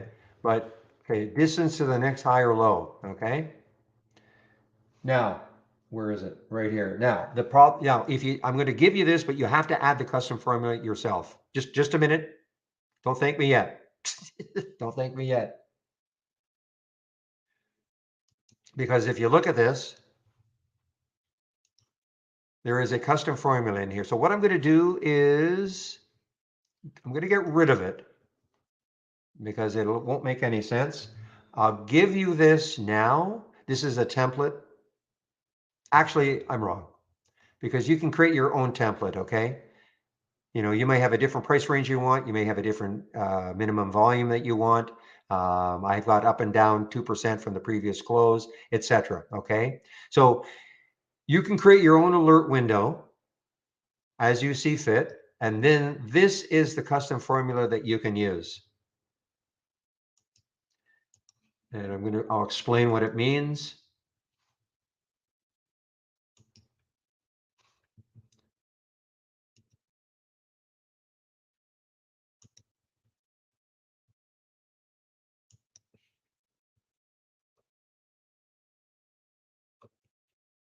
Okay, here it is.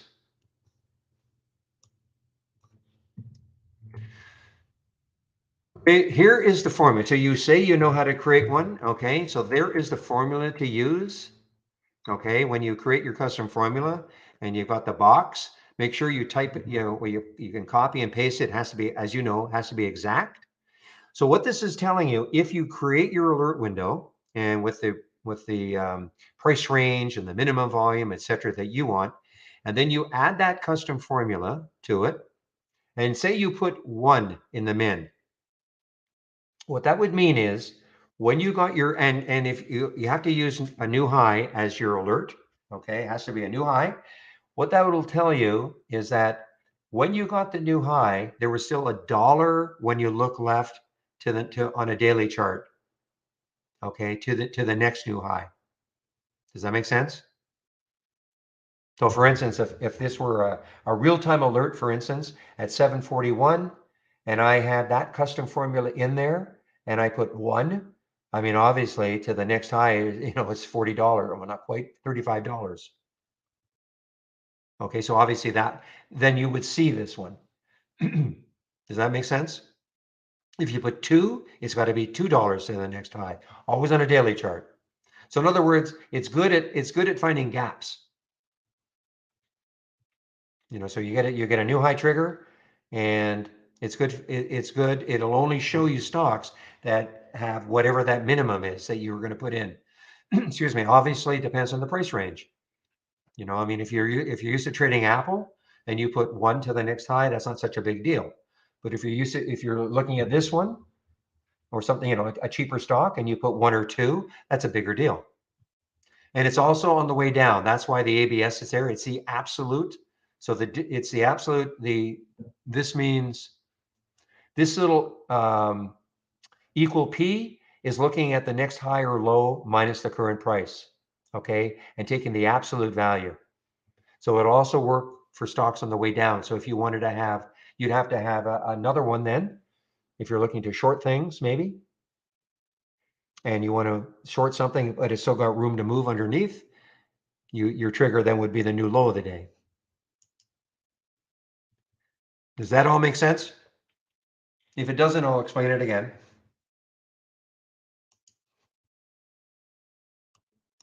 But you cannot use it because this is all based on a top list. And unfortunately, the top list, you can't use that custom formula. I wish we could. In fact, I'm wondering now. No, you see that this equal P is always generated when a stock makes a new high. And so on with the now in the previous versions of the top list, of course, it was updating every 30 seconds. It wouldn't have made sense. I'm going to ask them though, now that we're updating every 5 seconds or so, I'm going to ask them if it's possible to have that in a top list because that'd be nice. You know, but the thing is that no, it doesn't make sense. It doesn't make sense in the race because, you know, you want to see stocks that have pulled back a little bit, maybe.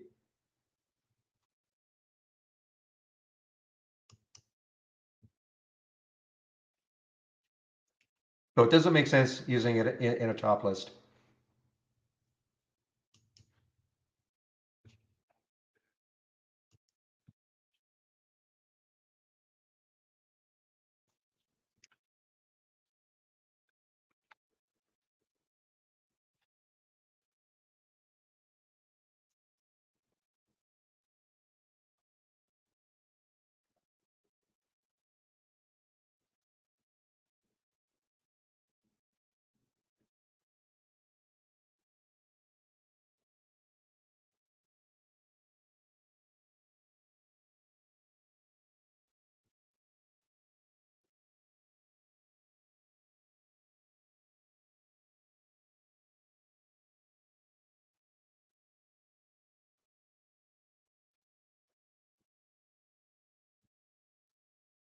All right, guys.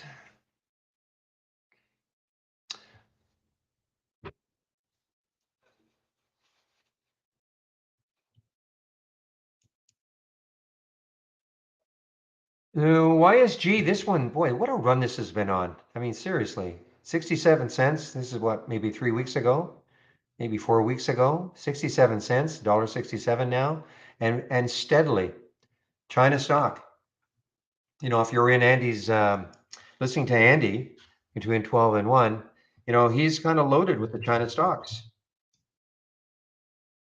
You know, it's been a strong sector. We cannot dispute the fact that since the other markets have been moving down, China has been moving up. Just, I mean, not incredibly, but you know, compared to say the SPY,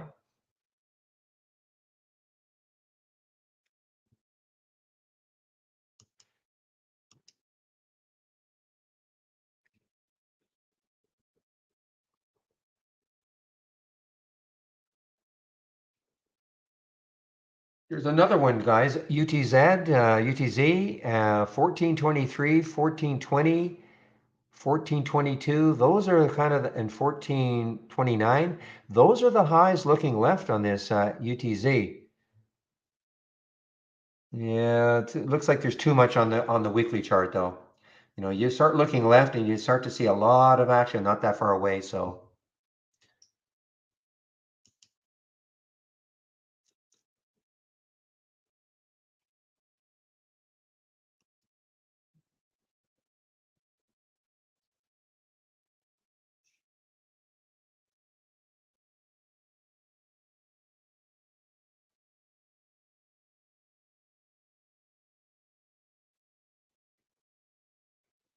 absolutely, you too, real.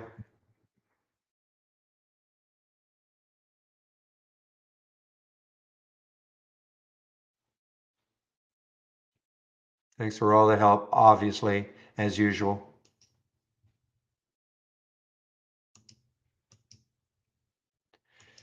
HTCR, okay, let's take a look at HTCR. This is the one that kind of started it all. Back here, started it all. What am I talking about? One of these companies that said, hey, we're going to do a little share buyback program, 1 million or 2 million shares. That popped the stock that day. Other companies tried to, well, they did. They came out with similar PRs, nowhere nearly as successful as that first one.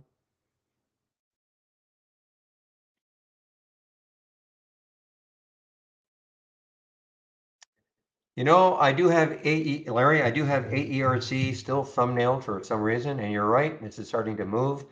Again, if you're anybody going to take this, just be awfully careful. It's going to have, this is probably one of the whippiest stocks.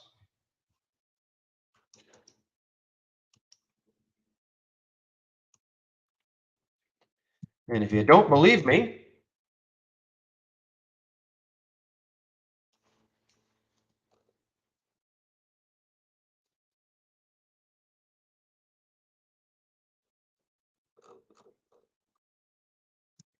this is the day I'm really referring to, whatever day this was. This was on June 28th.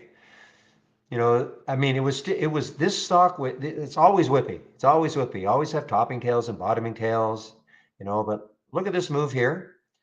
And then here, look, okay, we're off to the races. I think 17 something, yeah. And then look what happened. And there was no news. There was some, I thought actually they were going to announce a financing or something.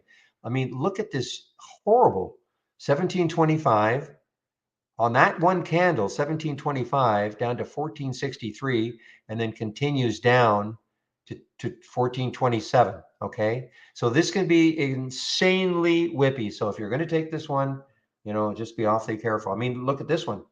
Look at the opening candle, big down red candle, all the way down to $11.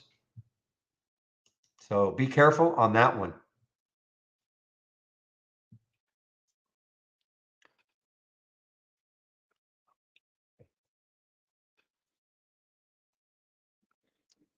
And there was no news on it. I mean, there was legitimate news. You know, FDA approving their device. It's a air purification device. So there was legitimate news on it back on this. I think on this day here, and then it might have been. Can't remember if this was the day, and then the big follow through day. I can't really remember, but so there was legitimate news. But you know, since then it's been all over the place.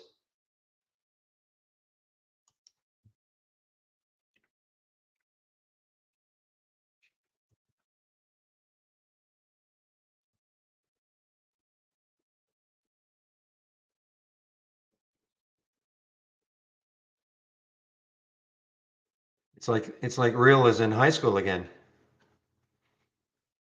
getting the summer off.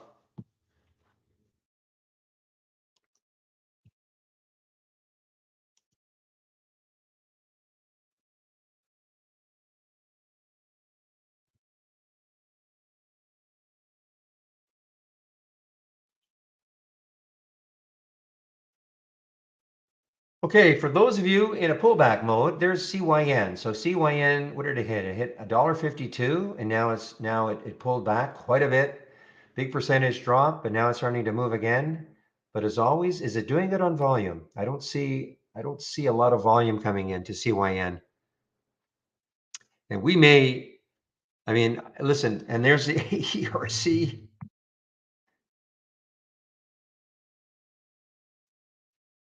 A lot of volume coming in.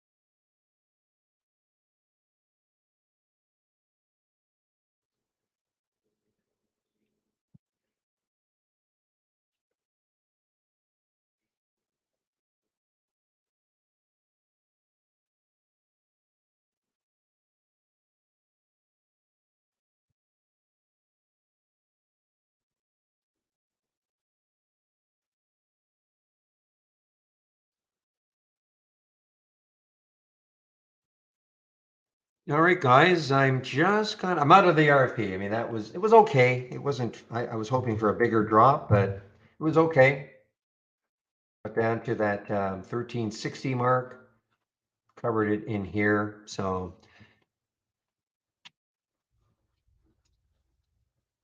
LYT, guys, trying to make another new high.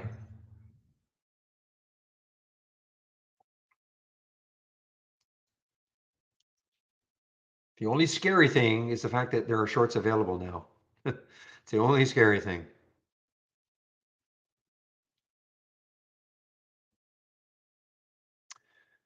So remember, I took this in the simulator at 531. Okay, 200 shares of the LYT.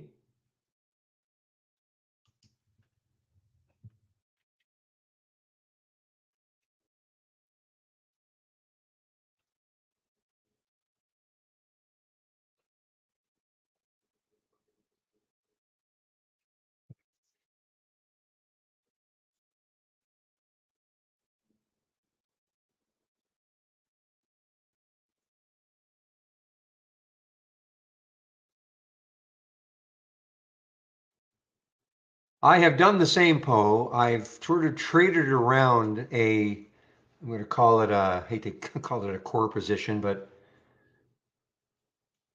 something that I want to hold on to just in case it does something totally insane. But you're right, I've sort of been trading. I probably would have had a little more faith if there had been no shares to short at Interactive Brokers. And so I'm assuming that other brokerages have shares to short also. So that's kind of the thing that is, it's always in the back of my mind.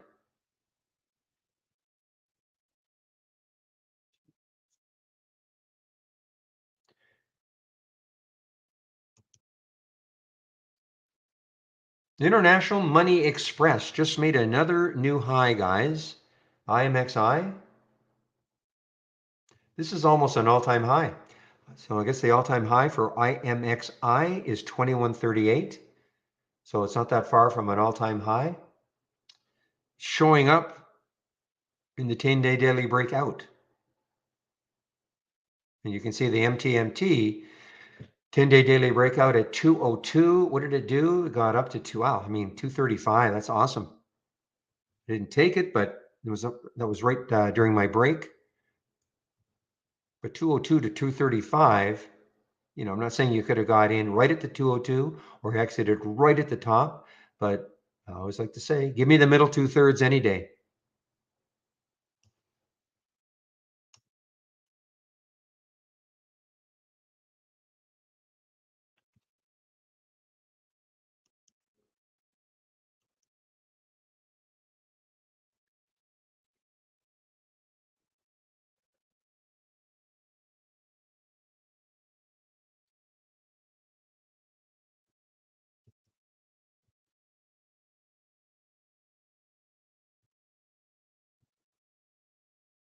Once in a blue moon, Denver. Once in a blue moon, I notice the bid ask doesn't show up, but very, very rarely. And certainly not on Twitter.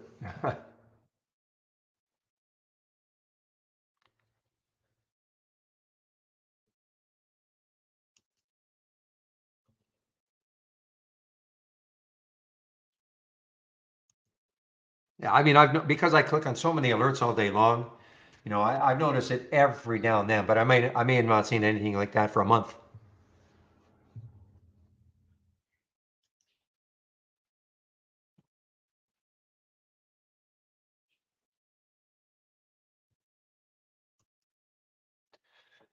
All right, so hopefully what I want to find in the races is something that is coming out of nowhere that we haven't seen all day, and then all of a sudden out of nowhere it pops up.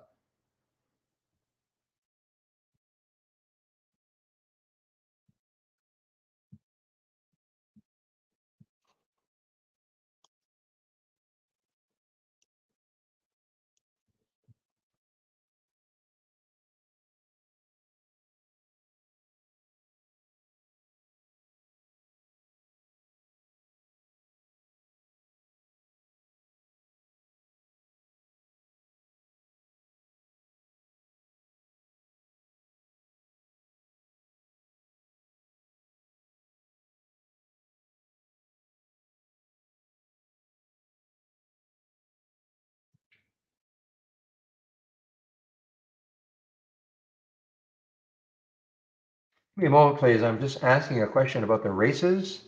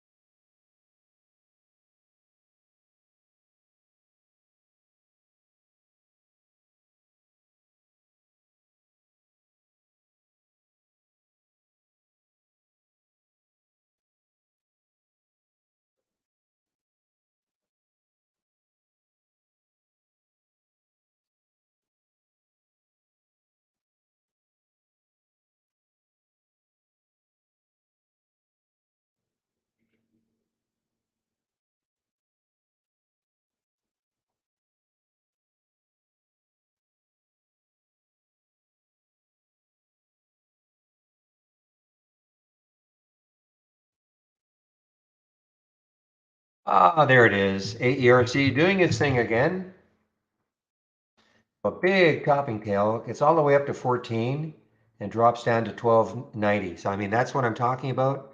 I mean, so you take anything like this, and the reason it does that is because of the float, 4.2 million in the float, very, very low float.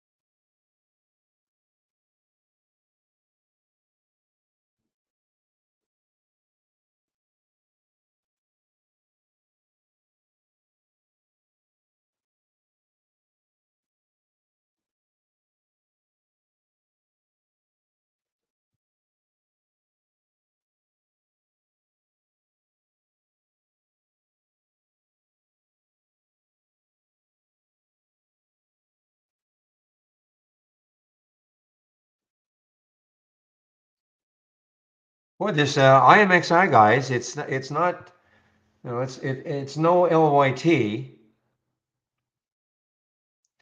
but it's slow and steady. And it's almost an all-time high. Again, that all-time high is way back here. Not way back, actually in June.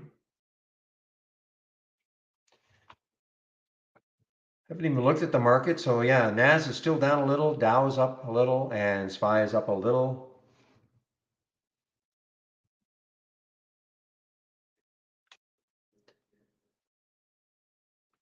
Okay, big rug pull now on the LYT so far, guys. This is a big one. I think this is a big one. When you look at the candles, the red candles that have happened before, I mean, there was one there was one there, but this is a pretty big one. So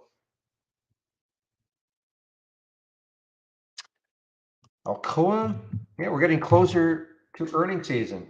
Mentioning Alcoa, about 20 days, Alcoa releases.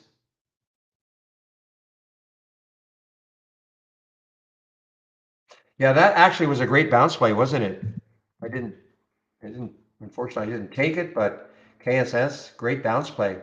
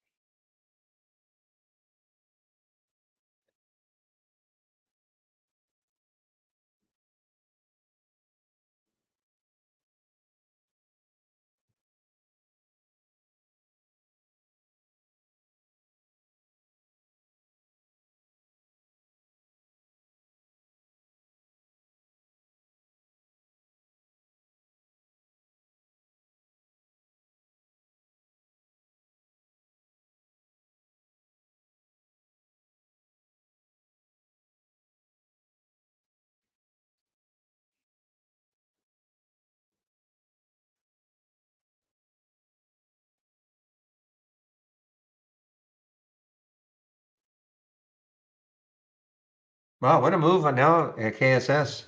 I mean, remember, the news is that the merger is off, so it's not like, I mean, obviously specific to the company. Okay, here's a second update. Scrap stocks for sale, called off amid rising interest rates and certain retail environment. So they're going to try to focus on navigating current conditions on its own.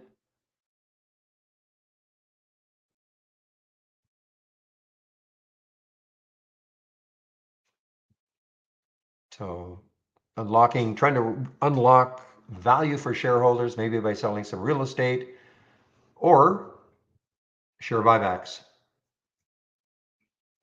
Look at AERC right back up.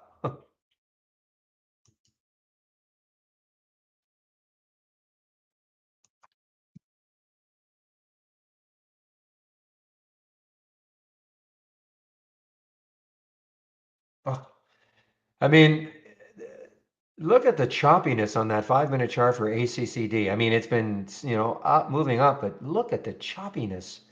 Bottoming tails, topping tails. Depends, when you take a stock like that or a trade like that, you cannot have a tight stop. You'll just get whipped out of your trades.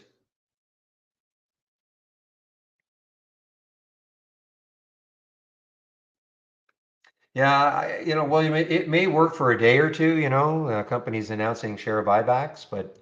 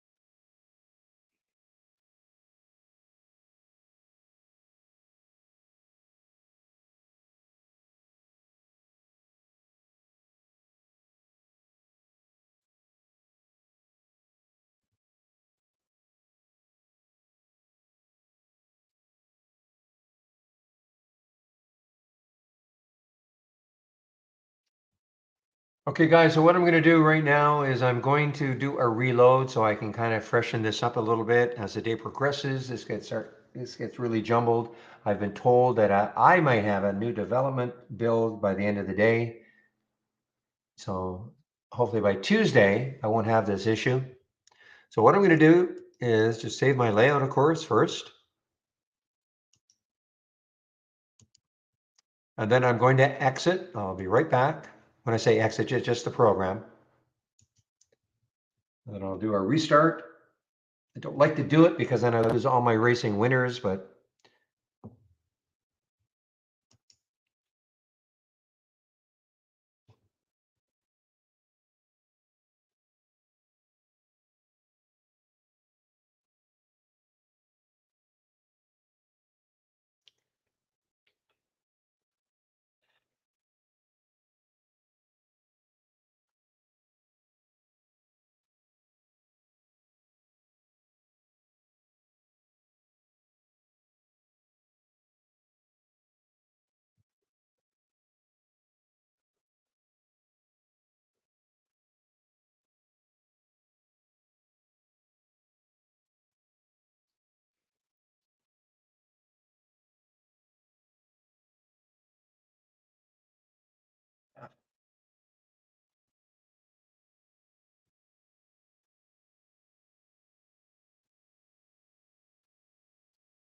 give me a moment.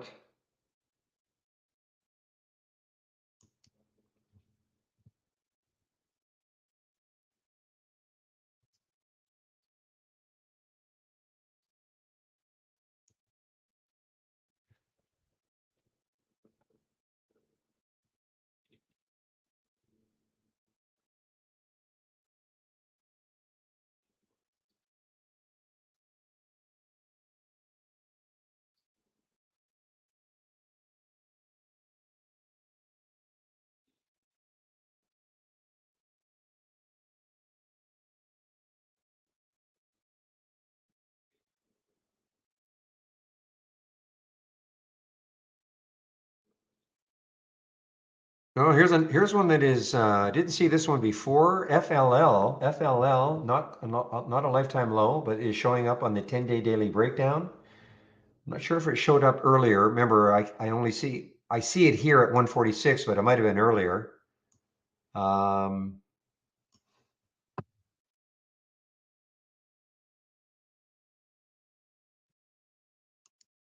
And FLL, so if I look left on the monthly chart, see, this is what I mean. I look on the daily chart, I can't see anything. When I look left, I cannot see anything, okay?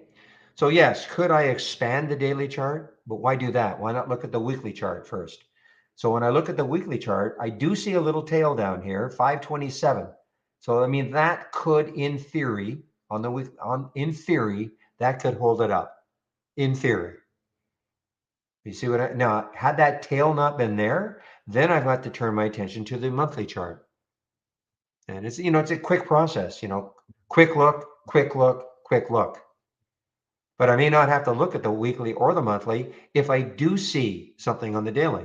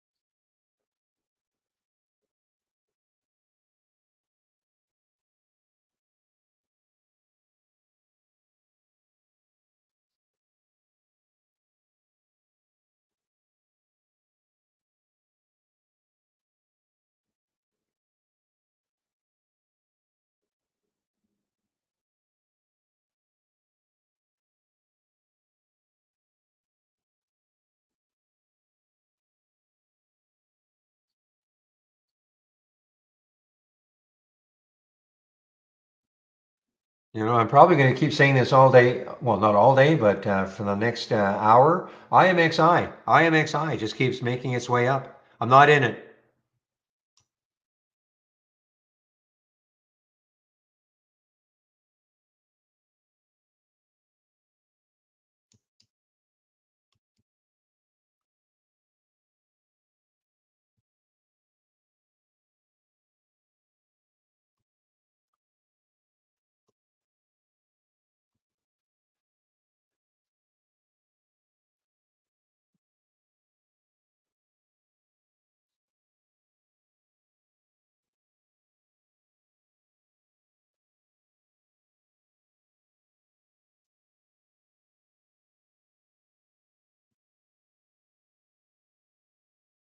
I just jinxed it. It got up to 2182 and then it dropped down to 2170. Ooh, look at LYT now, guys. Could definitely be over for the day now. First of all, big red candle, biggest one of the day, previous 15-minute candle. I know another one to follow up. It really has to hold six, I think. If it doesn't hold six, I think it's toast.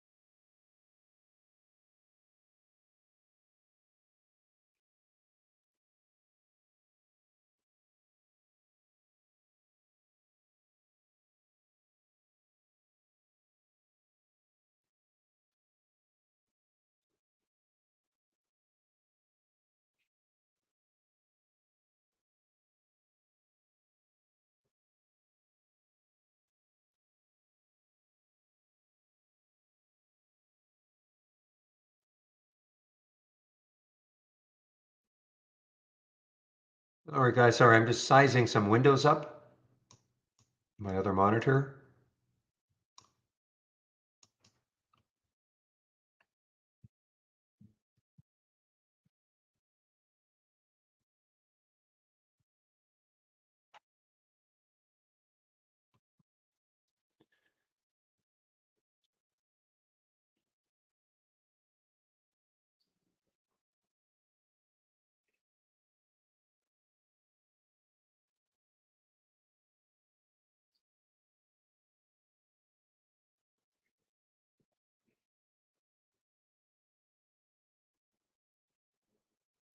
All right, guys, I really think this is going to be deadly into the close. I don't think there's going to be a lot of action. Clovis is interesting. I mean, it is trying to peel off the bottom here. CLVS is kind of interesting. The high of the day was 251. So, I mean, there's 25 cents, but nothing dramatic.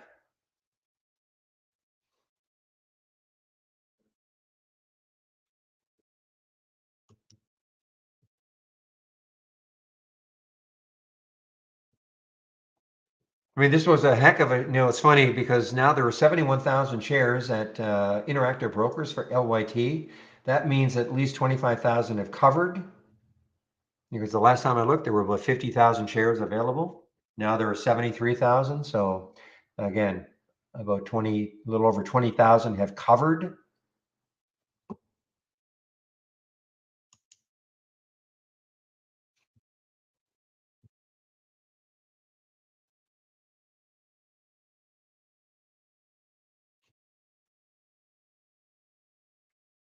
All right, give me a moment. I'll be right back.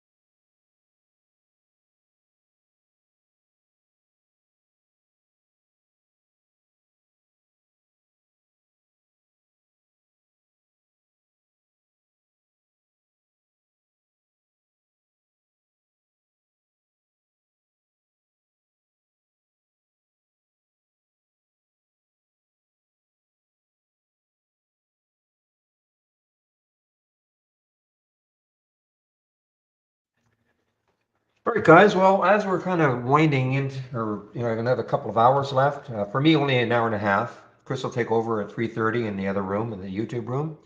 Any questions? Great time. Don't be afraid.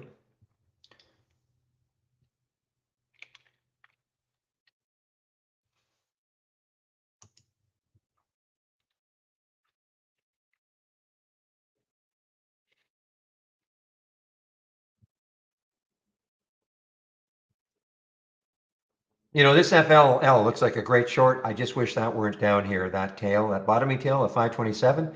But if it takes that out, then the next low, we'll have to look at, I mean, that's 365. Yeah, I mean, on the monthly chart, that's 365.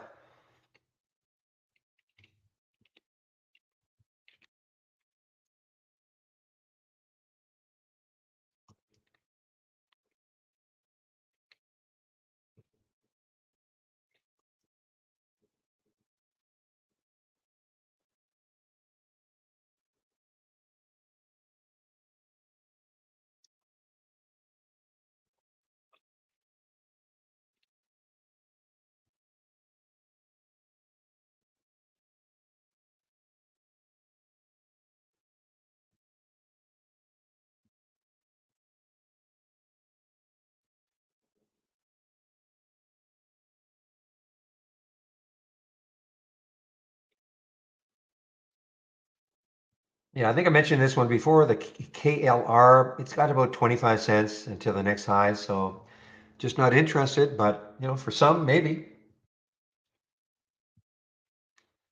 And that's the KLR.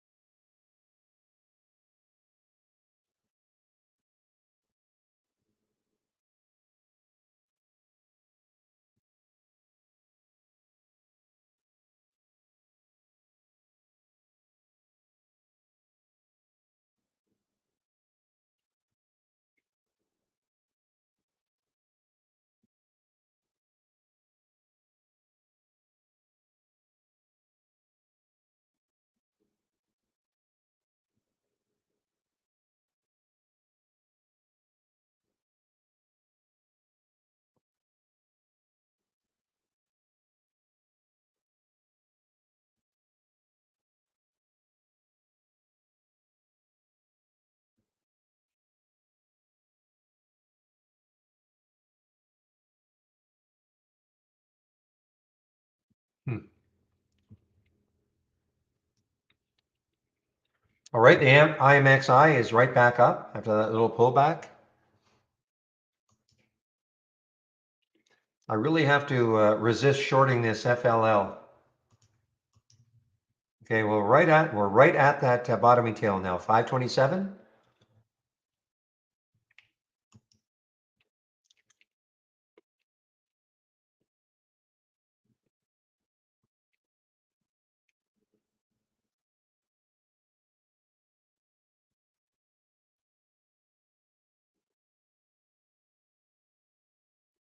For another reason too, I mean, it's so downward extended on the 5-minute chart and the 15.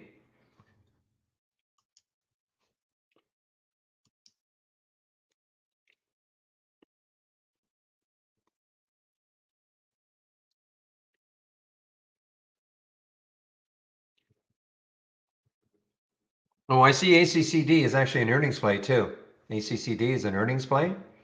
All right, so this is now starting to move a little bit off that 9 level. And a nice, not a bad little, not a little, excuse me, not a bad little pop off the 9 level. So what do we see looking left? Huge gap here, 1292 on the weekly chart.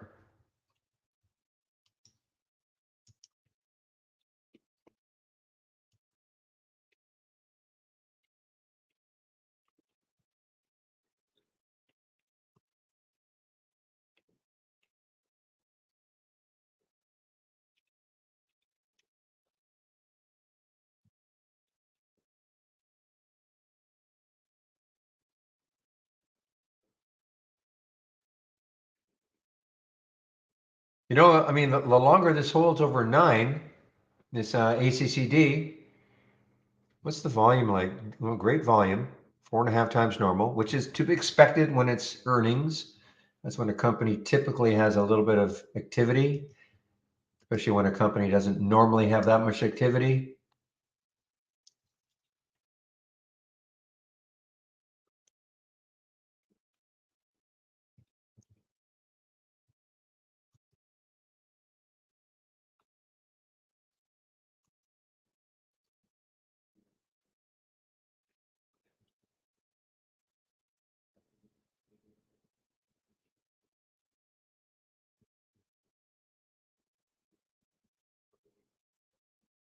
All right, for those of you looking for little pullbacks here, this MTMT is pulled back. I would, if I were going to take this, I would wait for a 2 break. Maybe a 203. Let's put an alert there and see what happens. It's kind of a nice little base. Another low float, 12.5 million in the float. And if it bases here, it pops over 2. That would be maybe not a bad little pullback trade.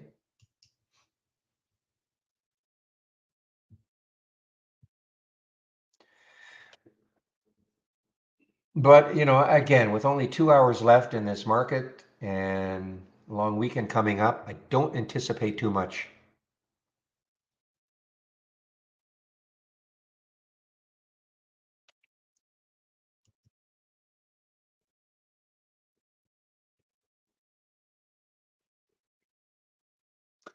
I don't know, will it? I know that was really close, wasn't it? Here it is, 177. Interesting, because if it does, it is shortable at Interactive Broker. Yeah, lots. 2 million shares available. Interactive Brokers on the YSG. So if that 200 days stops it in its tracks, it's a huge float for a $1 stock. Almost half a billion shares in the float.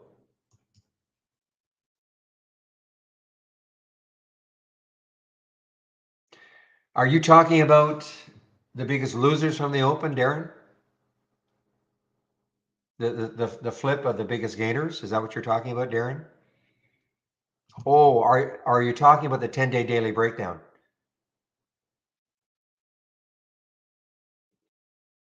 You're probably talking about the breakdown scan. Yeah, I mean, KSS at the beginning, you don't see the original ones because I had to do a reboot, okay, so of Trade Ideas. So we don't see the earlier ones. KSS was awesome. You know, it did bounce, but KSS was a great alert right around here. I think it dropped about $1.50. It's had a great bounce. Yeah. So KSS, this is what I'm talking. Okay, guys, there's your MTMT. If you're into this sort of a bounce play,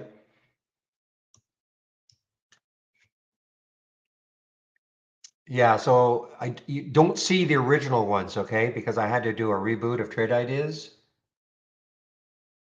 But yeah, certainly the star was KSS. There weren't too many. There never are too many.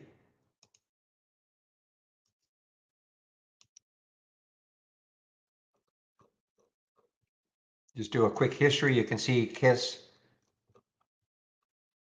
right off the bat here. Okay.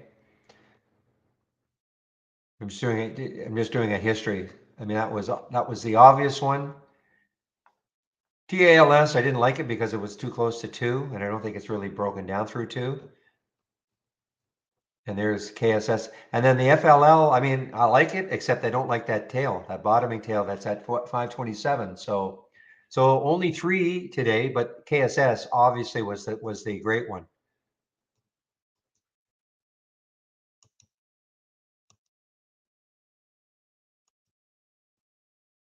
Yeah, I mean, I know it sounds crazy, but look where it stalled. 527. I mean, it's insane how often that happens, guys. I mean, FLL stalled at 527, right at that bottoming tail, right there on the weekly and the monthly. And right, I mean, literally to the penny. And then from there, it bounced up.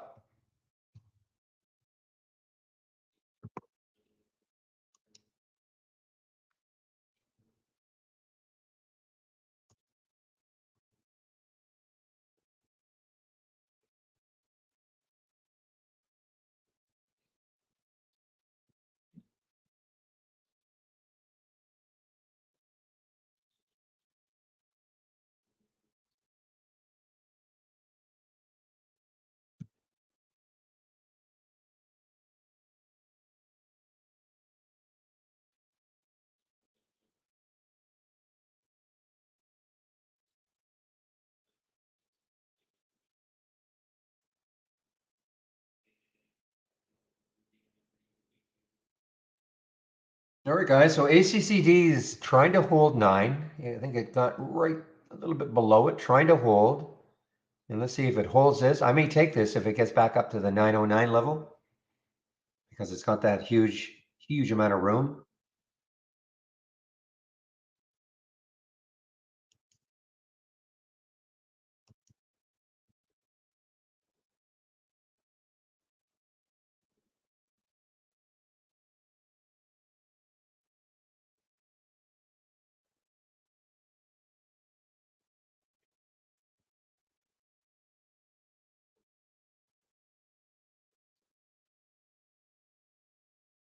Now let's take a look at the, I haven't looked at this. I should have done this earlier, but now the sector change based on the open now as opposed to the close.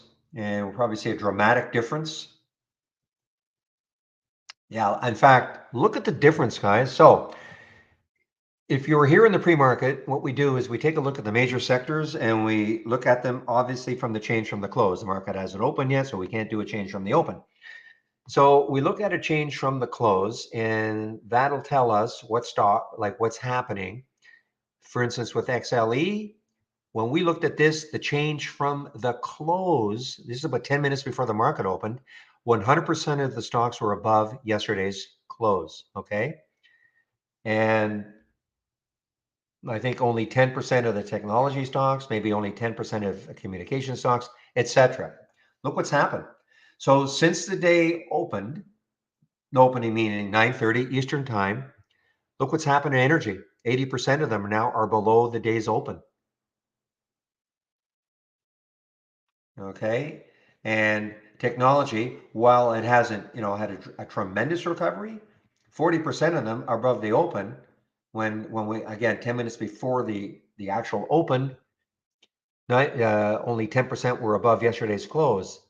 40% are at least above today's open. Now, again, the open is the first print of the day, okay, in case you don't know what I'm talking about. The open is the very, very first trade of the day for any stock.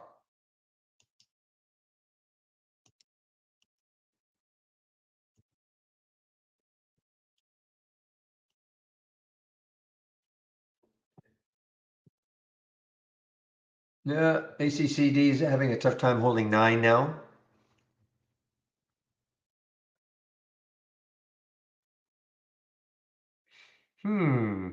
I must not have saved this.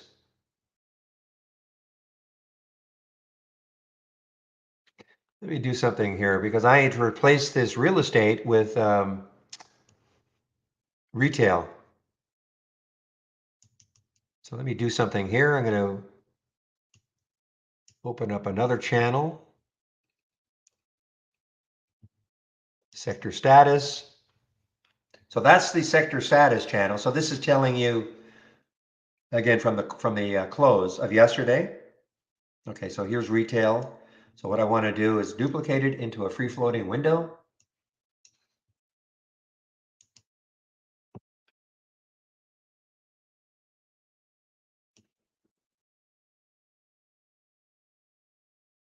And then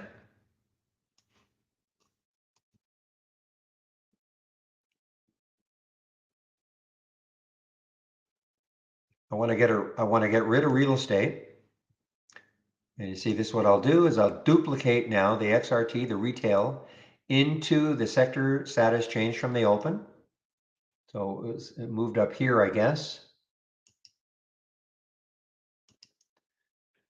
And then what I have to do is take it, and move it down here. Okay. And then make sure I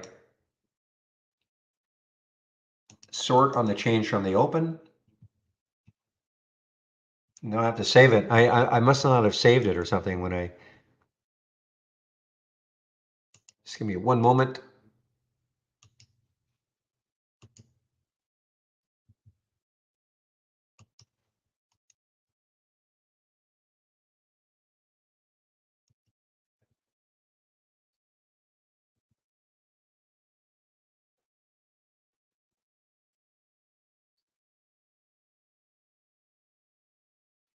Okay, I think we're good.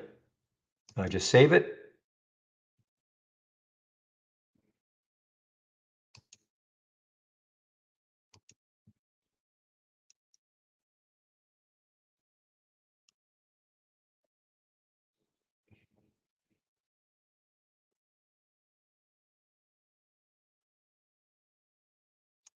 I think what I did was, I know what I did. I didn't put it up here. Okay, that's okay. I'll do that later.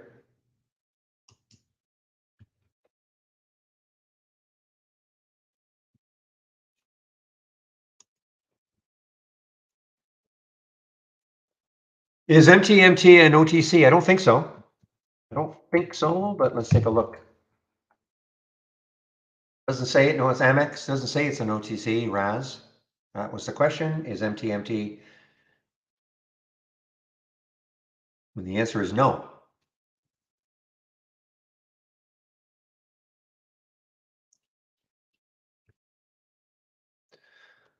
Whew. All right, guys, give me another moment. I'll be right back.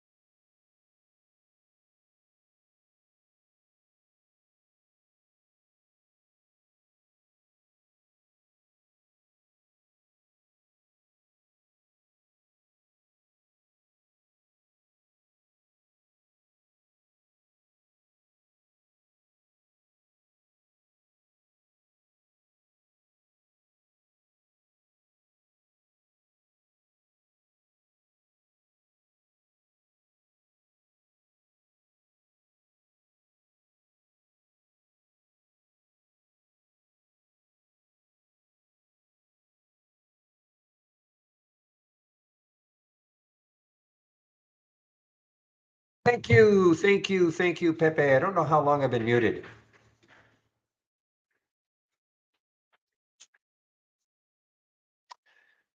Okay, Shady. So I'm sorry if you didn't hear anything I said. I was saying, yeah, of course, it's always based on the change from the open. So, I mean, this is always has to be positive. This one would be negative, but to answer, so you'll never see what you're talking about here, but you can do something, I was saying the volume change in 2 minutes, which would catch anything and just show the ones. In fact, I may even do that. I may even actually do that. The volume change in, or not the volume, the percentage price change in 2 minutes.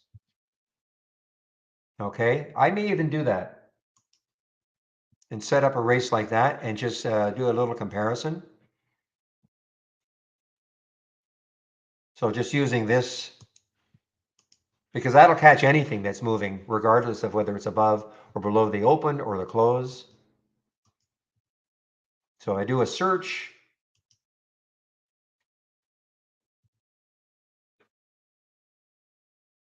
So if I use this change, well, you could do change in one. That's an alert though. I don't think the filter, I, I have to look at a top list. I think the lowest is 2 minutes. I think the lowest is 2 minutes. So you could run a race and have it, you'll find anything then, regardless of where it is.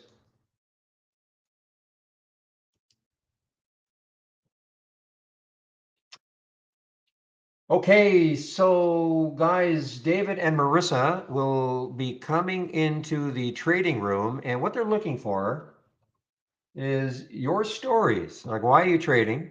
What do you expect to get out of trading? Hopefully, okay, David, why don't you?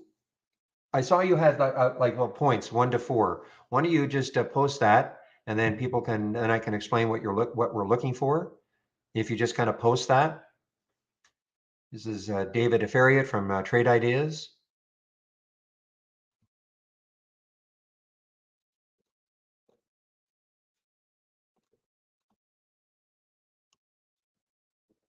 And then you can do that, and then I'll explain what you're looking for. Should be pretty self-explanatory.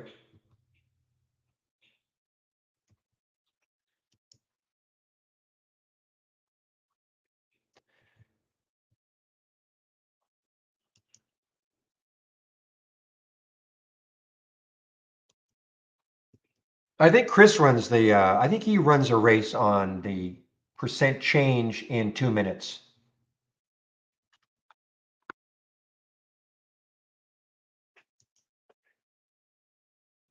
Okay, guys, so if you're watching this, and I'll have to post this in our YouTube room also. So what's your story? So what we're trying to do is find out, what do you trade? What does it enable you to do? How do you manage risk? What do you like the most about Trade Ideas? And hopefully, David, you'll have a link of some sort that if people want to participate in this, they can click on the link.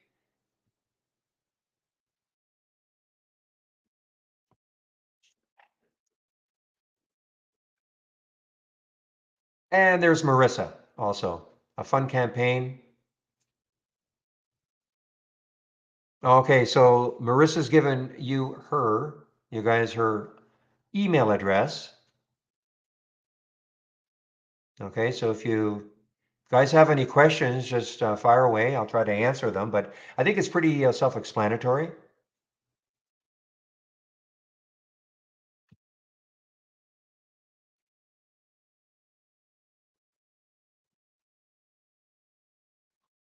Let me see if I can paste that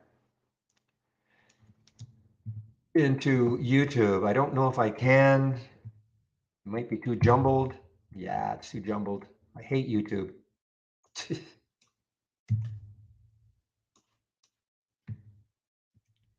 Well, hopefully you guys in YouTube, you can see the screen, okay? So you can see the questions. What's your story? Like, why are you trading? Is this full time? Is it part time? You trade the first hour. You're living on the West Coast, maybe you got a full time job, so maybe you're able to trade the first hour as an example. Is it to supplement income? Is it you're trying to make a living doing this?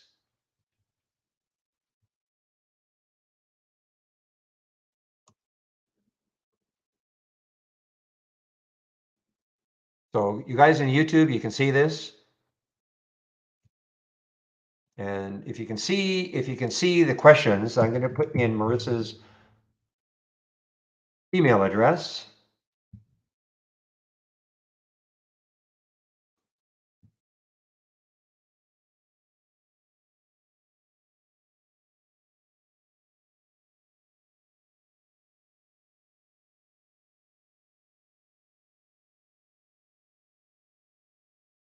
Hope if I type it in correctly. Incorrectly. Not incorrectly. Okay, so for those of you in YouTube, there's Marissa's email address. So if you want to take part in this, again, what's your story? Why do you trade? What does it enable you to do? How do you manage risk? You know, we talk about risk all the time, don't we? You know, what are you prepared to like what are you prepared to lose on a trade if it doesn't work?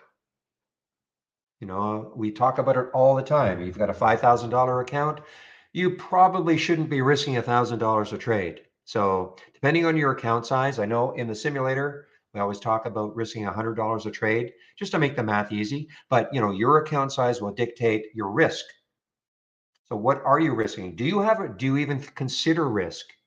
You know, I mean, we try to hammer that point home all the time, but you know, we even had somebody, unfortunately, today say they got trapped. Well, they lost big on a trade, and they didn't have a stop.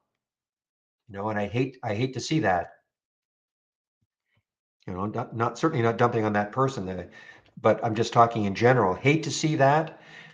You know, when we see somebody who is saying, you know, I got my account was destroyed. That's only because you know, when you get into a trade, you're just hoping and praying it's going to work. And even if it goes down, down, down, down, you're hoping it's going to come back. So that's what we're talking about. How do you manage that risk? Do you even consider it? And then last but not least, of course, what do you like most about trade ideas? So if you want, you can partake in this, call it a survey. It'll go on a blog, I guess. I think that's what we're trying to do, as Marissa says. If you'd like to be in the spotlight and featured on our blog, yeah, don't let me know because you know I just have to funnel it to Marissa anyway. So you know, there's Marissa's email address.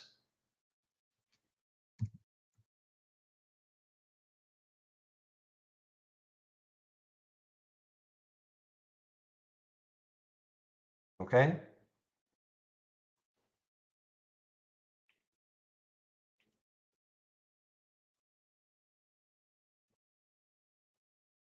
Give me a moment as I size my window.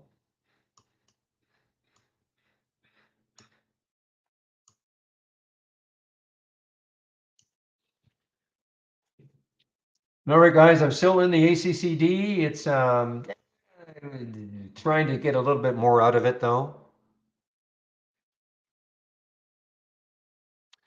RFP did not show up on the 10-day daily breakout. Let's see why. Probably the relative volume. Yeah, the relative volume is putrid. Yeah, it's got to be 8. So the relative volume, even though I had a nice break and it was obviously a 10-day daily breakout, but the relative volume was nowhere near as enough.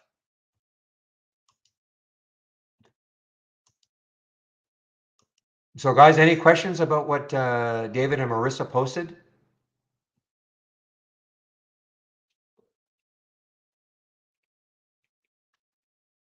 I think it's pretty self-explanatory.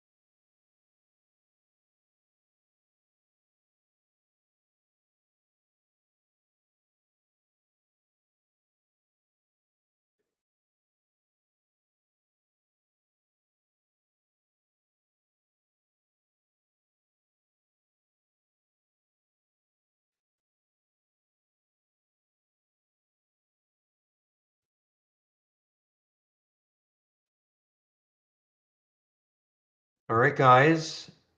Watch. Come on. Get this ACCD moving. It got into the 20s again. I'd love to see a move into the 40s. Just because when you look left on this, I mean, look at the room it's got. Daily chart, I mean, I'm not saying it's going to get to 19 or even 1292, but it's got a ton of room.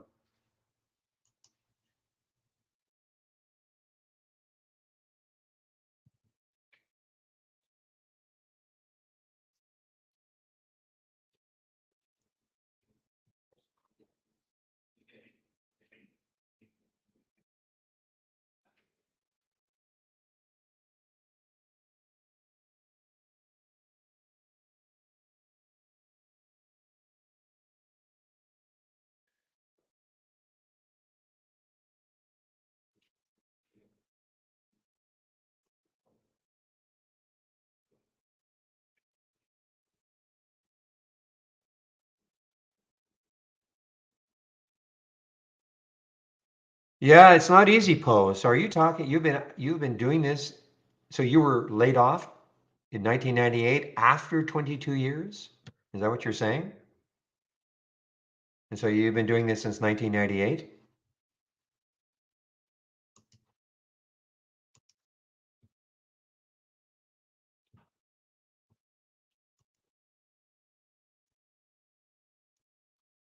Oh, part-time. Oh, I see, I see. Okay, part-time, 1998.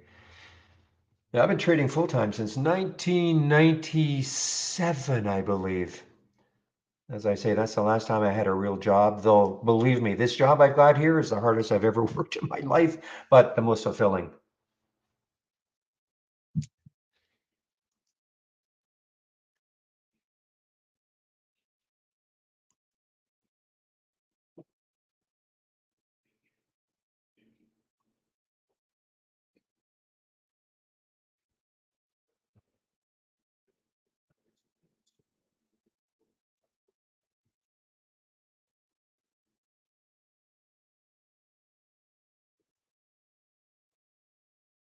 Yeah, cannabis was not a good play at all.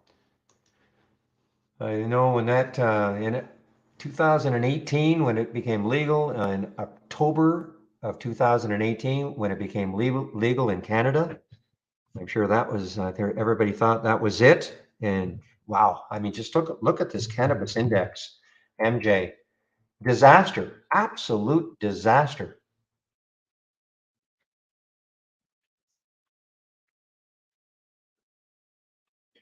So please, yeah, so please email Marissa, okay? Please email Marissa. All those comments are great, so please email Marissa. It's great to have them in here, but I don't want to have to copy and paste things and then email them to Marissa. So if you could do us the favor of emailing Marissa with the comments.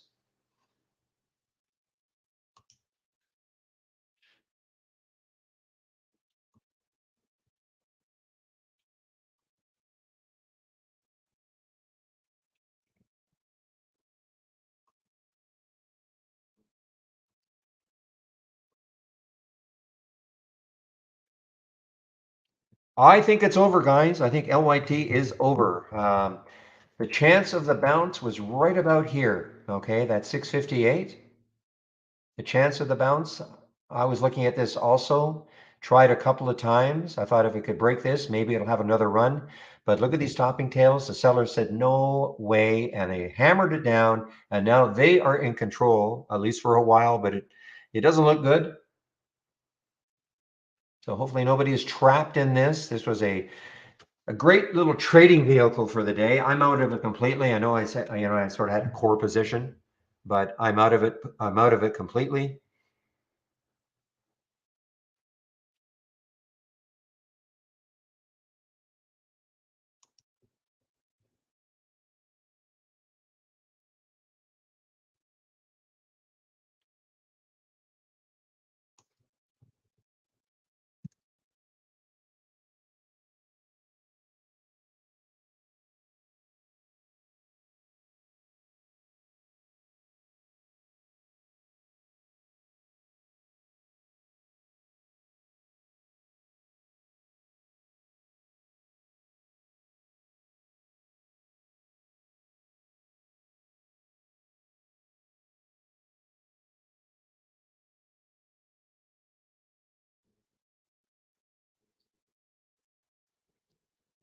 All right, guys, 2:46, so getting close to my going on mute.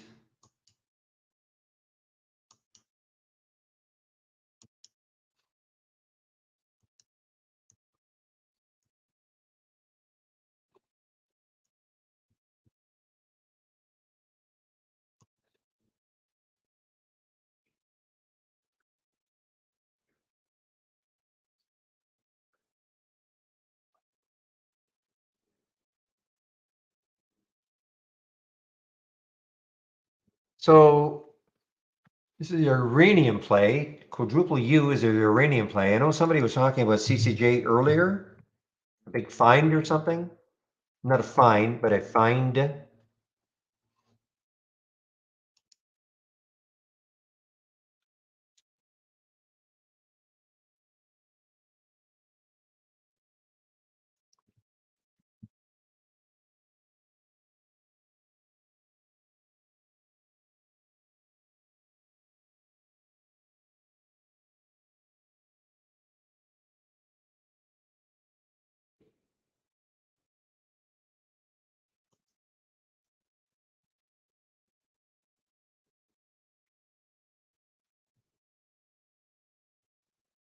I don't know about the ACCD now, guys. It's basically where I bought it, so I'm not 100% sure I want to hold this thing. So just give me a moment, though. I have the email.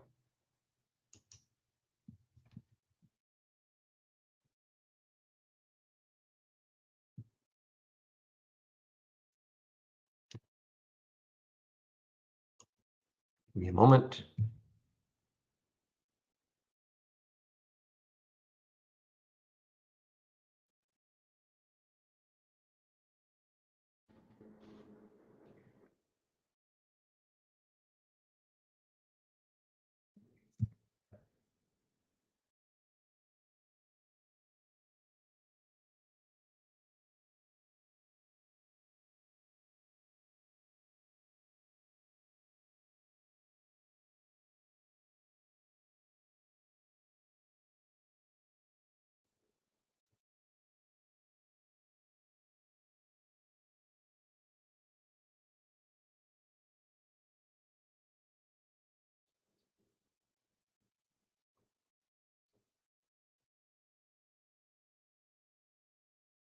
A minute, guys.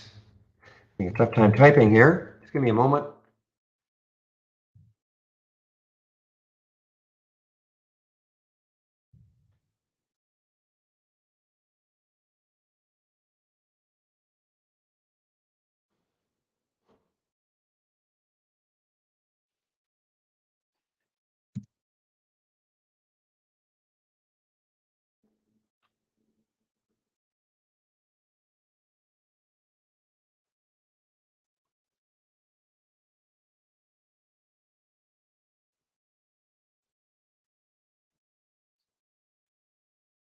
Okay, guys, I've sent off. If David, Marissa, if you can still hear me, I've sent the email off to Sebastian.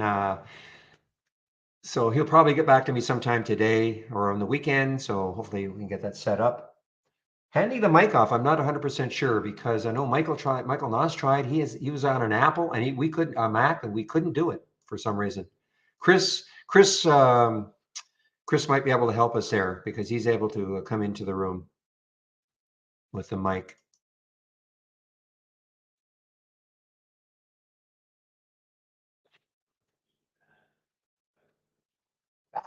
Come on, ACT. Just give me break even now. That's all I'm looking for ACCD. No, there you are, Chris. Yeah, so I'm going to get Sebastian to make Marissa and David admins, and then I have to figure out a way, if they're not on Macs anyway, how to hand a mic over to them or allow them to.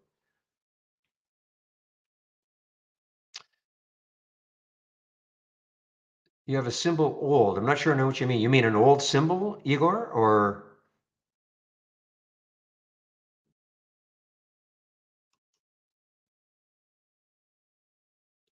they should be able to, but Michael, remember Michael couldn't.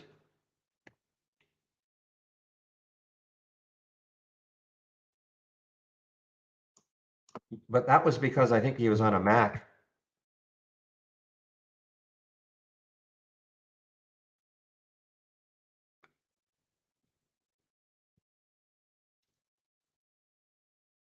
Yeah, Igor, I don't know. I don't know what old is. I can't even, it's not a symbol, so I don't know what to say about that. Old is not a symbol.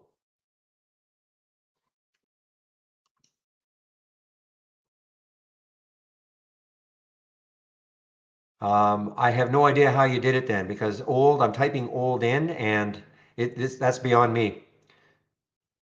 Okay, that's beyond me. Yeah, I can. I don't think that's a problem.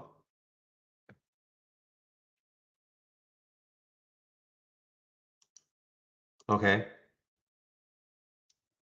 So how do I hand over the mic? Just give me a moment. I want to turn my music off so I can talk to you. How do I actually hand the mic over? Or how do they do it?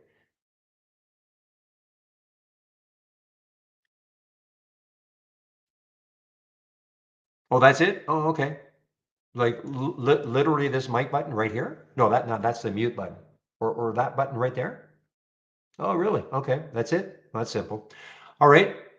I just emailed Sebastian and I'll get him to make them both in mins. Okay, excellent. But for some reason, Michael couldn't do it with his Mac. And yeah, and Michael certainly knows his stuff. So, all right.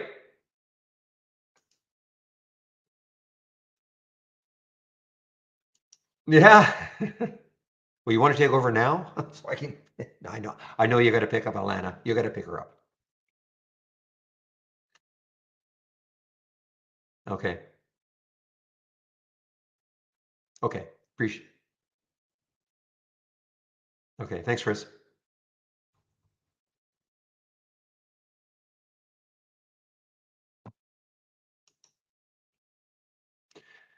Okay, guys. I'm going to hold on to this ACCD just in case. Just in case. I'm a little underwater on it right now, but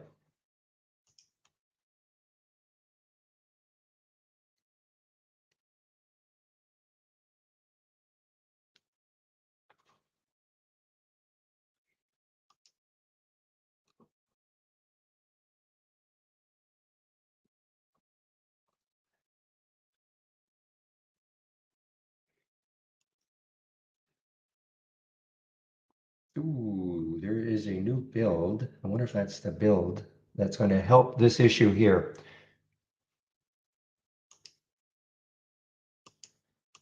You know what I'm going to do, guys? I just before I put myself on mute, I'm going to get rid of this version and I'm going to get the new build.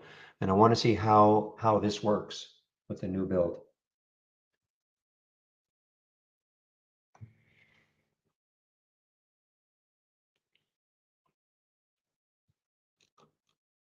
Ah, okay, it's done. So let's just see if this works.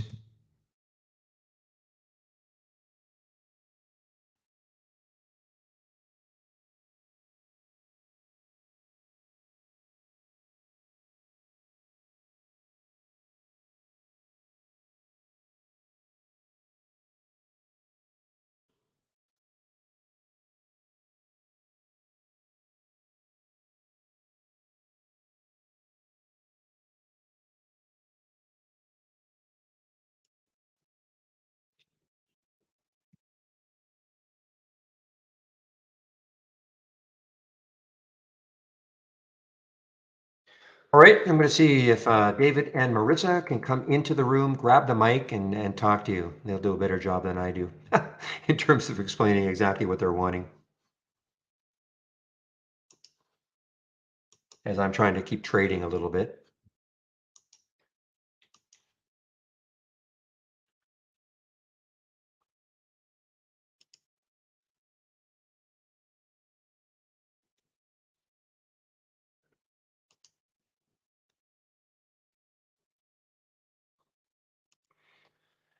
Okay, guys, I'm going to, now they may come in. I don't know if they're going to come in, but they may come in and you might hear them. I'm going to put myself on mute right now. I'm going to download the latest version of Trade Ideas, the development, for me, a development version.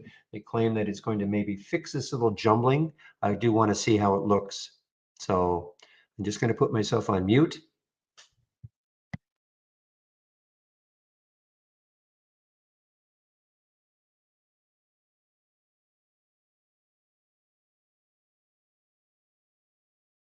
Don't have to put myself on mute.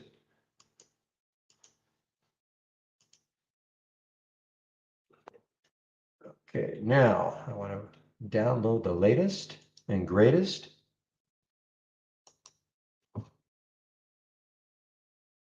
Now my screen is gone, but you should be able to still hear me, I guess.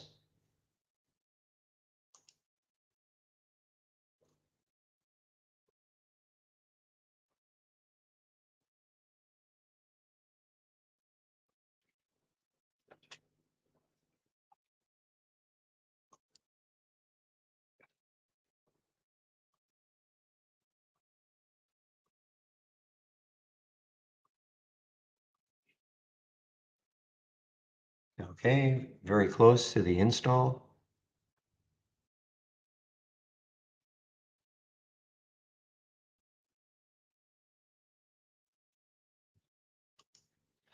All right, let's see if there's a difference.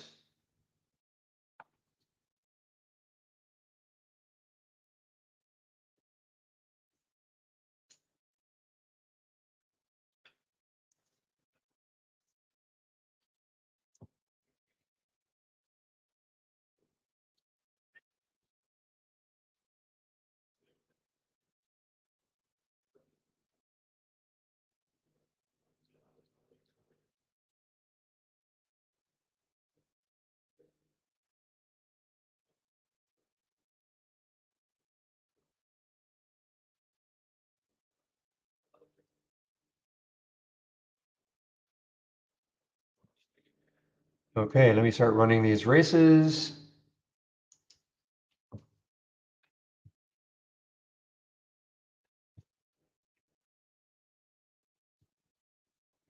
Okay, ACCD, well, kind of back to where I bought it, so let's see.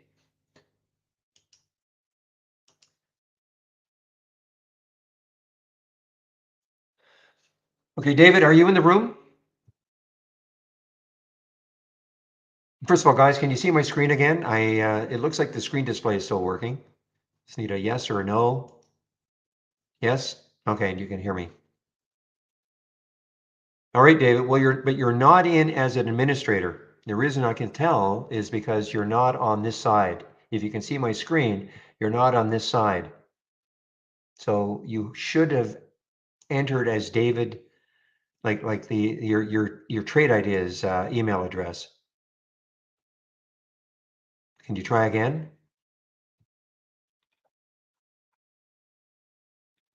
And the mic icon, if you can see my screen, is here,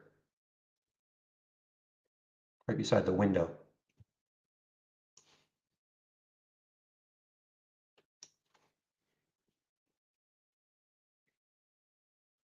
Okay, so really what I'm watching for here is I want to see how a little more smooth this could be. I'm talking about the races.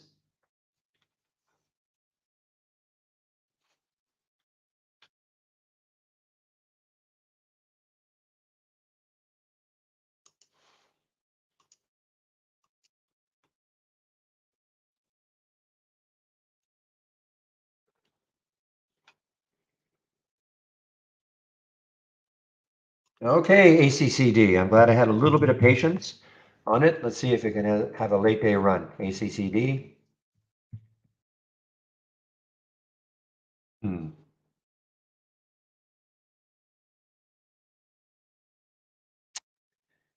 Something is going on.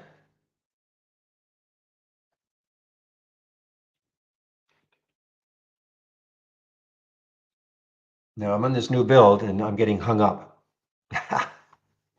That's not good.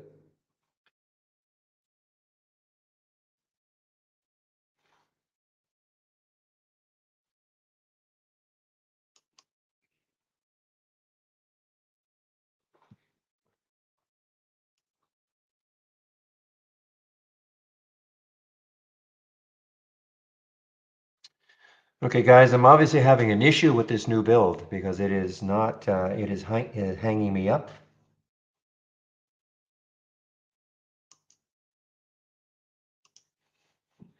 Yeah. And Yeah, all I did was try to type in a symbol name. Now, the reason supposedly the races will run more smoothly, and so when when you see these stocks jumping all over the place, it's supposed to be more smooth. That's what Brad said. He wanted me to try it. All right, guys, I'm going to have to. Okay, I will exit it, and I'm going to try to come back. Go to the task manager.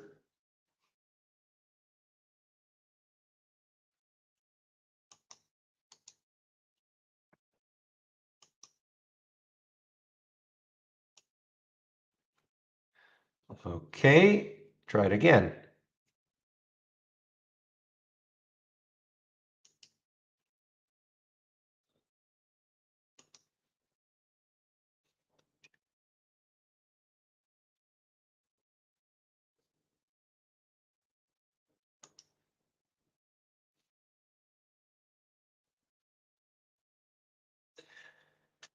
My computer sounds like it's going to take off. Man.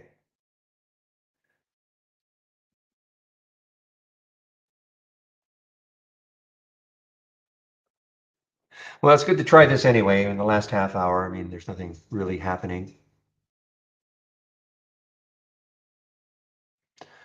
Okay, so you guys can still see my screen and you can hear me, I'm assuming. Let's try this race again.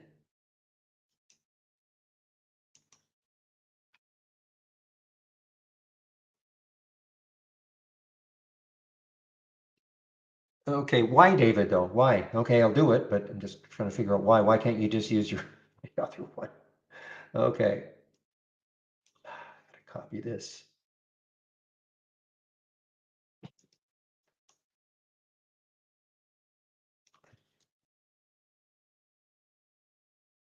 Moment, I'm gonna email Sebastian again.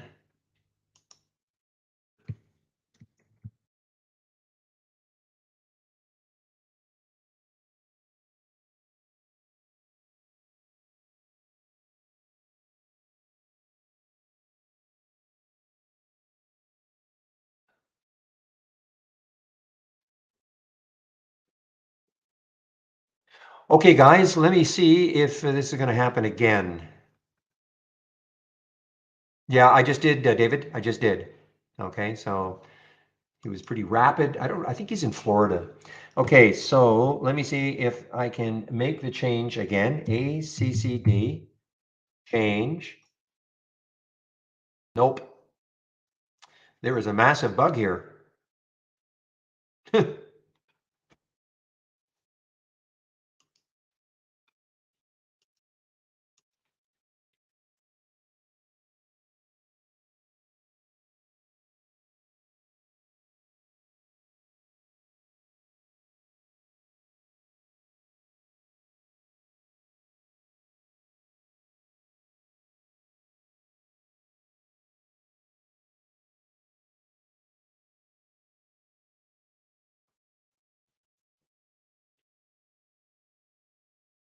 Give me a moment, guys. I have to let development know.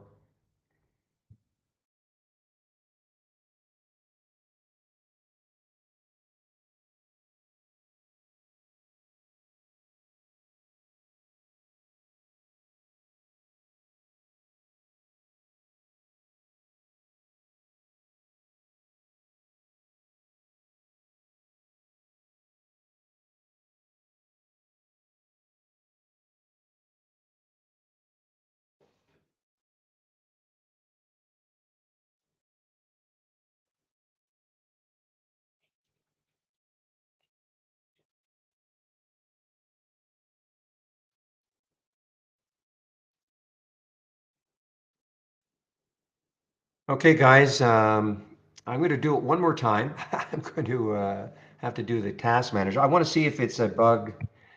And guys, I know I'm talking. I mean, we're not trading it. At least I'm not trading anymore.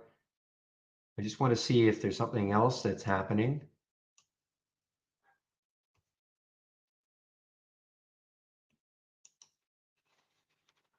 Okay.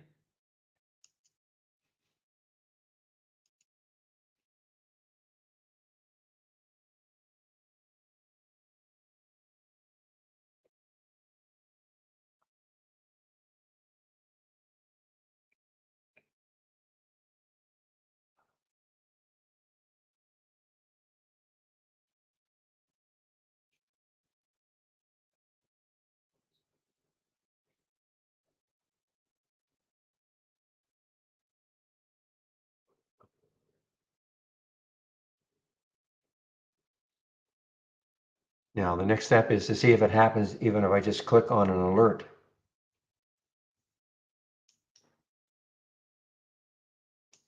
Yep. Chris, are you there? There's a big bug for me anyway. Okay. I mean, that is a massive one if that's the case.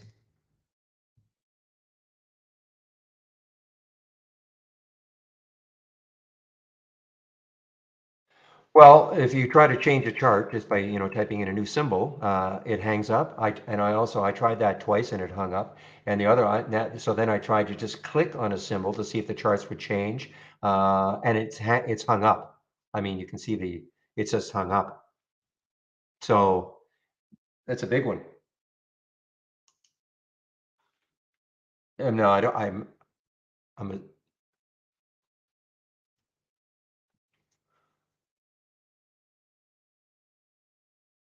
yeah. Michael Noss? Really? I thought he was really slow to update, but that's okay. I'll ask.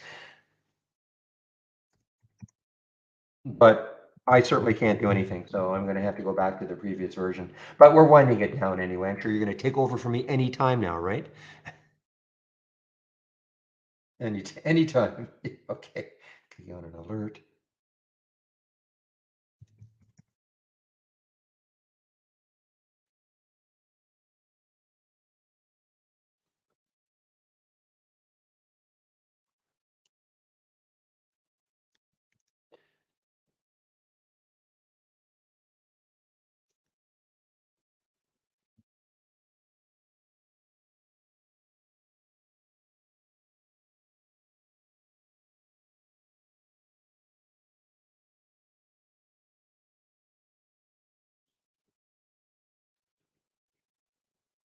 Okay, guys. Well, this is probably as good a reason to. No, I'm not. Ha ha ha. Perfect circle. I'm not. I'm not having PC problems. Okay, so David. Oh, David can't hear me, but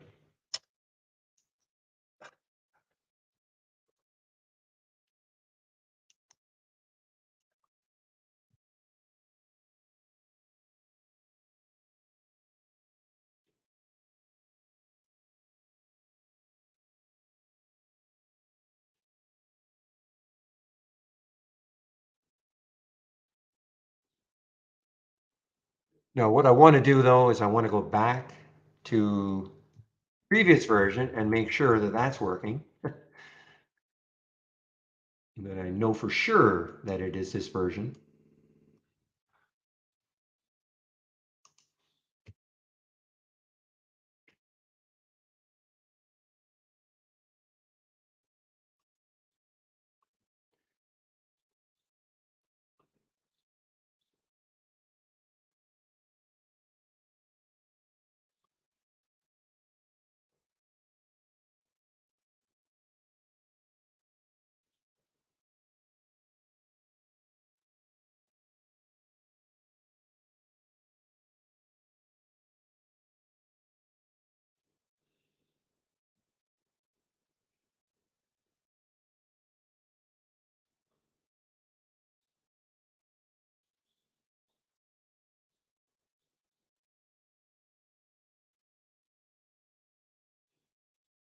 Okay. I can hear you, David.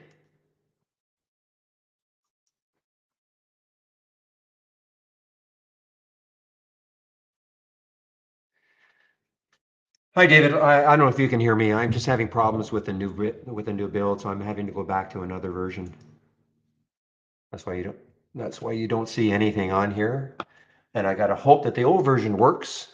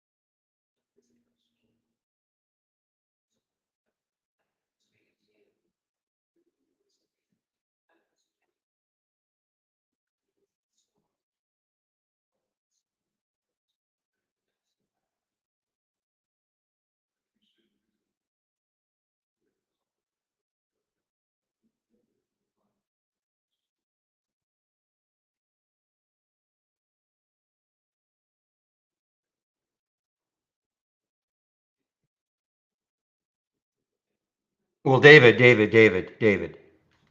After all these years, you still can't pronounce my last name.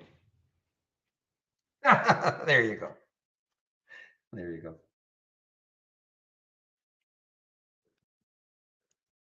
Thank you. Thank you. I'm sorry. Keep going. Not yet, but we're setting to get the two bikes going and get our dog in the front basket and head down to the little village that we live near. And there'll be a big parade around, well, noon my time, so it's a little after. So yeah, it does.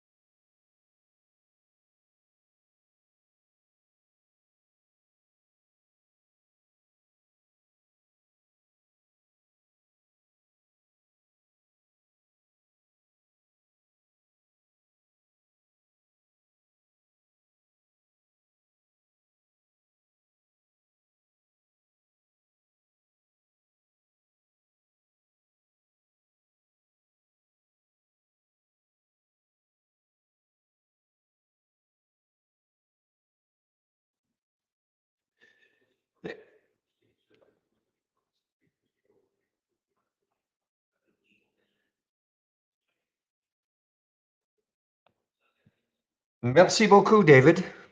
Thank you very much, David. Okay.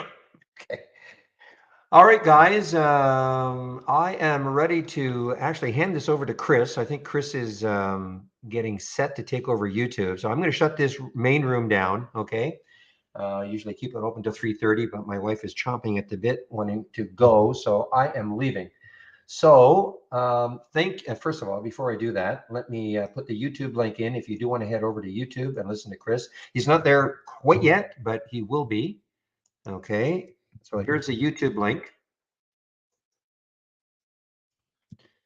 And I just heard a little ping, so that means he's in YouTube now. I am indeed. You sound like Thank you're you, ready to sir. go for that bike ride. I am ready. I'm ready. I'm very keen. Thank Let you, me Chris. Have a swap great the 4th of screen. July. And to all American friends, the same.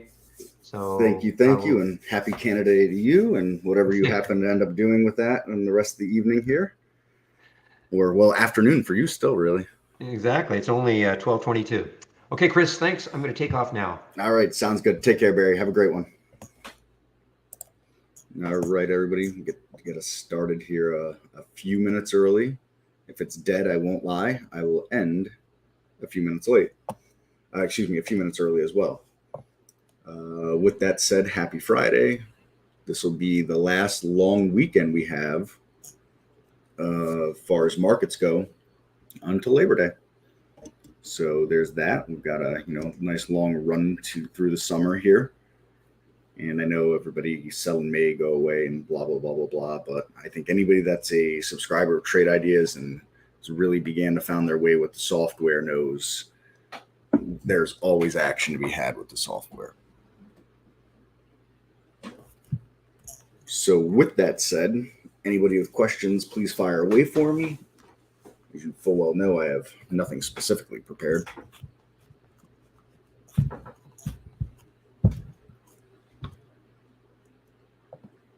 And sat on my hands today, although I did miss or something here. Is this a? Yeah. There's a nice trade to be had in here, but just wasn't prepared for it. That's all. It was a nice move, and then even a second nice move after the first nice move. So, anyways, that's what it is.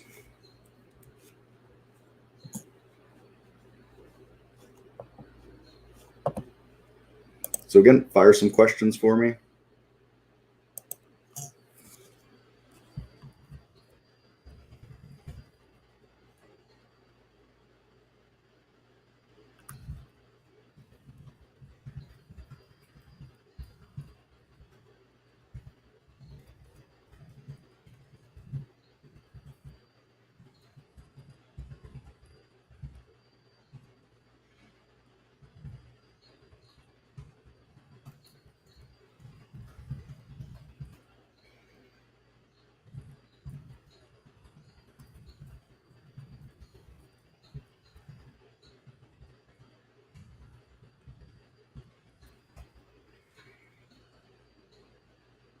And I'm hoping everybody here can hear me, as I currently have the silent treatment from you all.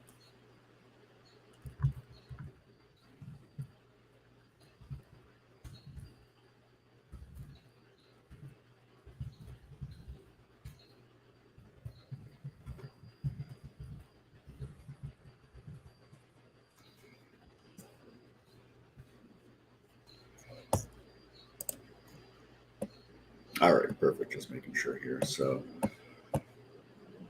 that's life in a nutshell, as far as I'm concerned right now.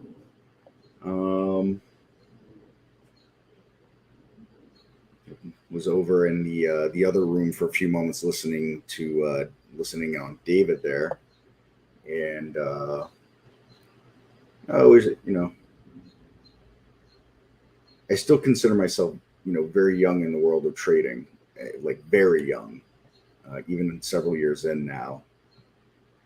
I think having that keeping that hunger is an important part of it, not getting complacent. I think that's when people's trading plans and things of that nature start to fall apart on them. The effort isn't there to manage risk like it might have been once upon a time, things like that. So, some of what he was saying was resonating a little bit with me, hitting the back button. I won't say the way back button.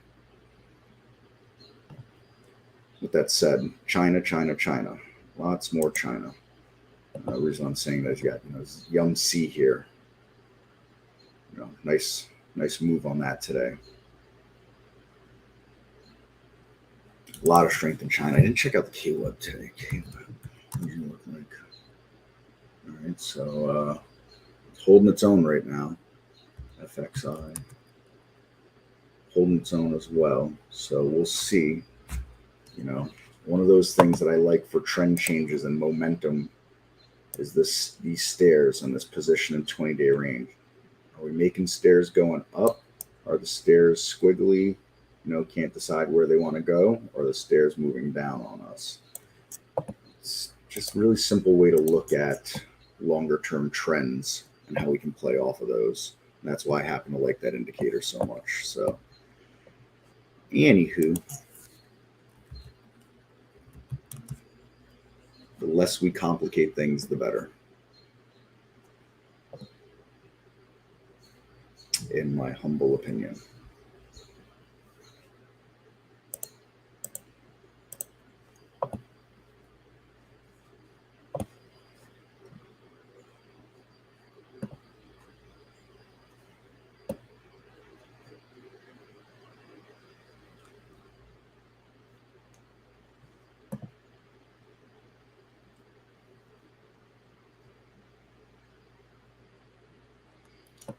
I'm just looking at these races here. Not a lot jumping out coming into the close.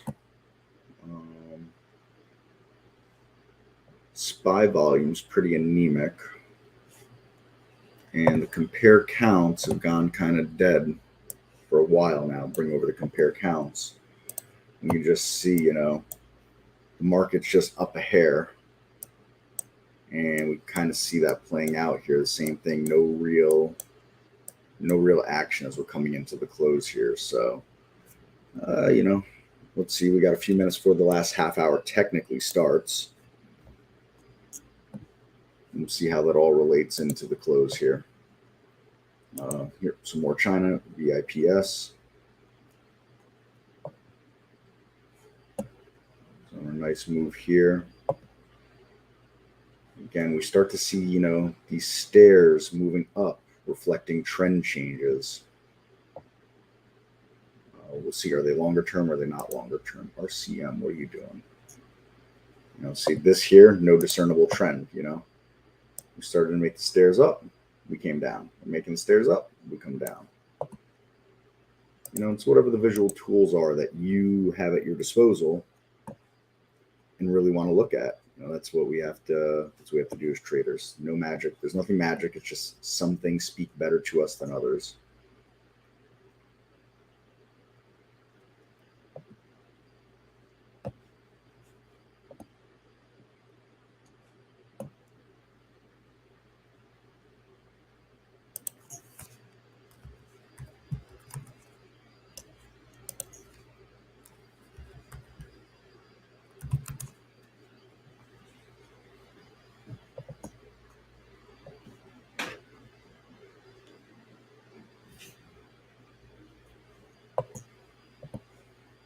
Okay, so with all that said,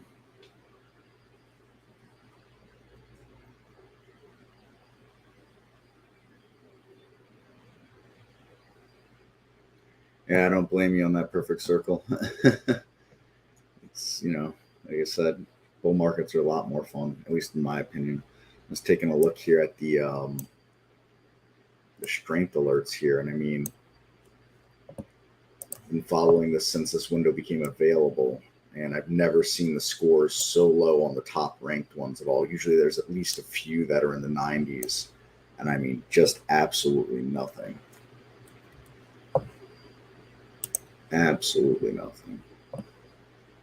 So, I mean, when you have a triple leverage short fund as your top performer for relative strength, that's not exactly great. H&R block, that's interesting.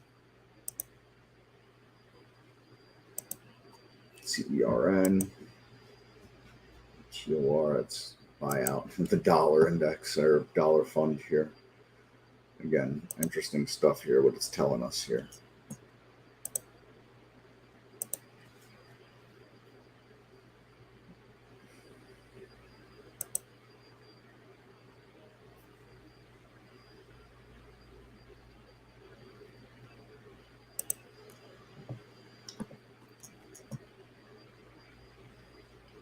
FNKO, this is on some of my races earlier.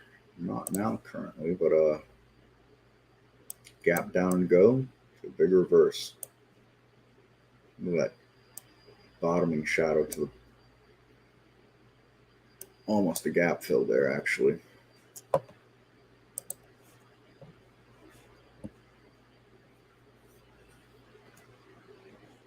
So, all right, here we go. Last half hour, we said what would happen. We were a minute in, just over a minute in, and all of a sudden we can see, bang, new highs moving up, new highs spiking, new highs spiking, new highs moving up. So it looks like we're going to get at least for the moment, a nice close coming into 4th of July weekend. P10, haven't seen you in a long time.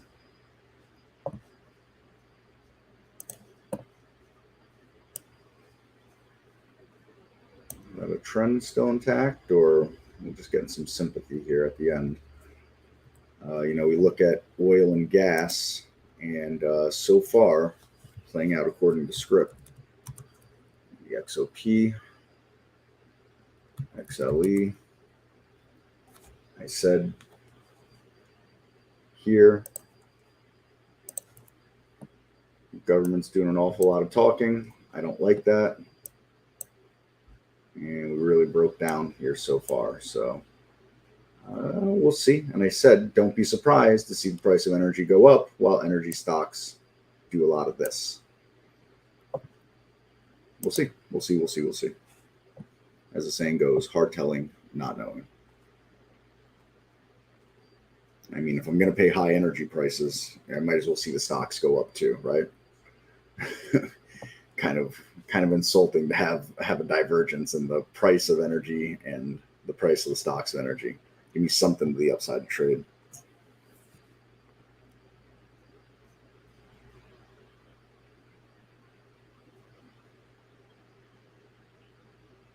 You find yourself struggling to not take a trade. That might mean take a day or two without the screens.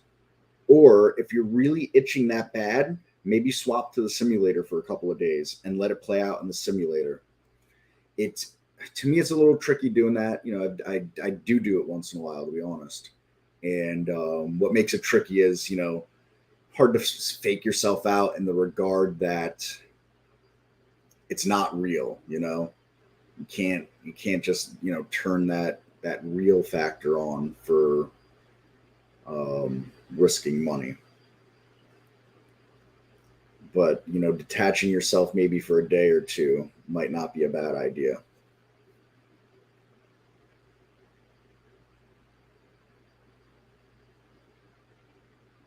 The other thing too is, if you've got scans that are really putting out a lot of idea generation and, it's 50-50, let's say, on the quality of that idea, that also, might mean maybe reduce the number of scans you're looking at for a couple of days. So there's a little less coming at you data-wise, poking you or pushing you in directions.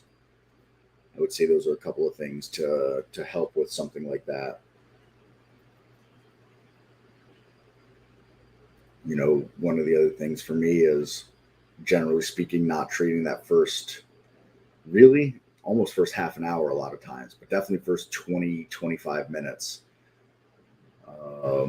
A lot of noise gets shaken out after, by minute 31 that the market's open.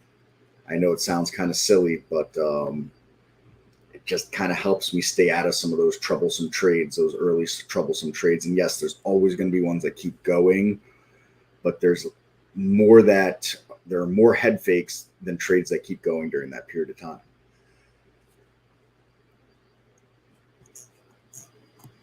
just kind of my thoughts and 2 cents on that. And just started still looking at these compare count windows, and a couple of minutes have gone by, and we've still had this move in new highs, but the new lows are flat or actually still kind of trending down.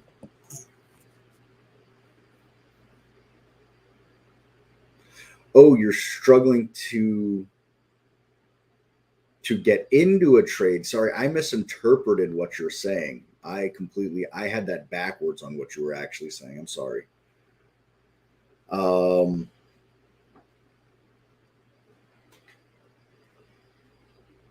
I would say that getting into the trade then comes back to your trading plan and saying, what are my boxes that I need to check to be in?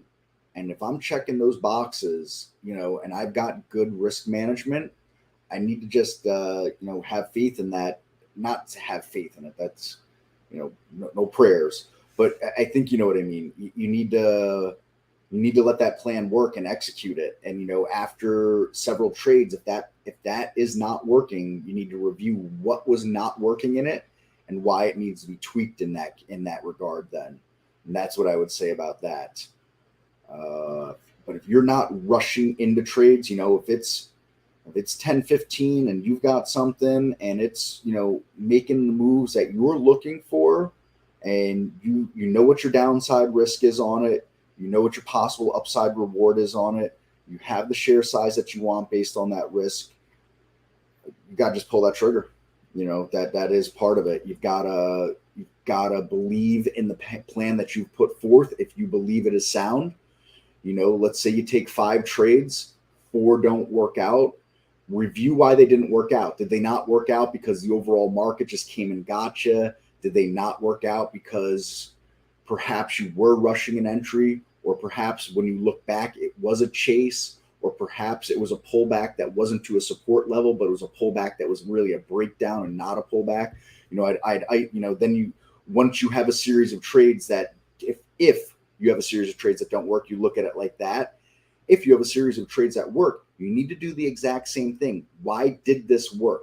Was it a pullback to a level, and that level worked, and that's what I'm seeing on charts, and I need to continue to look for those things? Was it a breakout of a level, and the volume and the price on that breakout made sense, and it worked in that regard? I would start to break those things down. If you're really having trouble pulling the trigger, I'd say get in the simulator, get a little more aggressive in the simulator. All right. Journal, treat them journaling wise, however you want to journal it and break it down. Treat them just like you would any other trade. All right. And then bring that rate back over after a few days to live trading and start putting it to it. No hesitations, no excuses. That's where I would kick you towards, push you in that direction through that door.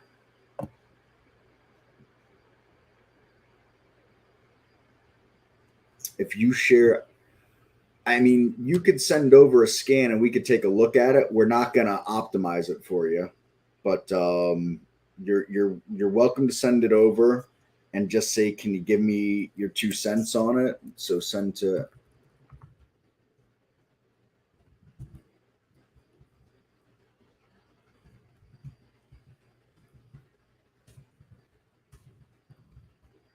You could send it over there and just say in the email, say Chris said he'd take a quick look at the scan for me. Try to give me a little direction, and maybe if that's what you need, a little direction.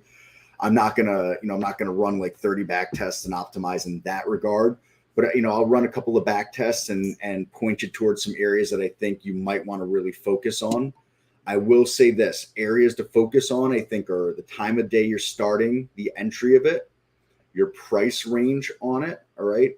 I think those are 2 big ones to start at in general for optimizing. But I take a look.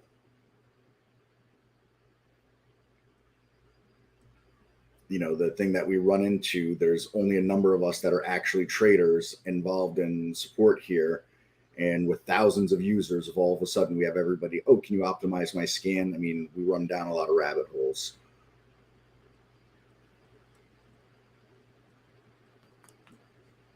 And optimizing scans, while fun, can also be painstaking. And I'll be honest, I'm one of probably the only people here that still really runs the optimizer as much as I do. And even I go on streaks where I don't optimize anything for months. And I do it mostly out of curiosity of things.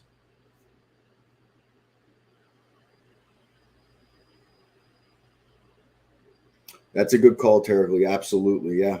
Mark Douglas, great resource on some of that. 100%. Always forget that. Always forget that. Should never forget that. No. You're not being a PETA. I'm happy to take a gander, throw some thoughts behind it. One of the, and it becomes one of those fine things too with optimizing between not doing it enough / correct and curve fitting, meaning over optimizing. All of a sudden you start with a scan that's basic and it looks decent. And then all of a sudden your optimizing leads you to put in 10 new filters that were never there, that are optimized to like these specific minimum and maximum values that are tight. And all of a sudden in the back test, it looks good. And then the forward test, it completely falls apart because what you've done is we've called it curve fitting to that time frame, essentially, that you're back testing on.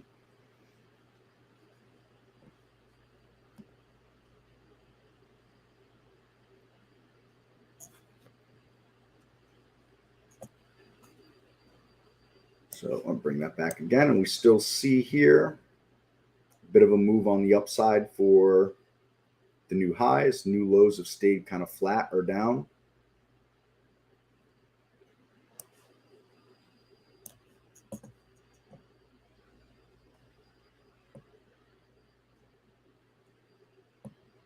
So interesting.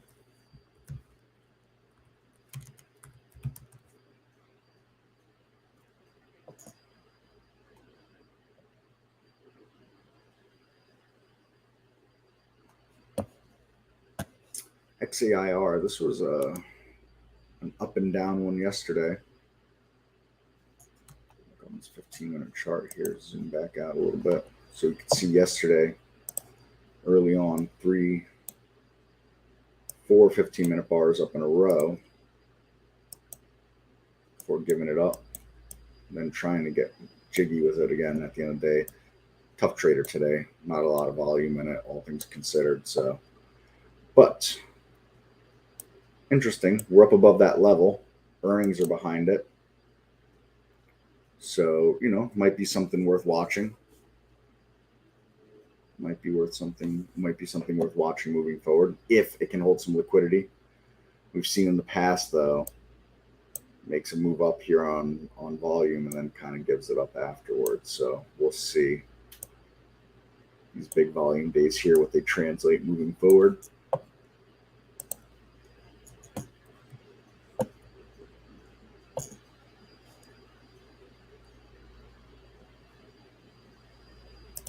BCRX, and those have a mighty fallen.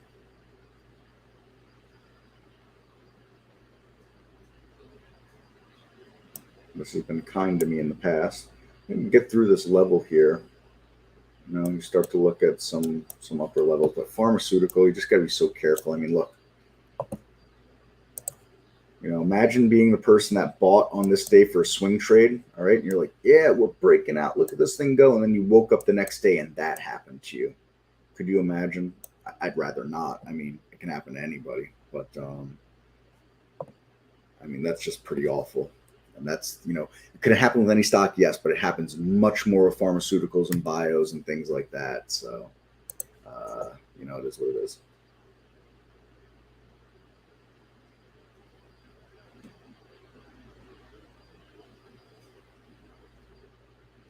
Bob, I'm not sure who's Bob. Bob Dasani? Because I don't really do Bob and CNBC anymore. But saying before 12 today with bonds down that the home builders were running, and I guess turn the whole market around. I don't envision home builders are going to do any running.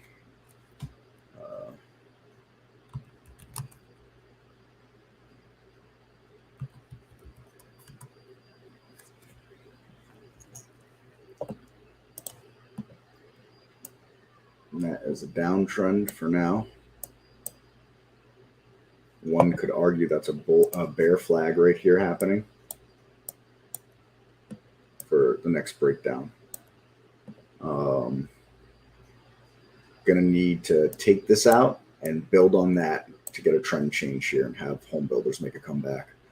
I also just saw something posted about new homes being listed like around LA and areas like that, and the reductions in prices, and everybody's outbidding or underbidding each other now. So while you had home prices, bid up like crazy, especially in areas like that for a long time, they're now going this way on the bidding or the listings or whatever you want to call it. So, yes, we're getting a lift today, but the whole market is getting a lift today. So there's also that. Also, I don't know anything about bonds. I know enough about bonds to get me by the CMT test. That's it. That's my extent of knowledge on bonds. The rest is, what does a chart tell me? Right now, this chart tells me bear flag. That's what that chart tells me. That was a beautiful bear flag right there that broke down. And that was another bear flag. You could even call it an extended bear flag that broke down. So that's what I'm going with for now.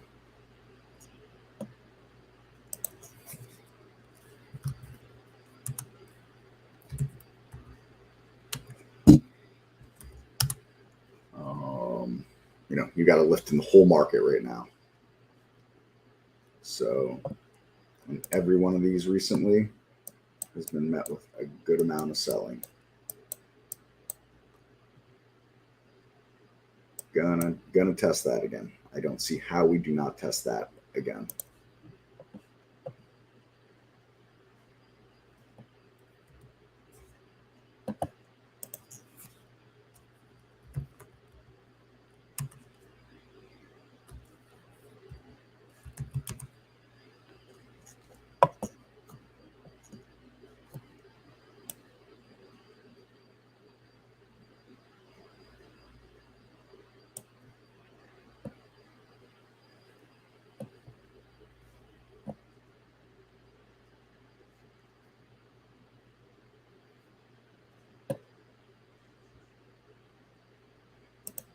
SoFi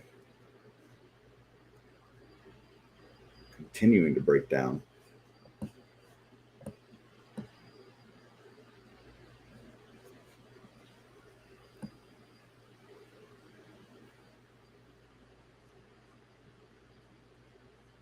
So, unless something changes with inflation and energy prices anytime soon, I just think we are going to see more of what we're seeing. That's all there is to it for now. I don't want to see that. I want to see a bull market. I want to see a recovery. I want to see all those prices come down while stock prices go up. But for the moment being, that's not the reality of what we're going to see. So.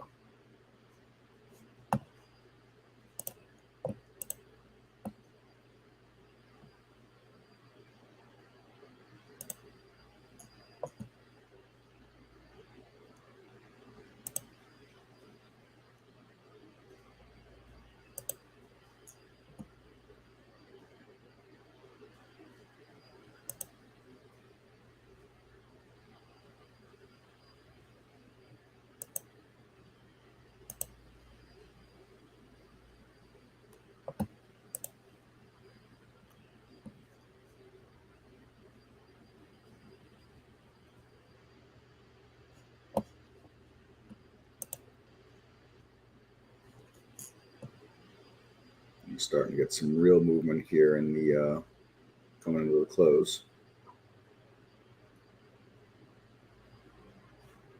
for the market overall. Who knows? Maybe 4th of July turns the whole thing around for us.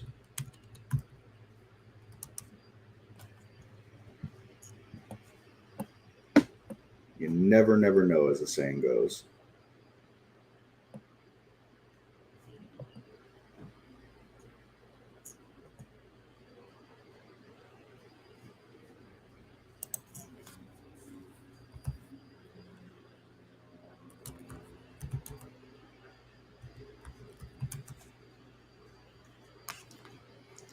It's a saying, you never know where you're going until you get there.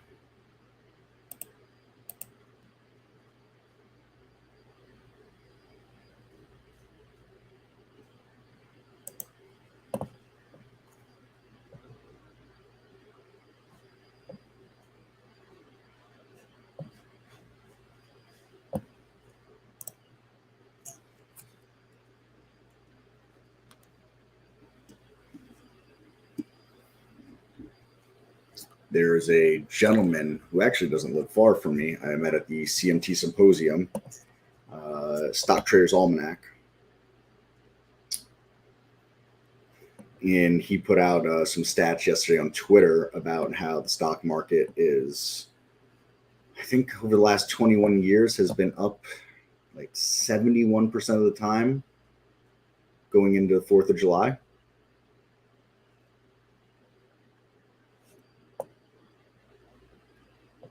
You keep getting an error when you send an email, and you're sure you've got it going to support at trade-ideas.com. You could also use our homepage. You could do it that way too.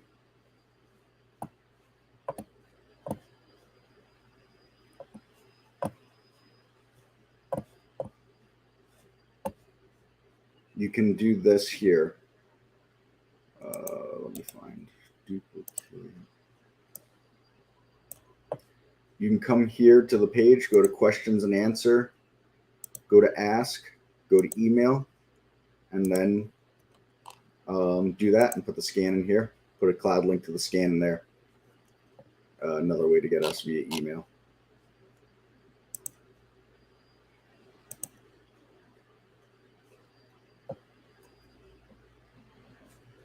Come on, SPY, close on the high of the day. Give everybody something to cheer about.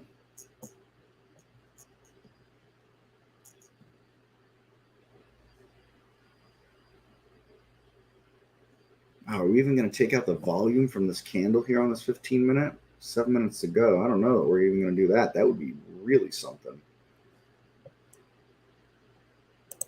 And again, more declining volume. Market bounced on declining volume. Market bounced on declining volume. Market bounced on declining volume. Really classic bear market stuff.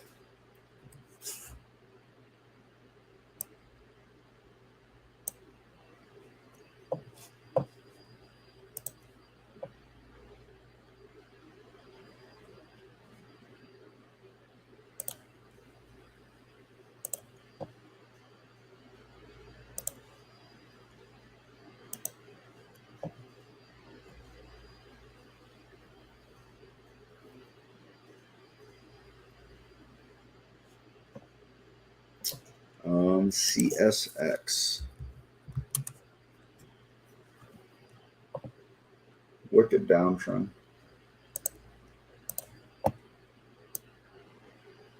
Not only downtrend, it broke the support here.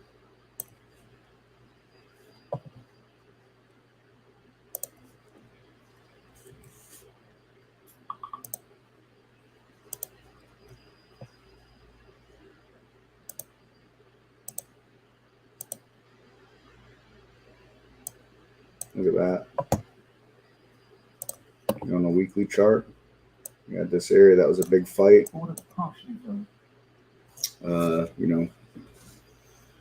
Was fighting around there, and just broke down on that. Your next stop is down here now.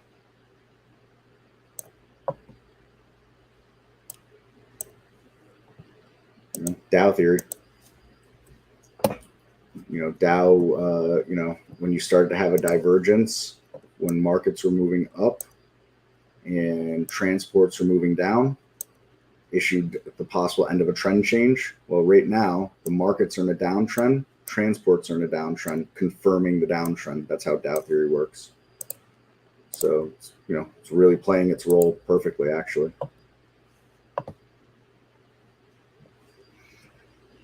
Yeah, it's hard. That Simple as that. It is hard as heck, man. You and me both, Michael Anthony. It's hard as heck. It's just why I'm really not taking risk home with me much over the weekend. Or first off, I'm not taking risk home with me on the weekends, period, but overnight in general. Just not doing it. Not having it.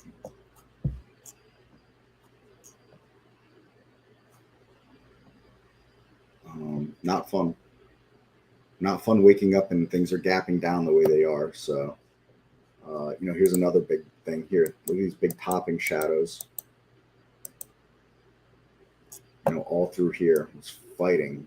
The sellers were just grinding down on the buyers. Wonderful.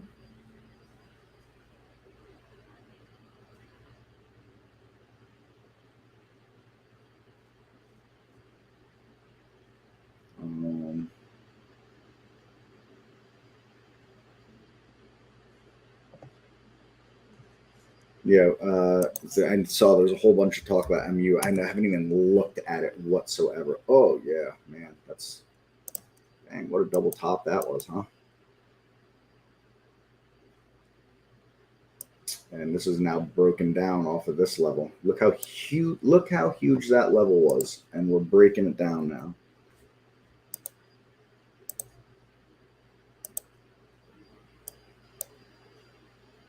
I mean, we're really breaking down on that level. Depending on where you want to stick that, you want to put it here at the top of that candle, or do you want to put it here? Either way, we just broke down a big level in MU.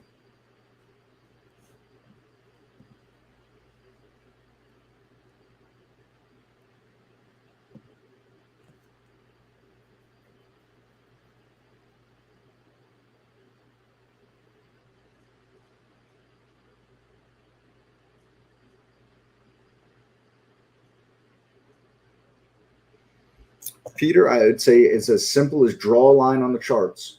All right. And if that line is not being touched by price action very much, it's not a pivot level. Support and resistance, we can just, we can lump them together, call them pivot levels to make that kind of, easier to translate back and forth. So see, I just drew this line here, look how much, look at this, touches here, touches here, touches here, touches here, and then we get it again. All through there. Big deal, that level. All right. And remember, think of them as spongy zones.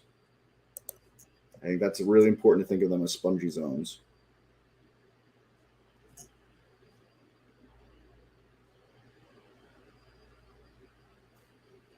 Yeah, I think we're, overall, Michael Anthony, we're headed lower. People with cash, I think people with cash in 6 to 8 months are going to be in a really good position to start nibbling a little more aggressively than they should be now. Who I don't feel bad for them, but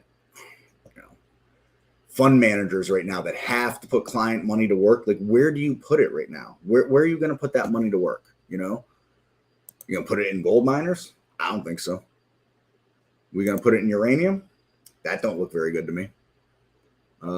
Natural gas, that's breaking down pretty good.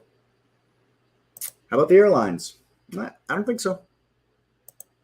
Biotech, if I was going to look at anything, it's probably biotech, to be honest. And I'm sure that's going to get Perfect Circle's attention.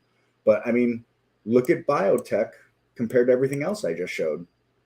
All right. And biotech is coming through my races a lot. And when I'm looking at my evening scan, I'm not saying I'd put money to work there. I'm just saying the fact that this is the best looking thing I can find on sectors right now, that's not saying a lot, that is really, really, really not saying a lot. So, short of anything else, it sucks. That's all there is to it. Again, XLE, that does not look good these last couple of weeks on the XLE. This middle finger candle here, then 1, 2, 3 down weeks in a row. I get, technically, this is an up week, but I ain't counting it as an up week. I'll tell you that right now. Now, one can make this argument on a multi-period 20, we got really extended here. And so we're going to come and we're going to meet, and perhaps that level is significant. We can see it's certainly significant. Again, back to Peter asking about support levels, resistance levels. Look at this. I drew that starting over here. Look at that line. Can't tell me that don't matter. Look at it touch through here, and then almost gets it again there, and then struggled with it here. And now it bounced off it there, and it bounced off it there, and it bounced off it here. That's a pretty big deal to me. So perhaps energy stocks are just taking a pause for the cause. I'm going to go up again. Looks a lot different on a weekly chart than it does a daily chart. I'll tell you that right now. Look at that on that weekly chart. Now let's look at it on a weekly chart. Or I mean on a daily chart. A little different, right? Here it looks a little sicker to me. Like it's really trying to bust through that level.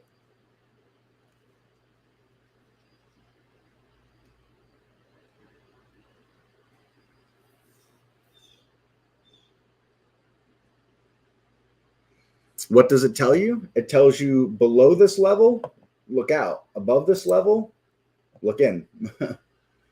Above this level, we look like we could build. Below this level, we look like we could fall.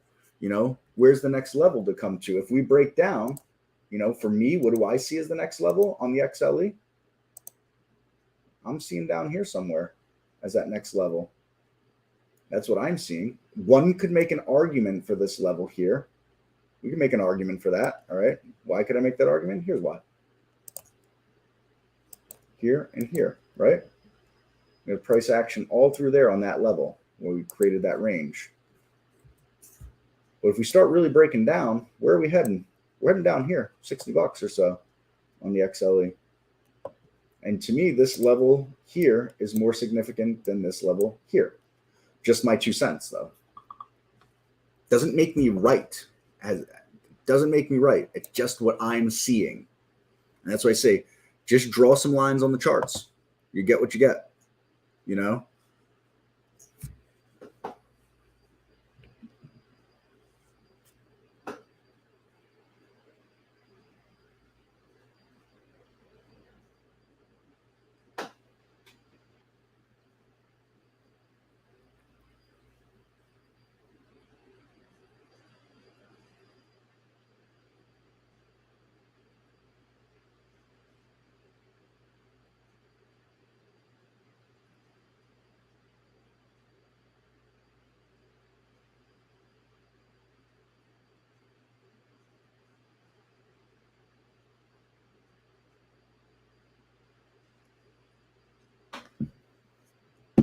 So, and this is just me drawing lines, and trying to find where did the price touch it the most?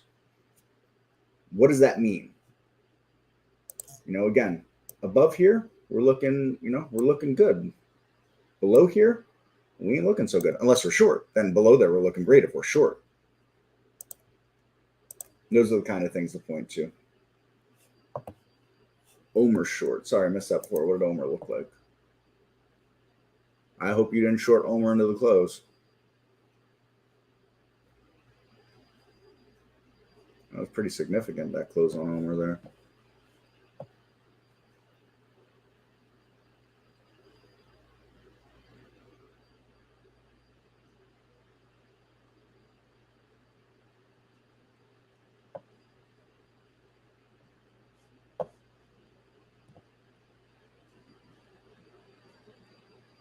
So now I'm just, curious here, the TI strength alerts for the week.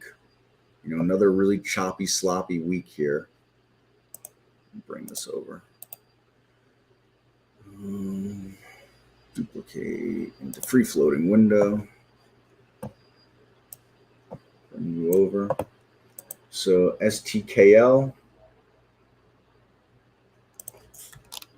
Let's see, Friday, Thursday, Wednesday, Tuesday, Monday. So edge out a win on that. KR, not so good.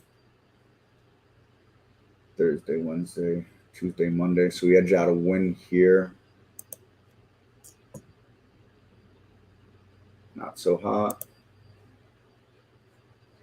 Where's this one? Let's see that again. Thursday, Wednesday, Tuesday, Monday. So yeah, not so good. And IBM, not so great. So 2 out of 3. Seen better. At least there's a couple of winners.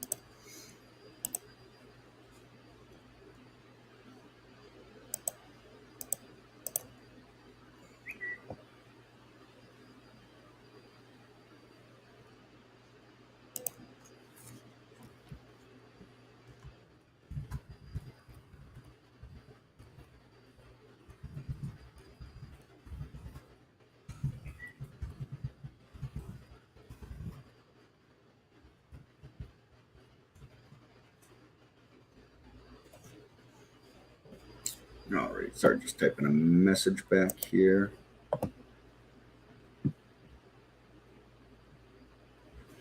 You don't. It's one of those things that the dev team is battling with, unfortunately. Sorry, Jathan. That's one of the things that kind of irks me as well. And it's why actually I leave my Market Explorer. I only really have the strength alerts open, and I leave it the way it is. And if I want to do something with the Market Explorer different, I just open a new window and do that, so it doesn't mess with my layout.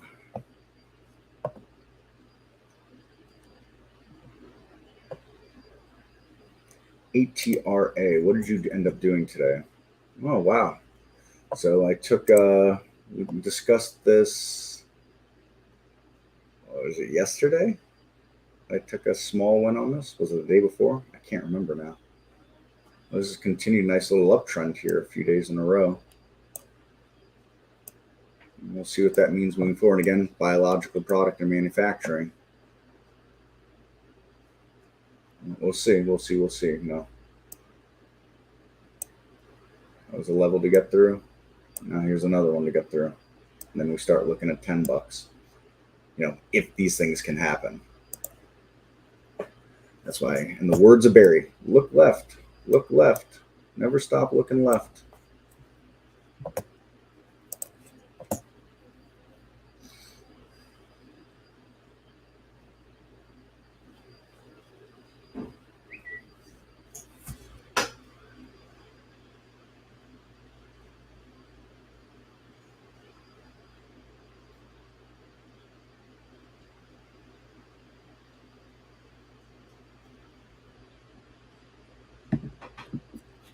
So SPY tried to close on the high today, pretty close. SPY, no SPY.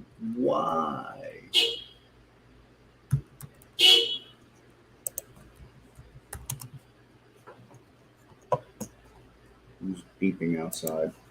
So tried to close around near the high of the day. I mean, anyway, send us out, send us with a bone into the weekend for us, you know, longing for the bull market again. But again, that's a bear flag for now. It's setting up real nice. You measure a pole, you know, you got a long ways to go to get out of this stuff. You know, looking at that here, there's a pole for this bear flag, and we measure a pole like this. So we're talking possibly still down to this 325 level, give or take, 330, 325, somewhere in there. if the target hits. These aren't a guaranteed thing. Just in case anybody's here and they're like, oh, well, bear flag, the target's got to be that, right? It's just, if you study patterns, like if you went to, the pattern site or something like that, these are the things that would be talked about there. And I don't know, Boski, he came up with numbers on all this and, did years and years and years of data analysis and study and stuff like that. I don't know the exact numbers on any of it, but anywho, measuring targets and all those things like that. So for anyone interested in that kind of thing.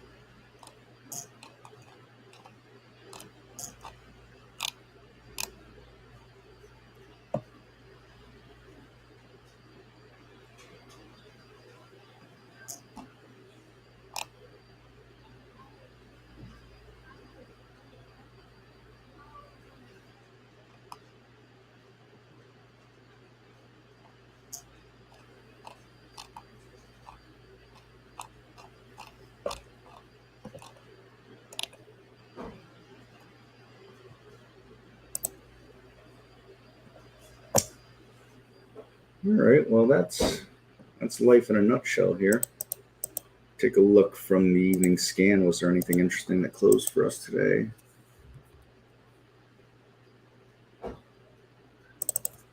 Let's see. What do you say, Michael Anthony? Let's take a look at these charts, take a few of these charts together. So there's Omer. I don't know, downtrend, bang. Sideways downtrend-ish, downtrend. I mean, got this pop here. We'll see if that means anything.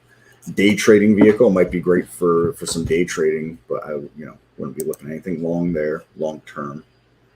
That's the issue. All these are in big downtrends.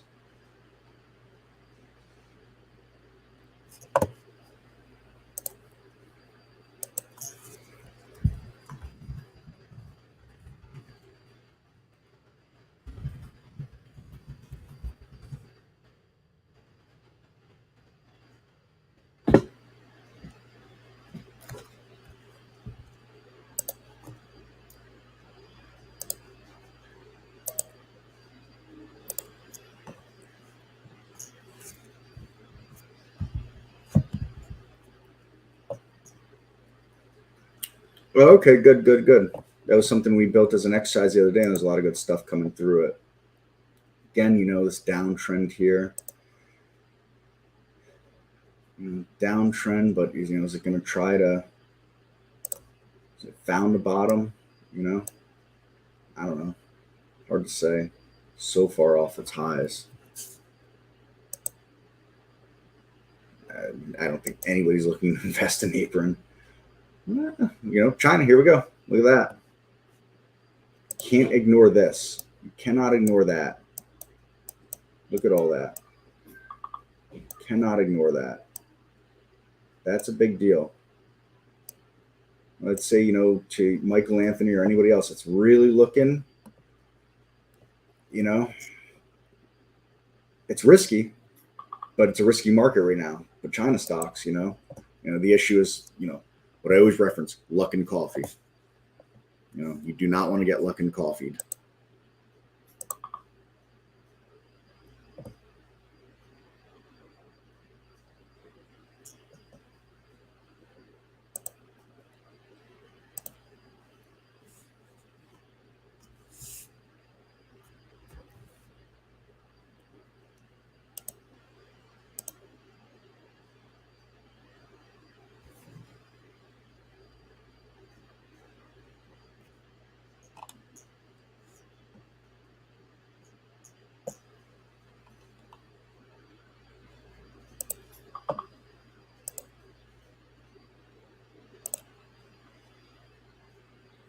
Long term, no, I don't really say anything long term to buy. I'm not comfortable anyways getting long anything long term.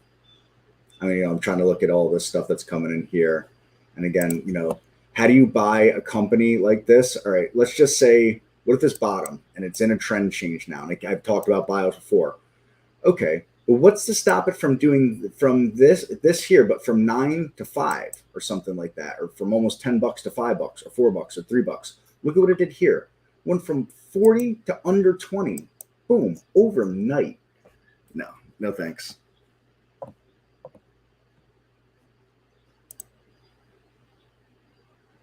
Yep, I see it there. So I'll give that a poke sometime through the weekend for you and send you some feedback.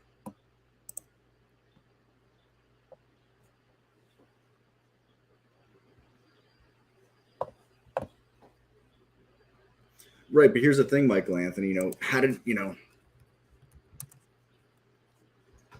what's to say that this continues now, if you're looking for long-term stuff anyways. I mean, if you bought it here for a bounce, if I bought it and I got it there for a bounce, you better believe I was selling somewhere. I was probably selling somewhere in here, to be honest, especially when I saw these topping shadows. There's no way I would be sticking around to have it come back down and touch my entry.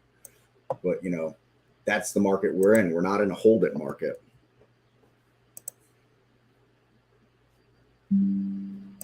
Again, looking at this, look at that downtrend.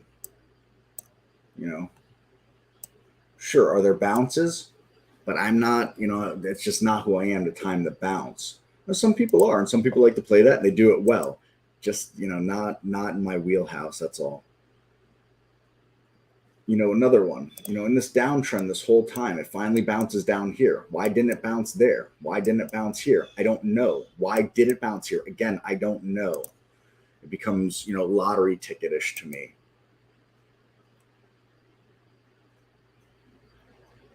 But again, look at all these bios that are in here. Bio, pharmaceutical. All bios and pharmaceuticals. I can't not take note of that.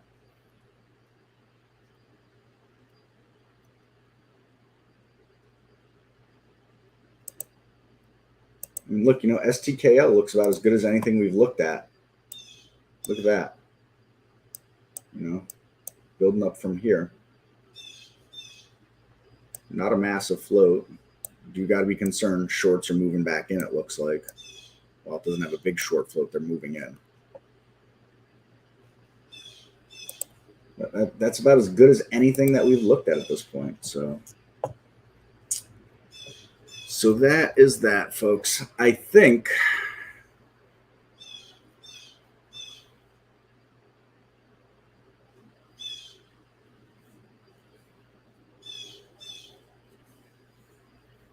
okay, so yeah, like I said, you've got that pinch chart, you've got that strategy that you like. So that's what I'm saying. I'm not a bounce picker in that sense, because that's not what I'm looking for. That's not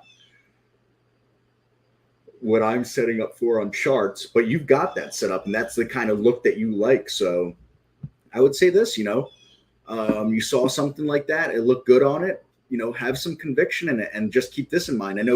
I know you probably, like myself, Michael Anthony, want to find some stuff to hold longer term. Just not really there in the market right now. So I'd say, when you've got that good look like BBWI gave you on the chart that you're looking at, nail it, take it, go for it. Have your risk level defined at the bottom. Get out if it hits it, and if you move up, just know that those cookies probably aren't there for a long time, and take them off the table and get them back in the cookie jar, quickly in that regard. And yeah, that's what I'd throw at you for that. So, all right, folks, I think I'm going to start my holiday weekend a few minutes early here. I jumped in a few minutes early. I'm going to jump out a few minutes early. There doesn't really seem to be too much else to comment on at this point. We've gone through a few charts. I think we've got an idea that, China and bio stocks are the only things that have any relative strength to them right now. All right. Here's some more. Look at Court. All right. Some more relative strength for us here. All right. But running into that resistance above also. So we'll keep that in mind. But perhaps, this is something you want to thumbnail with the My Liked list or something like that going into next week. But, ATRA, again, nice move here. Can it continue? Quite possibly. You never know. So I thank you all for popping in. what I want to end with, what I've been trying to do every Friday that I end. Get out there and journal and walk.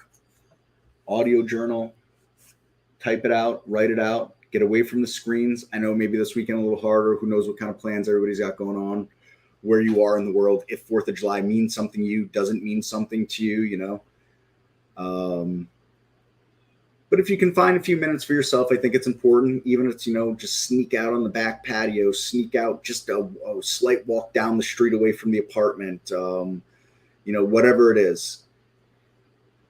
The environment that we're in for trading, I don't think is going to get any easier anytime soon.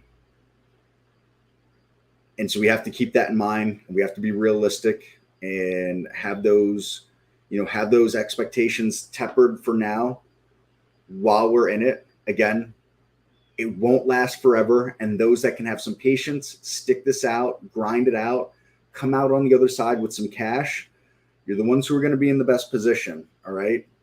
And that's just the name of the game. That's how it works. And we won't know when it's happening till we're partially in it for a little while. So again, keep in mind, we're trying to find these trend changes, just to nail down on this chart right here. It's not grabbing it here and selling it here. It's grabbing it here and selling it here. It's getting this little part in the middle. Whether it's on a daily trend change or a weekly or a monthly, whatever it is, we can nail that in between pretty consistently. We got something special for ourselves. So thank you, everybody, again. Have a great holiday weekend wherever you are. To our friends in Canada Day. And we will catch you here all next Tuesday and do it again. Take care, everybody. All right. Thanks. Bye-bye.